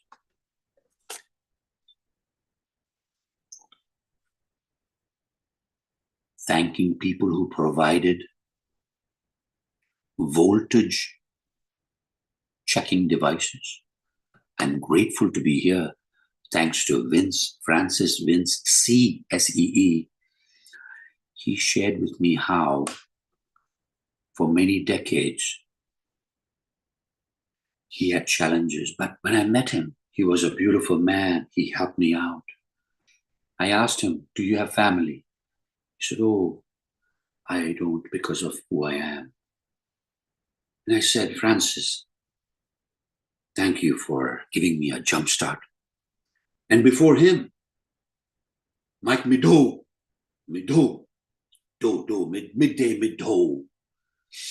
So, ladies and gentlemen, today, the 22 of you and many, many more millennia over time are going to discover a new way of immersing ourselves into time. We have the capacity to go back in time, to go forward in time, to expand ourselves because we are formless.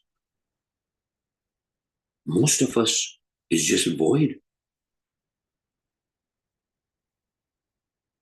We are just an apparition.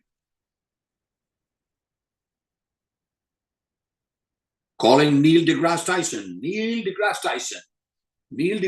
NDT, Ojai, Oak Grove School, calling Neil deGrasse Tyson. Can you please show up? Thank you. All right. We're going to have a conversation about time.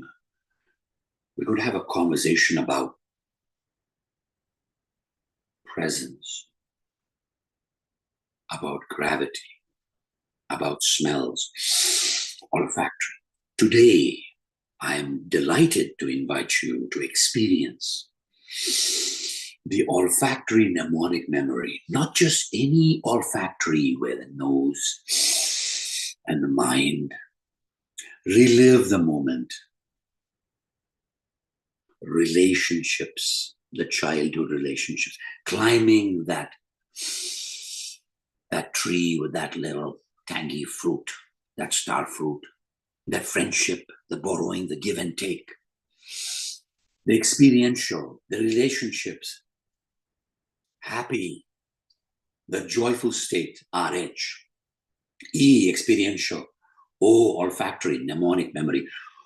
Riyom is our way of locking in tight and allowing ourselves to swim in the ocean of humanity. And every time we meet, let us dive into the human being. Let us allow not anyone to escape. For what is the point? Fibers. Fibers that have come from sequestering carbon. Look at this, ladies and gentlemen.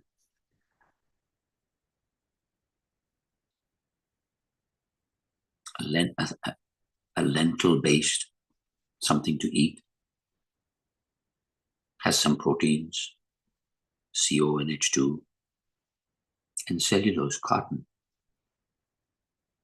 Fibers that have come out and said, come pick me, whether you are a slave or whether you are a servant, whether you are bonded or whether you are picking your own crop. Come take me, pick me, spin me, and gain freedom for your nation. There is resources all over us for us. The world is our oyster, literally. There are tremendous resources, ladies and gentlemen. We have at our disposal so many resources. Growing our own, just a seed, and everything else comes on. Observing, pausing, and in the drop of a hat, allowing all thought to cease so that it is pure observation. And in that observation, there is trust, like the boy jumping off the cliffs in Mexico. Just forward, full of courage, asking the ocean to envelop in totality.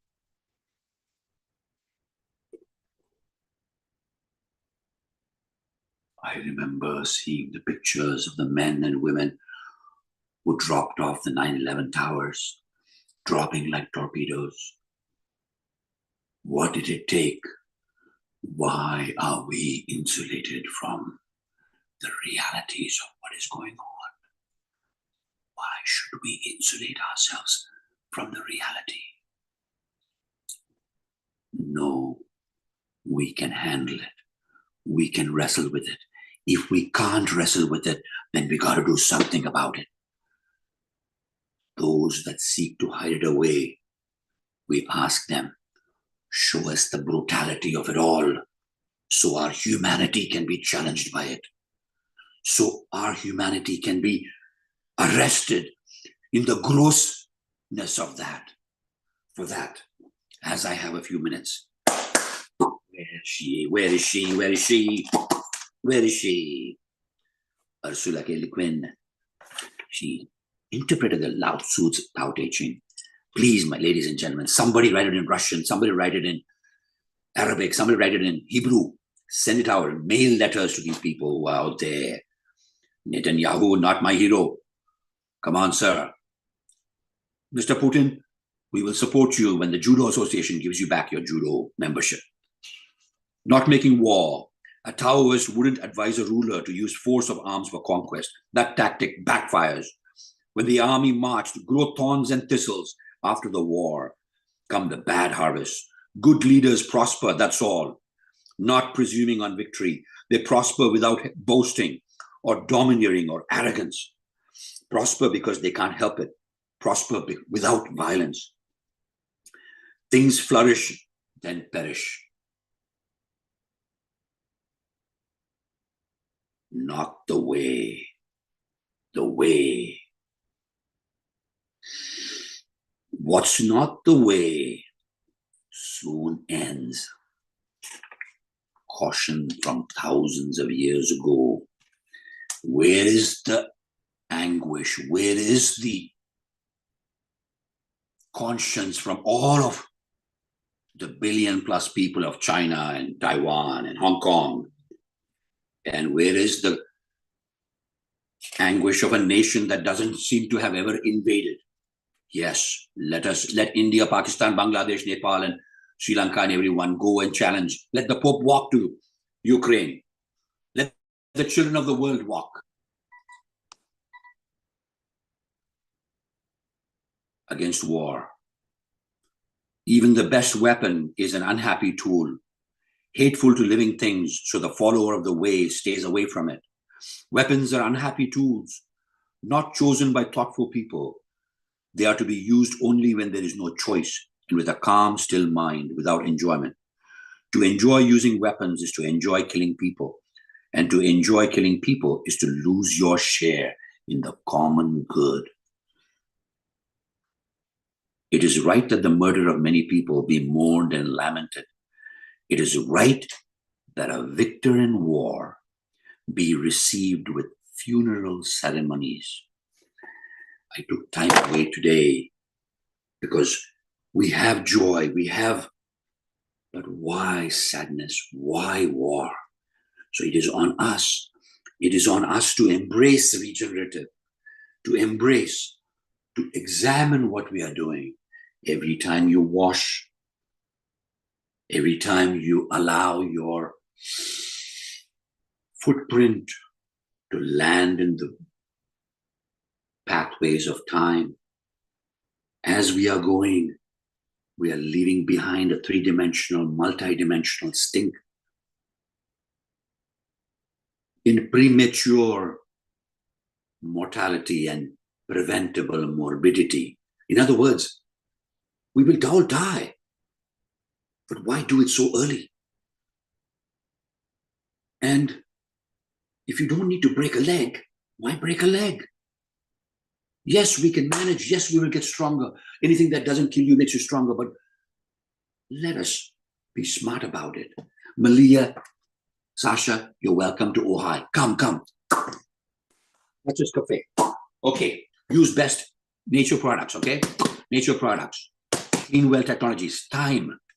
Nature's got a bunch of stuff on it. Okay, land. Anybody who wants to go on a caravan, let's rock and roll. Come on down. Show interest. Join us. Sequoia, named after the tree. And is that a sequoia or a sequoia?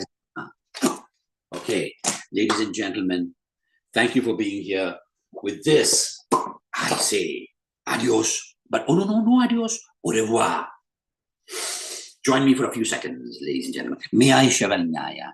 May I? Yes. May I take you to Madonna Inn near San Luis Obispo and book everyone here and in the future one of those beautiful rooms. Or let's get the Red Vic in San Francisco back.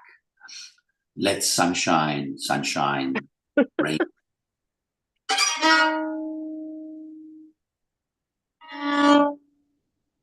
The aesthetics of beauty. The aesthetics of beauty. They have a compass.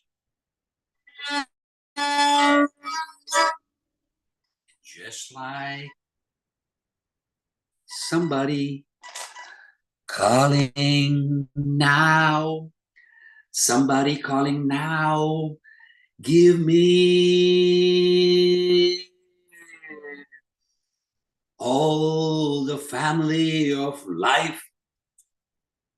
I invite you to Ojai in Ventura County, 30 miles inland from Santa Barbara. You can say hi to Lilibet and Archie and Megan and Harry and Montecito. No, says Amy Winehouse.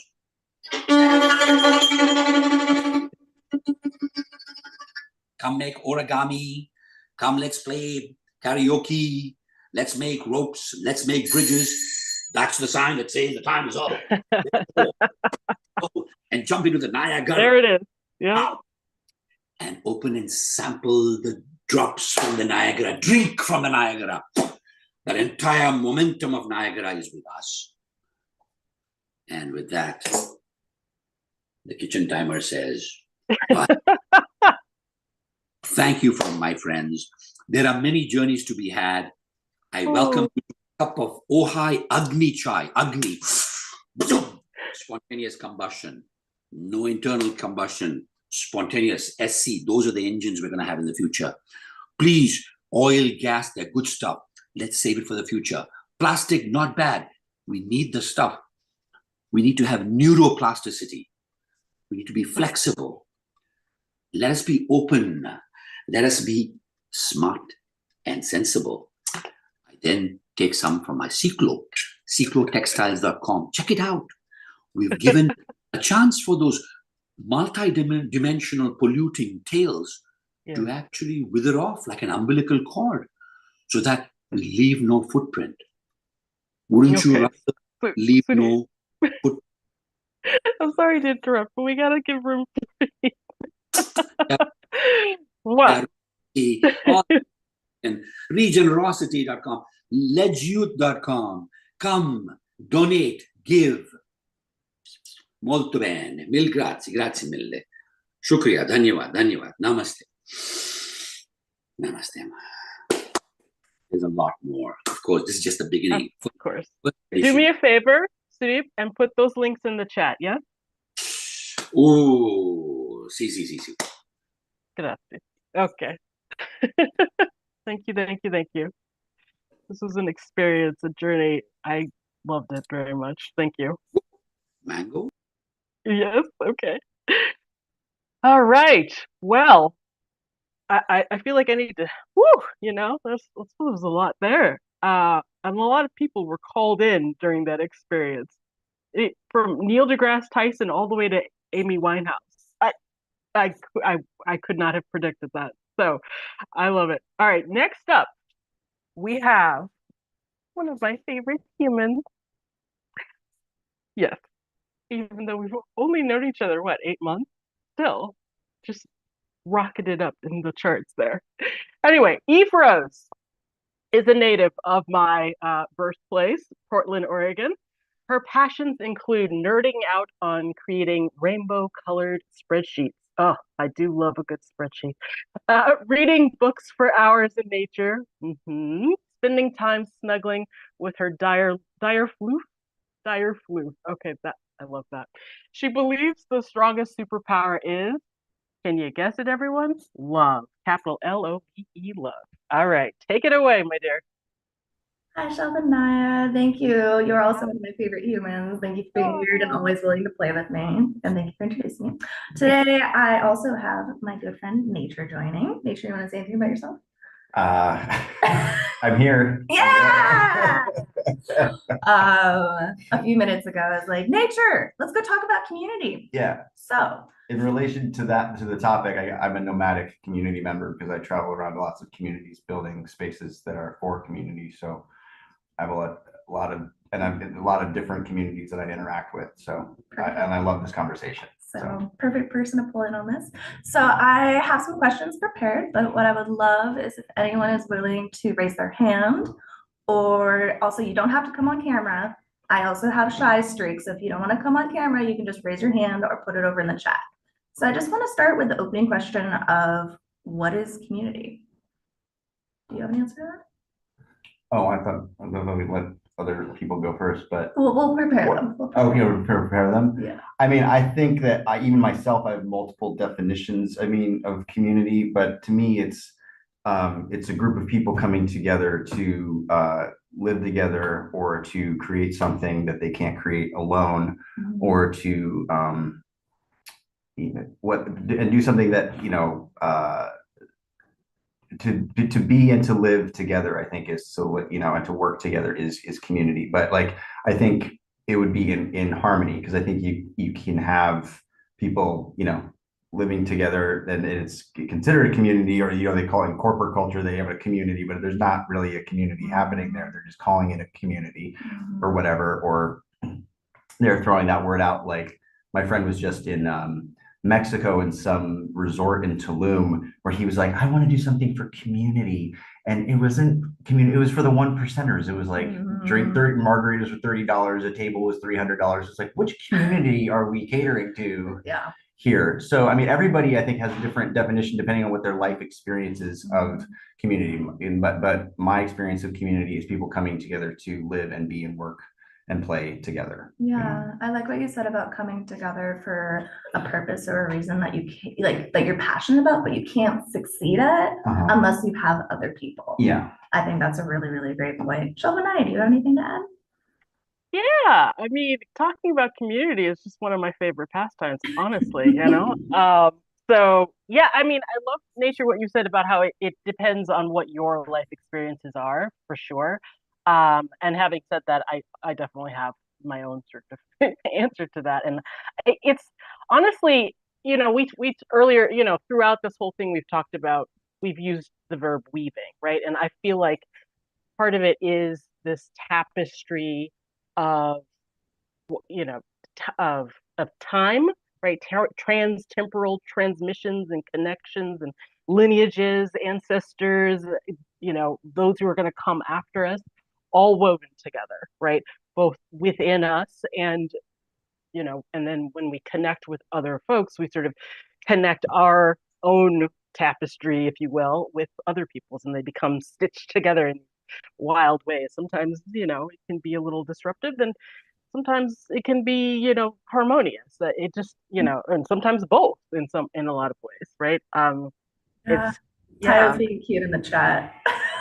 What happened? Cute in the chat. Ah, yes. Yes, there we go. Pod 11. So for me, my project that I'm still working on creating is I'm going to be making a docu-series about different community living situations. Starting here in Oregon, well, I'm not in Oregon, I'm actually in California right now, but starting in Oregon, where I live, probably visiting Eugene, Oregon, and there's different areas around Portland, and just making short videos about how does community created, and what is the purpose, and like what has worked for these groups and what has also failed, because I often feel at least this might be my take, and I would love to hear if anyone else has an opinion on this, that often when community is talked about in the media spotlight, it's through the lens of a cult. Like they like to throw the word cult out. It's not often that they're really providing examples of positive, thriving communities, and they are out there. And I think that if more people had the ability to see these examples, more people might actually realize like, wow, living in community means that I'm more taken care of, like at any age of my life. Like there's a lot of support that comes through living through community. So my project that I will be working on over the next year is creating this docu-series. Yeah. Quick question for you. What? I wonder this idea that, you know, that folks like to bring in the cult, right? Which, oof, yeah, I wonder if part of that is a longing for a thing that isn't well understood necessarily, even though it's deeply within us. Like, you know, we're communal beings. Yeah, we used to live in tribes. We used to be able to support each other. It's like when we had something, our tribe had it. When they had something, we had it. And now, I mean, if we're going to go into the history, we could go into the whole like agricultural history of when we started to put these lines across property, and believe that owning something for ours and for like we and ourselves was more important than for the actual like wider we. Yeah. So I just think it's really fascinating, and I really want to provide, as I'm calling it, the sexy alternative for people to realize. You like that? Yeah. For people to realize that there are different ways of living out there. You don't have to live by yourself. You don't have to think like it's a very, society has gotten very lonely, and I don't think it needs to be that way. And even if you're like, I don't want to live in a house with like 15 other people, that's just not my way. That's why they have tiny home communities where you can have your own personal space while still sharing it with others. So yeah, I'm just fascinated by how do we do this, and how do we support other people who might not have easy access to this kind of information to learn about it. Yeah. That's a very good point. Yeah. Does anybody else out there have something to say? Yeah. I'm gonna start calling on people that I know that are out. Hey, Tayo. Or I know Dennis always got something to say. Ian. Should we move to the next question? Yeah. Okay. Next question. So here I'm gonna ask you this one because you said that you're nomad. Have you lived in any community living arrangements or community-based projects? Yeah, a long time ago, I lived in Portland, actually. I lived at the Tryon Life Community Farm, which is on the edge near town, near Lewis and Clark College, and actually helped with the community save the farm from turning into a development. And it was one of the most beautiful times of my life, and challenging, but that's relationships in general. And basically you're entering in a relationship with like 15 people, you know, and committing to living together and being together and sharing resources. And that can get complicated. And I learned through that, you know, it wasn't the people, it was just more like the how to balance my own sovereignty with being a part of, you know, community. And I loved like all the people I lived with. But we didn't have really enough land for 50, we had 7 acres and 15 people on the acreage. And it was just like the community was always trying to take on more than it could. Like I always remember the one night that we went over our bullet point sheet of all the things the community want to do. There are like 10 of us in the room. There's like 80 bullet points on this sheet of what the community's goals and projects are, and it was just a headache. But there's still a thriving community. It's very transient. People still come and go from that community, but they're still there, but they're small scale. And I think that people have big ideas and dreams and visions of living in community, but I think that because we don't know really how to live in community, and the interpersonal dynamics of living with people is the #1 cause of failure, is like start small and grow, get a core of 4 to get along and live together, and then, you know, kind of grow out, you know, from there. Yeah, that's a really great point. And actually, I grew up in the Tryon Creek Forest, so I know that community really, really well. Yeah. And I think that was a shining example growing up, knowing that community was there. on such a property that like, was close to me and also was very nature bound. Yeah. Tayo, I see you on film. Do you want to come on and say something? Oh, you're muted. There you go, friend. Hey. Hi. So we are talking about community, right? What Okay. is community? Have you ever experienced community and what form? How to create it, if you got anything like that. What I experienced. But I believe my belief is everyone can do, everyone is capable. So in a community, I mean, ideally I want, people to support each other, but I don't want to incubate like energy vampires. Yeah. No, it's true. That's totally fair. Like people who have to be helped all the time. I want us, I want us to like always realize that we can do, like we have ability to do, we have ability to fulfill ourselves. Therefore, that fulfillment, when we become fulfilled, it's just gonna leak out that fulfillment. So therefore, it's just gonna we can effortlessly giving giving. We become givers effortlessly. So in terms of the community I'm happy to be with is that kind of effortless. Sheldon and I were talking about effortlessness a few days ago. Because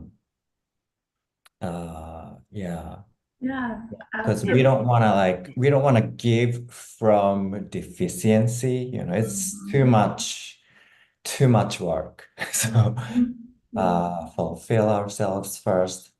It's just gonna leak out naturally. That kind of effortless community. For me, as we were talking about, that's something that kind of came up. It's like trusting someone else. There has to be trust in those that you're sharing community with, to know that they have your interest, like your best interest in mind.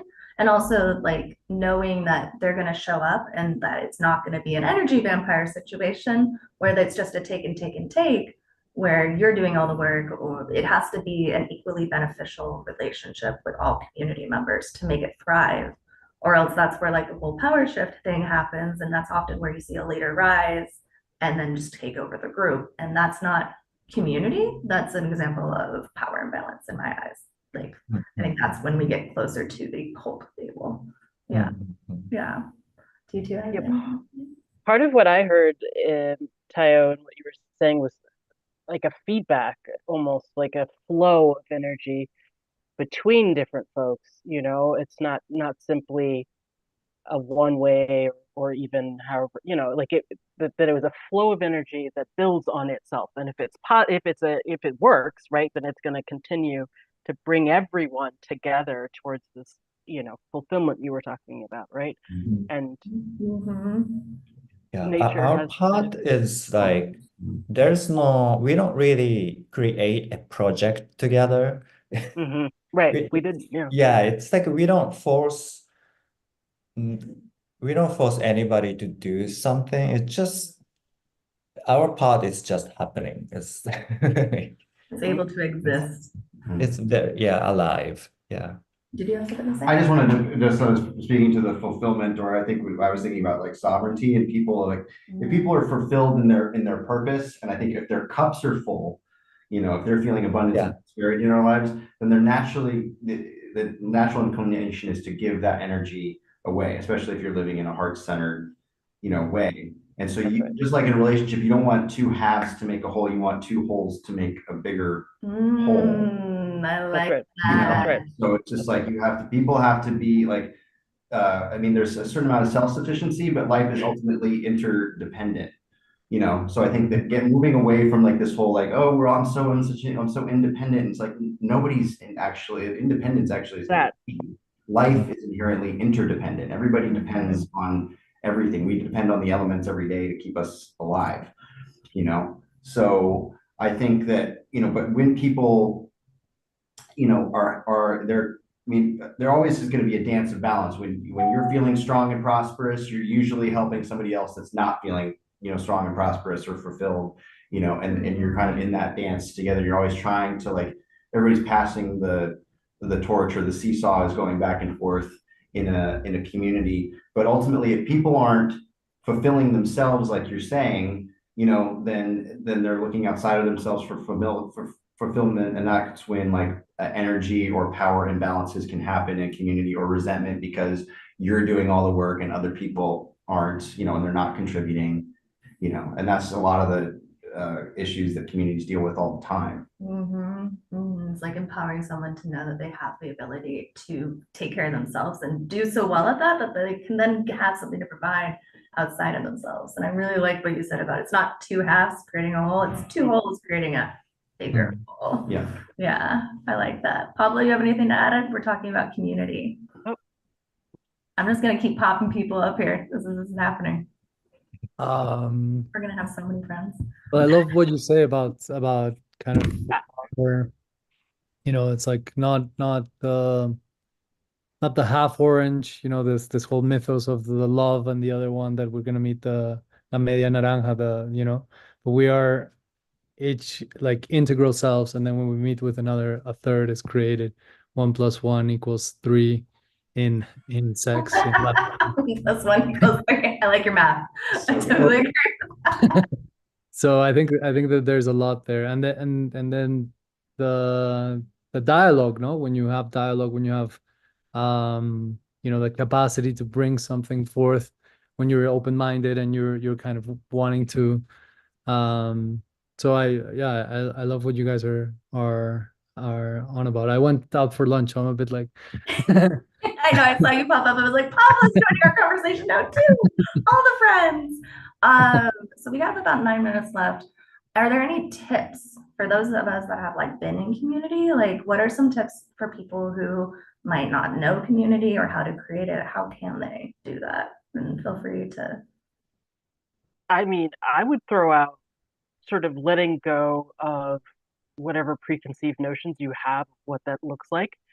And I'd extend that even farther. Nature, you were talking about, you were describing an experience I know quite well, which is where folks there's this imbalance, right, in terms of the work that needs to be done. So kind of throwing that out too, like, that yes, obviously there are things that need to happen so that we can sustain our lives. But like, instead of making a chore chart, like, let's talk about like what's underneath the chore chart, right? Like, what is it that we want a clean house, right? We want a clean house. We want to know where to find the spoons and the measuring cups, right? Like, basic stuff. And when you get down to the core of it, like, why do we want to be in community? We want somebody to see us. We want somebody to be able to talk to. We want someone who's going to notice when we're depressed and like not leaving our house. Like, hey, what's going on? So yeah, I could say so much more, but I'll open up the space to my community. Yeah.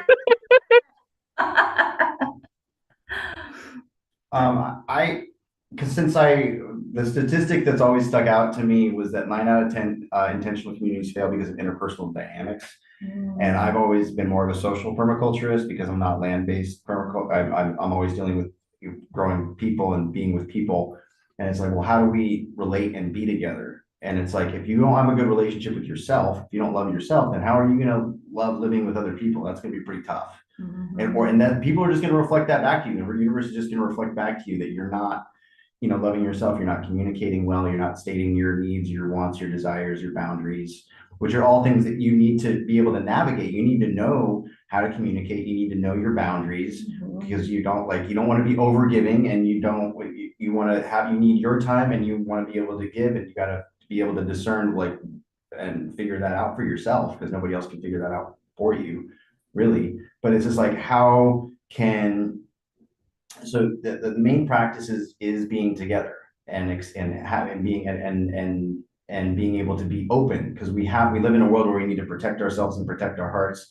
So getting to a place of knowing and trusting the people, that so I can be vulnerable, I can be myself, I can be intimate with you, not necessarily physically. There's whatever spectrum of intimacy, emotional intimacy, intellectual intimacy, sharing, because we want to share deep thoughts and experiences with people as part of community. And in order to get to those deep places, you need to practice being together and doing things that build team building, the things that build trust, things that build communication, character, and build bonds. Because you were talking about weaving, we're trying to weave it. It's not going to stick together if it's not tightly woven.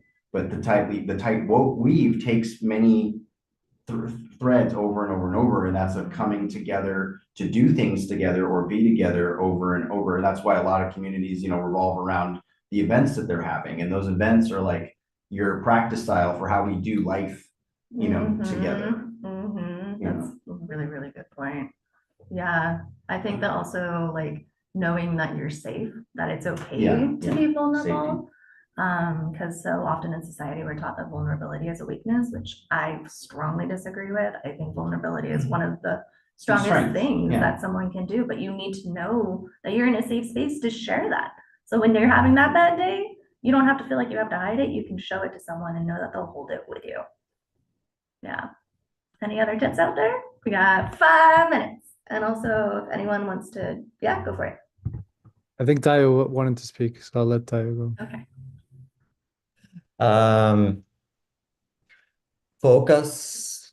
Focus yourself, I guess. Means, just be as you are, then you can let others be as they are as well.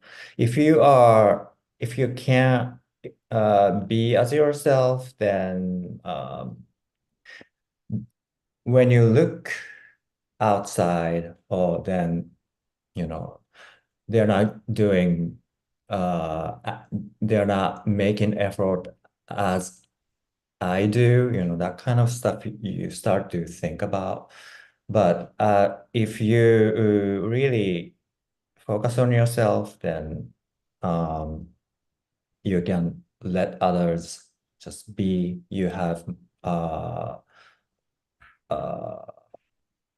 love towards yourself, then naturally kind of you can see others through compassion without judgment as well. So Closing remarks, Pablo? No, I wanted to say that something that has helped me bridge communities kind of locally has been kind of coming from the wanting to meet new people, or wanting to meet, but perhaps not in the normal spaces that people often go to meet people, which are like bars and clubs and going partying. But like, if you create a container, for example, for me, it was a drawing club that I created. So like, people would come and we would take turns kind of getting naked, drawing each other. And people would love to come, and it was just like a very interesting way to meet people outside, of kind of the realm of alcohol and partying and that type of thing. And also like organizing yoga or walks or things that perhaps are and then there's kind of a certain kind of self-censoring filter of the type of people that come are already kind of aligned with kind of this vision, like people that like to trek, people that like to do yoga, people that like to draw. So these kinds of environments have been really interesting to build communities and connect with new people that I would have not known otherwise, because either they're in different social circles or they're shy or they're whatever reason. So I think that kind of that proactive thing of like, hey, that would be kind of fun to do. Why don't I organize it? And then and sometimes a lot of times people don't show up. but I think that but what they do is great. a great resource for anyone that's listening, that's interested in like trying out community and not quite ready to create their own intentional community, is a website called meetup.com. It has a bunch of different groups, kind of like what Pablo was talking about, where if you're nerdy about sci-fi books, go meet other people who are nerdy about that. There's ways to connect about like your passions with people who might also be, and it's a great way to like safely practice instead of like, I'm gonna go buy a piece of property and we're moving 15 people out and it's totally gonna work. You know, take those baby steps to build, like nature was saying, find those 4, and then from those 4, when that works, keep building it.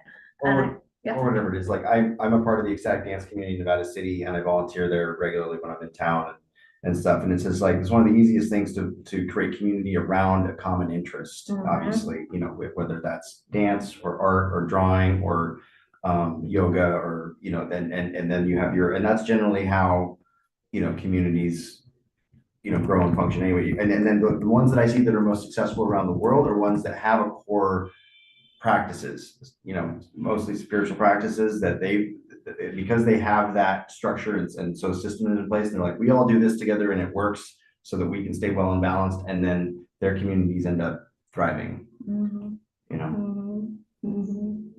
Well, thank you, my friends, for joining me spontaneously and talking about community. And I think this is a great example.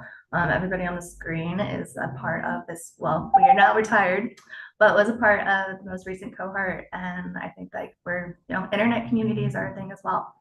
So yeah, I love all of you. Okay, I'm going to pass it back to Shelfanaya now. Thank you, everybody. Thank you. Right on. Thank you. Thank you. I love that discussion was also the answer to the questions that you were asking. Well done. All right. So next up, we have Nadim Hamdan. Hang on one second.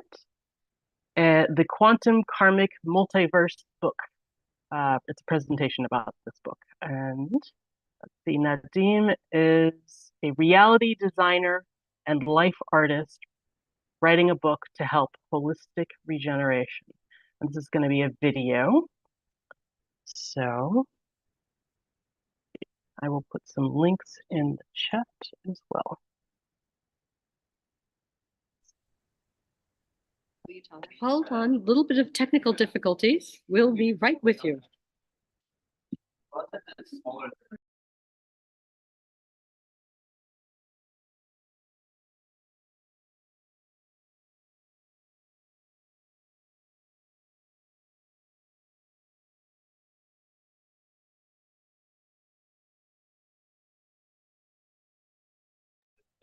One moment.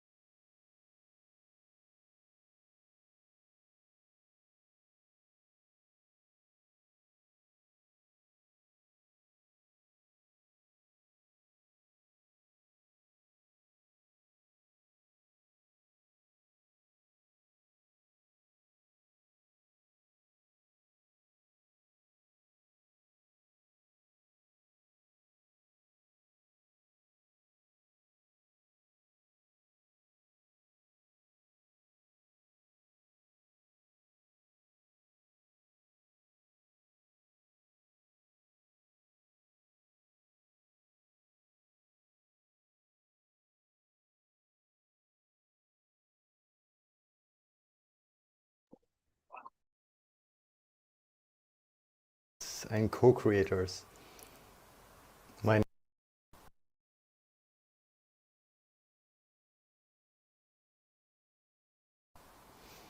Hello, beautiful sisters and brothers, fellow designers and co-creators.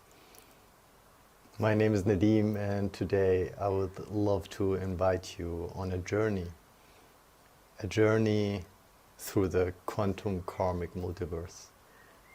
Now, it's a book that I have co-created together with the universe and with beautiful people like you who I met on my journey, studying the design.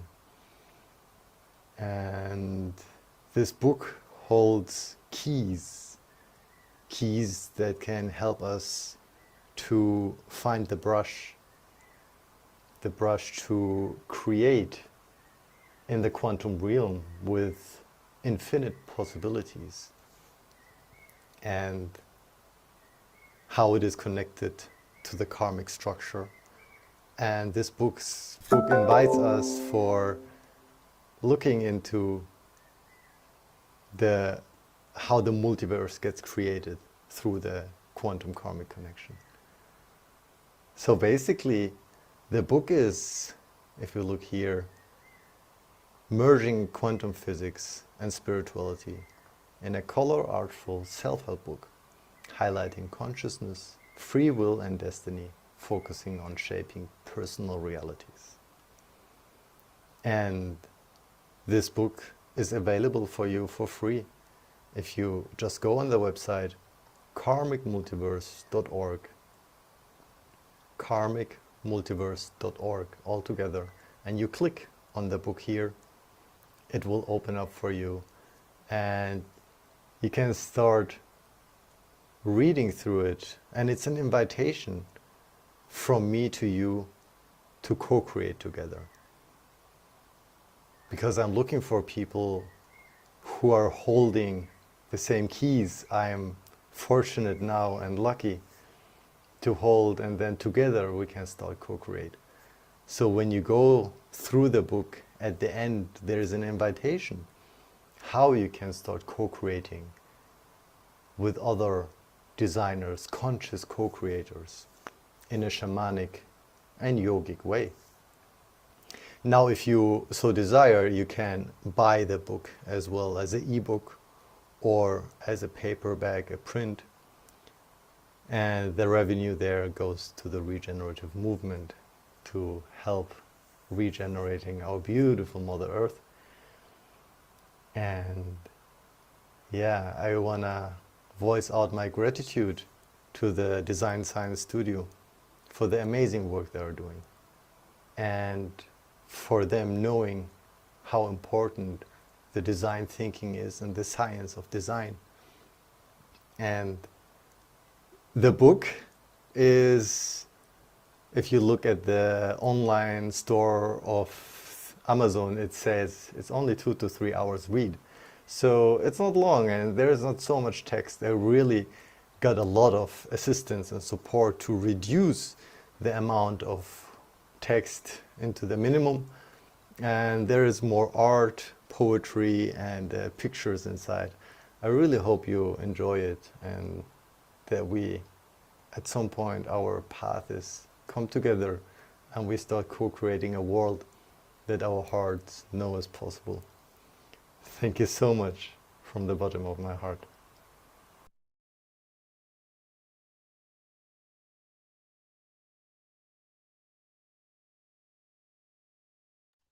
All right, all right. Thank you, Nadim.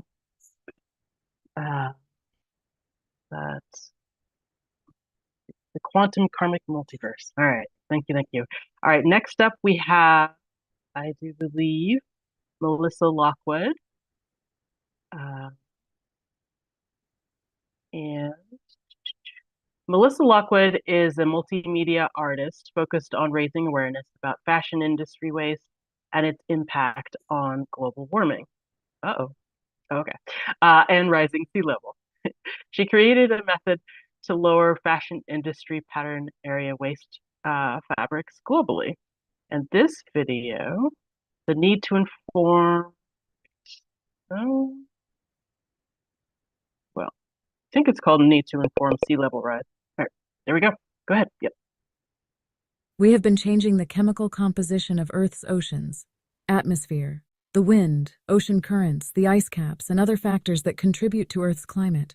These shifts in rainfall, temperature, sea level, and more can alter entire landscapes and severely disrupt the ability of organisms and ecosystems to function. Through the use of fossil fuels, we are simulating a natural disaster, like an asteroid hitting the planet or major volcanic eruptions that would alter our atmosphere, causing climate change severe enough to cause planetary extinction, and then the genesis of new species and environments on Earth. As to NASA's JPL's satellites research focused on sea level rise, it has been determined that the sea levels are rising, and as a planet, we need to learn to journey toward a future where the sea levels will be many feet higher than today. What has been set in motion in global warming is not quickly reversed, and the impending sea level rises cannot be stopped in the near future. But when we stop creating polluting emissions, we can reverse climate change and begin to stop sea level rise and its damage. By changing what we do now, by reducing the use of fossil fuels and other greenhouse emission-causing substances, we can slow and stop the changes, so the Earth can recalibrate without a major planetary reset that would cause mass extinction.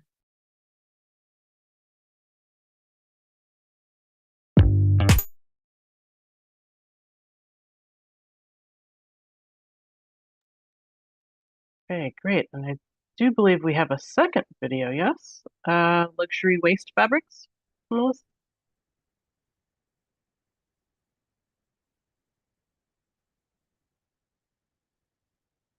The images Melissa made are of luxury fabric waste, which along with fast fashion creates pollution, and we need to lower the waste to help our planet recover from global warming. Give a second.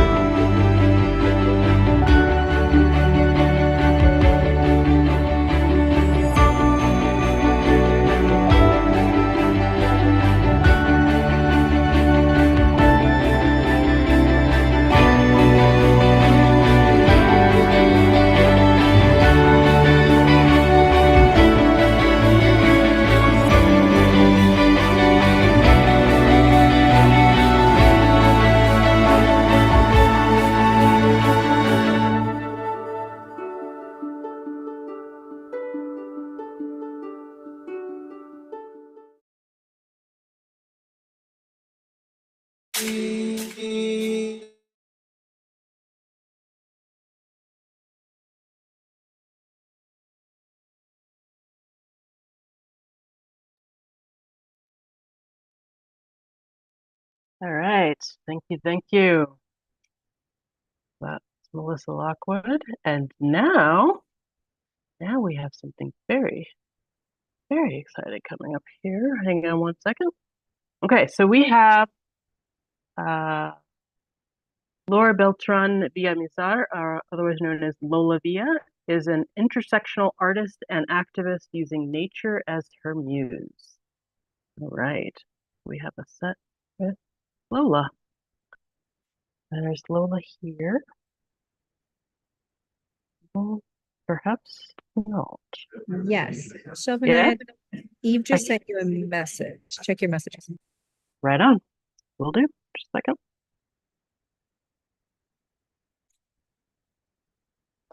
Hang on one second.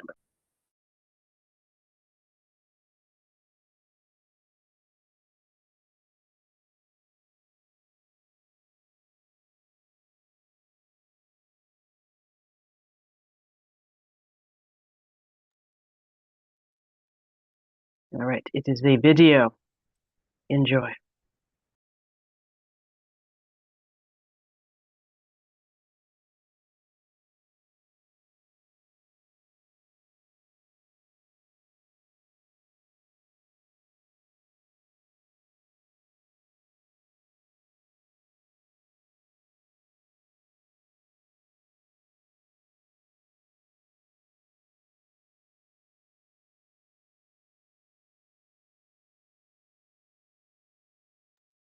Apologies, it will be just, hang on one second.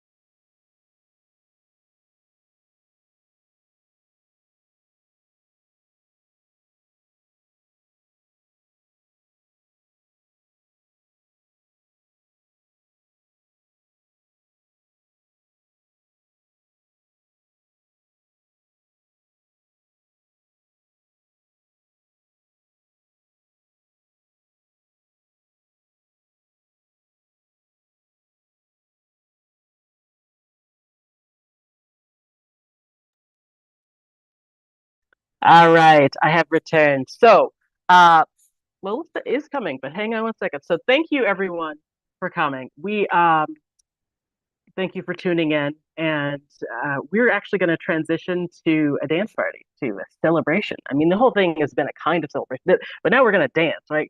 So that's gonna when Lola's music is going to come up, and so we're about to for those of you out there watching the live stream. First of all, thank you, right? You are part of this community. You're part of this experience that we all co-created. So thank you for being there, and obviously anyone can watch it later on. So we're actually going to close the live stream shortly, and the Regenerating is going to continue for the next few days, full days in San Francisco. So if you're headed there, you know everyone there will be delighted to see you. Otherwise, there is going to continue to be live streamed content. So check the website for that information. And yeah, like I said, thank you for coming. Thank you for tuning in. Thank you for participating and including your energy and your presence to this experience, to Regenerating, to the floating city. Yes, thank you.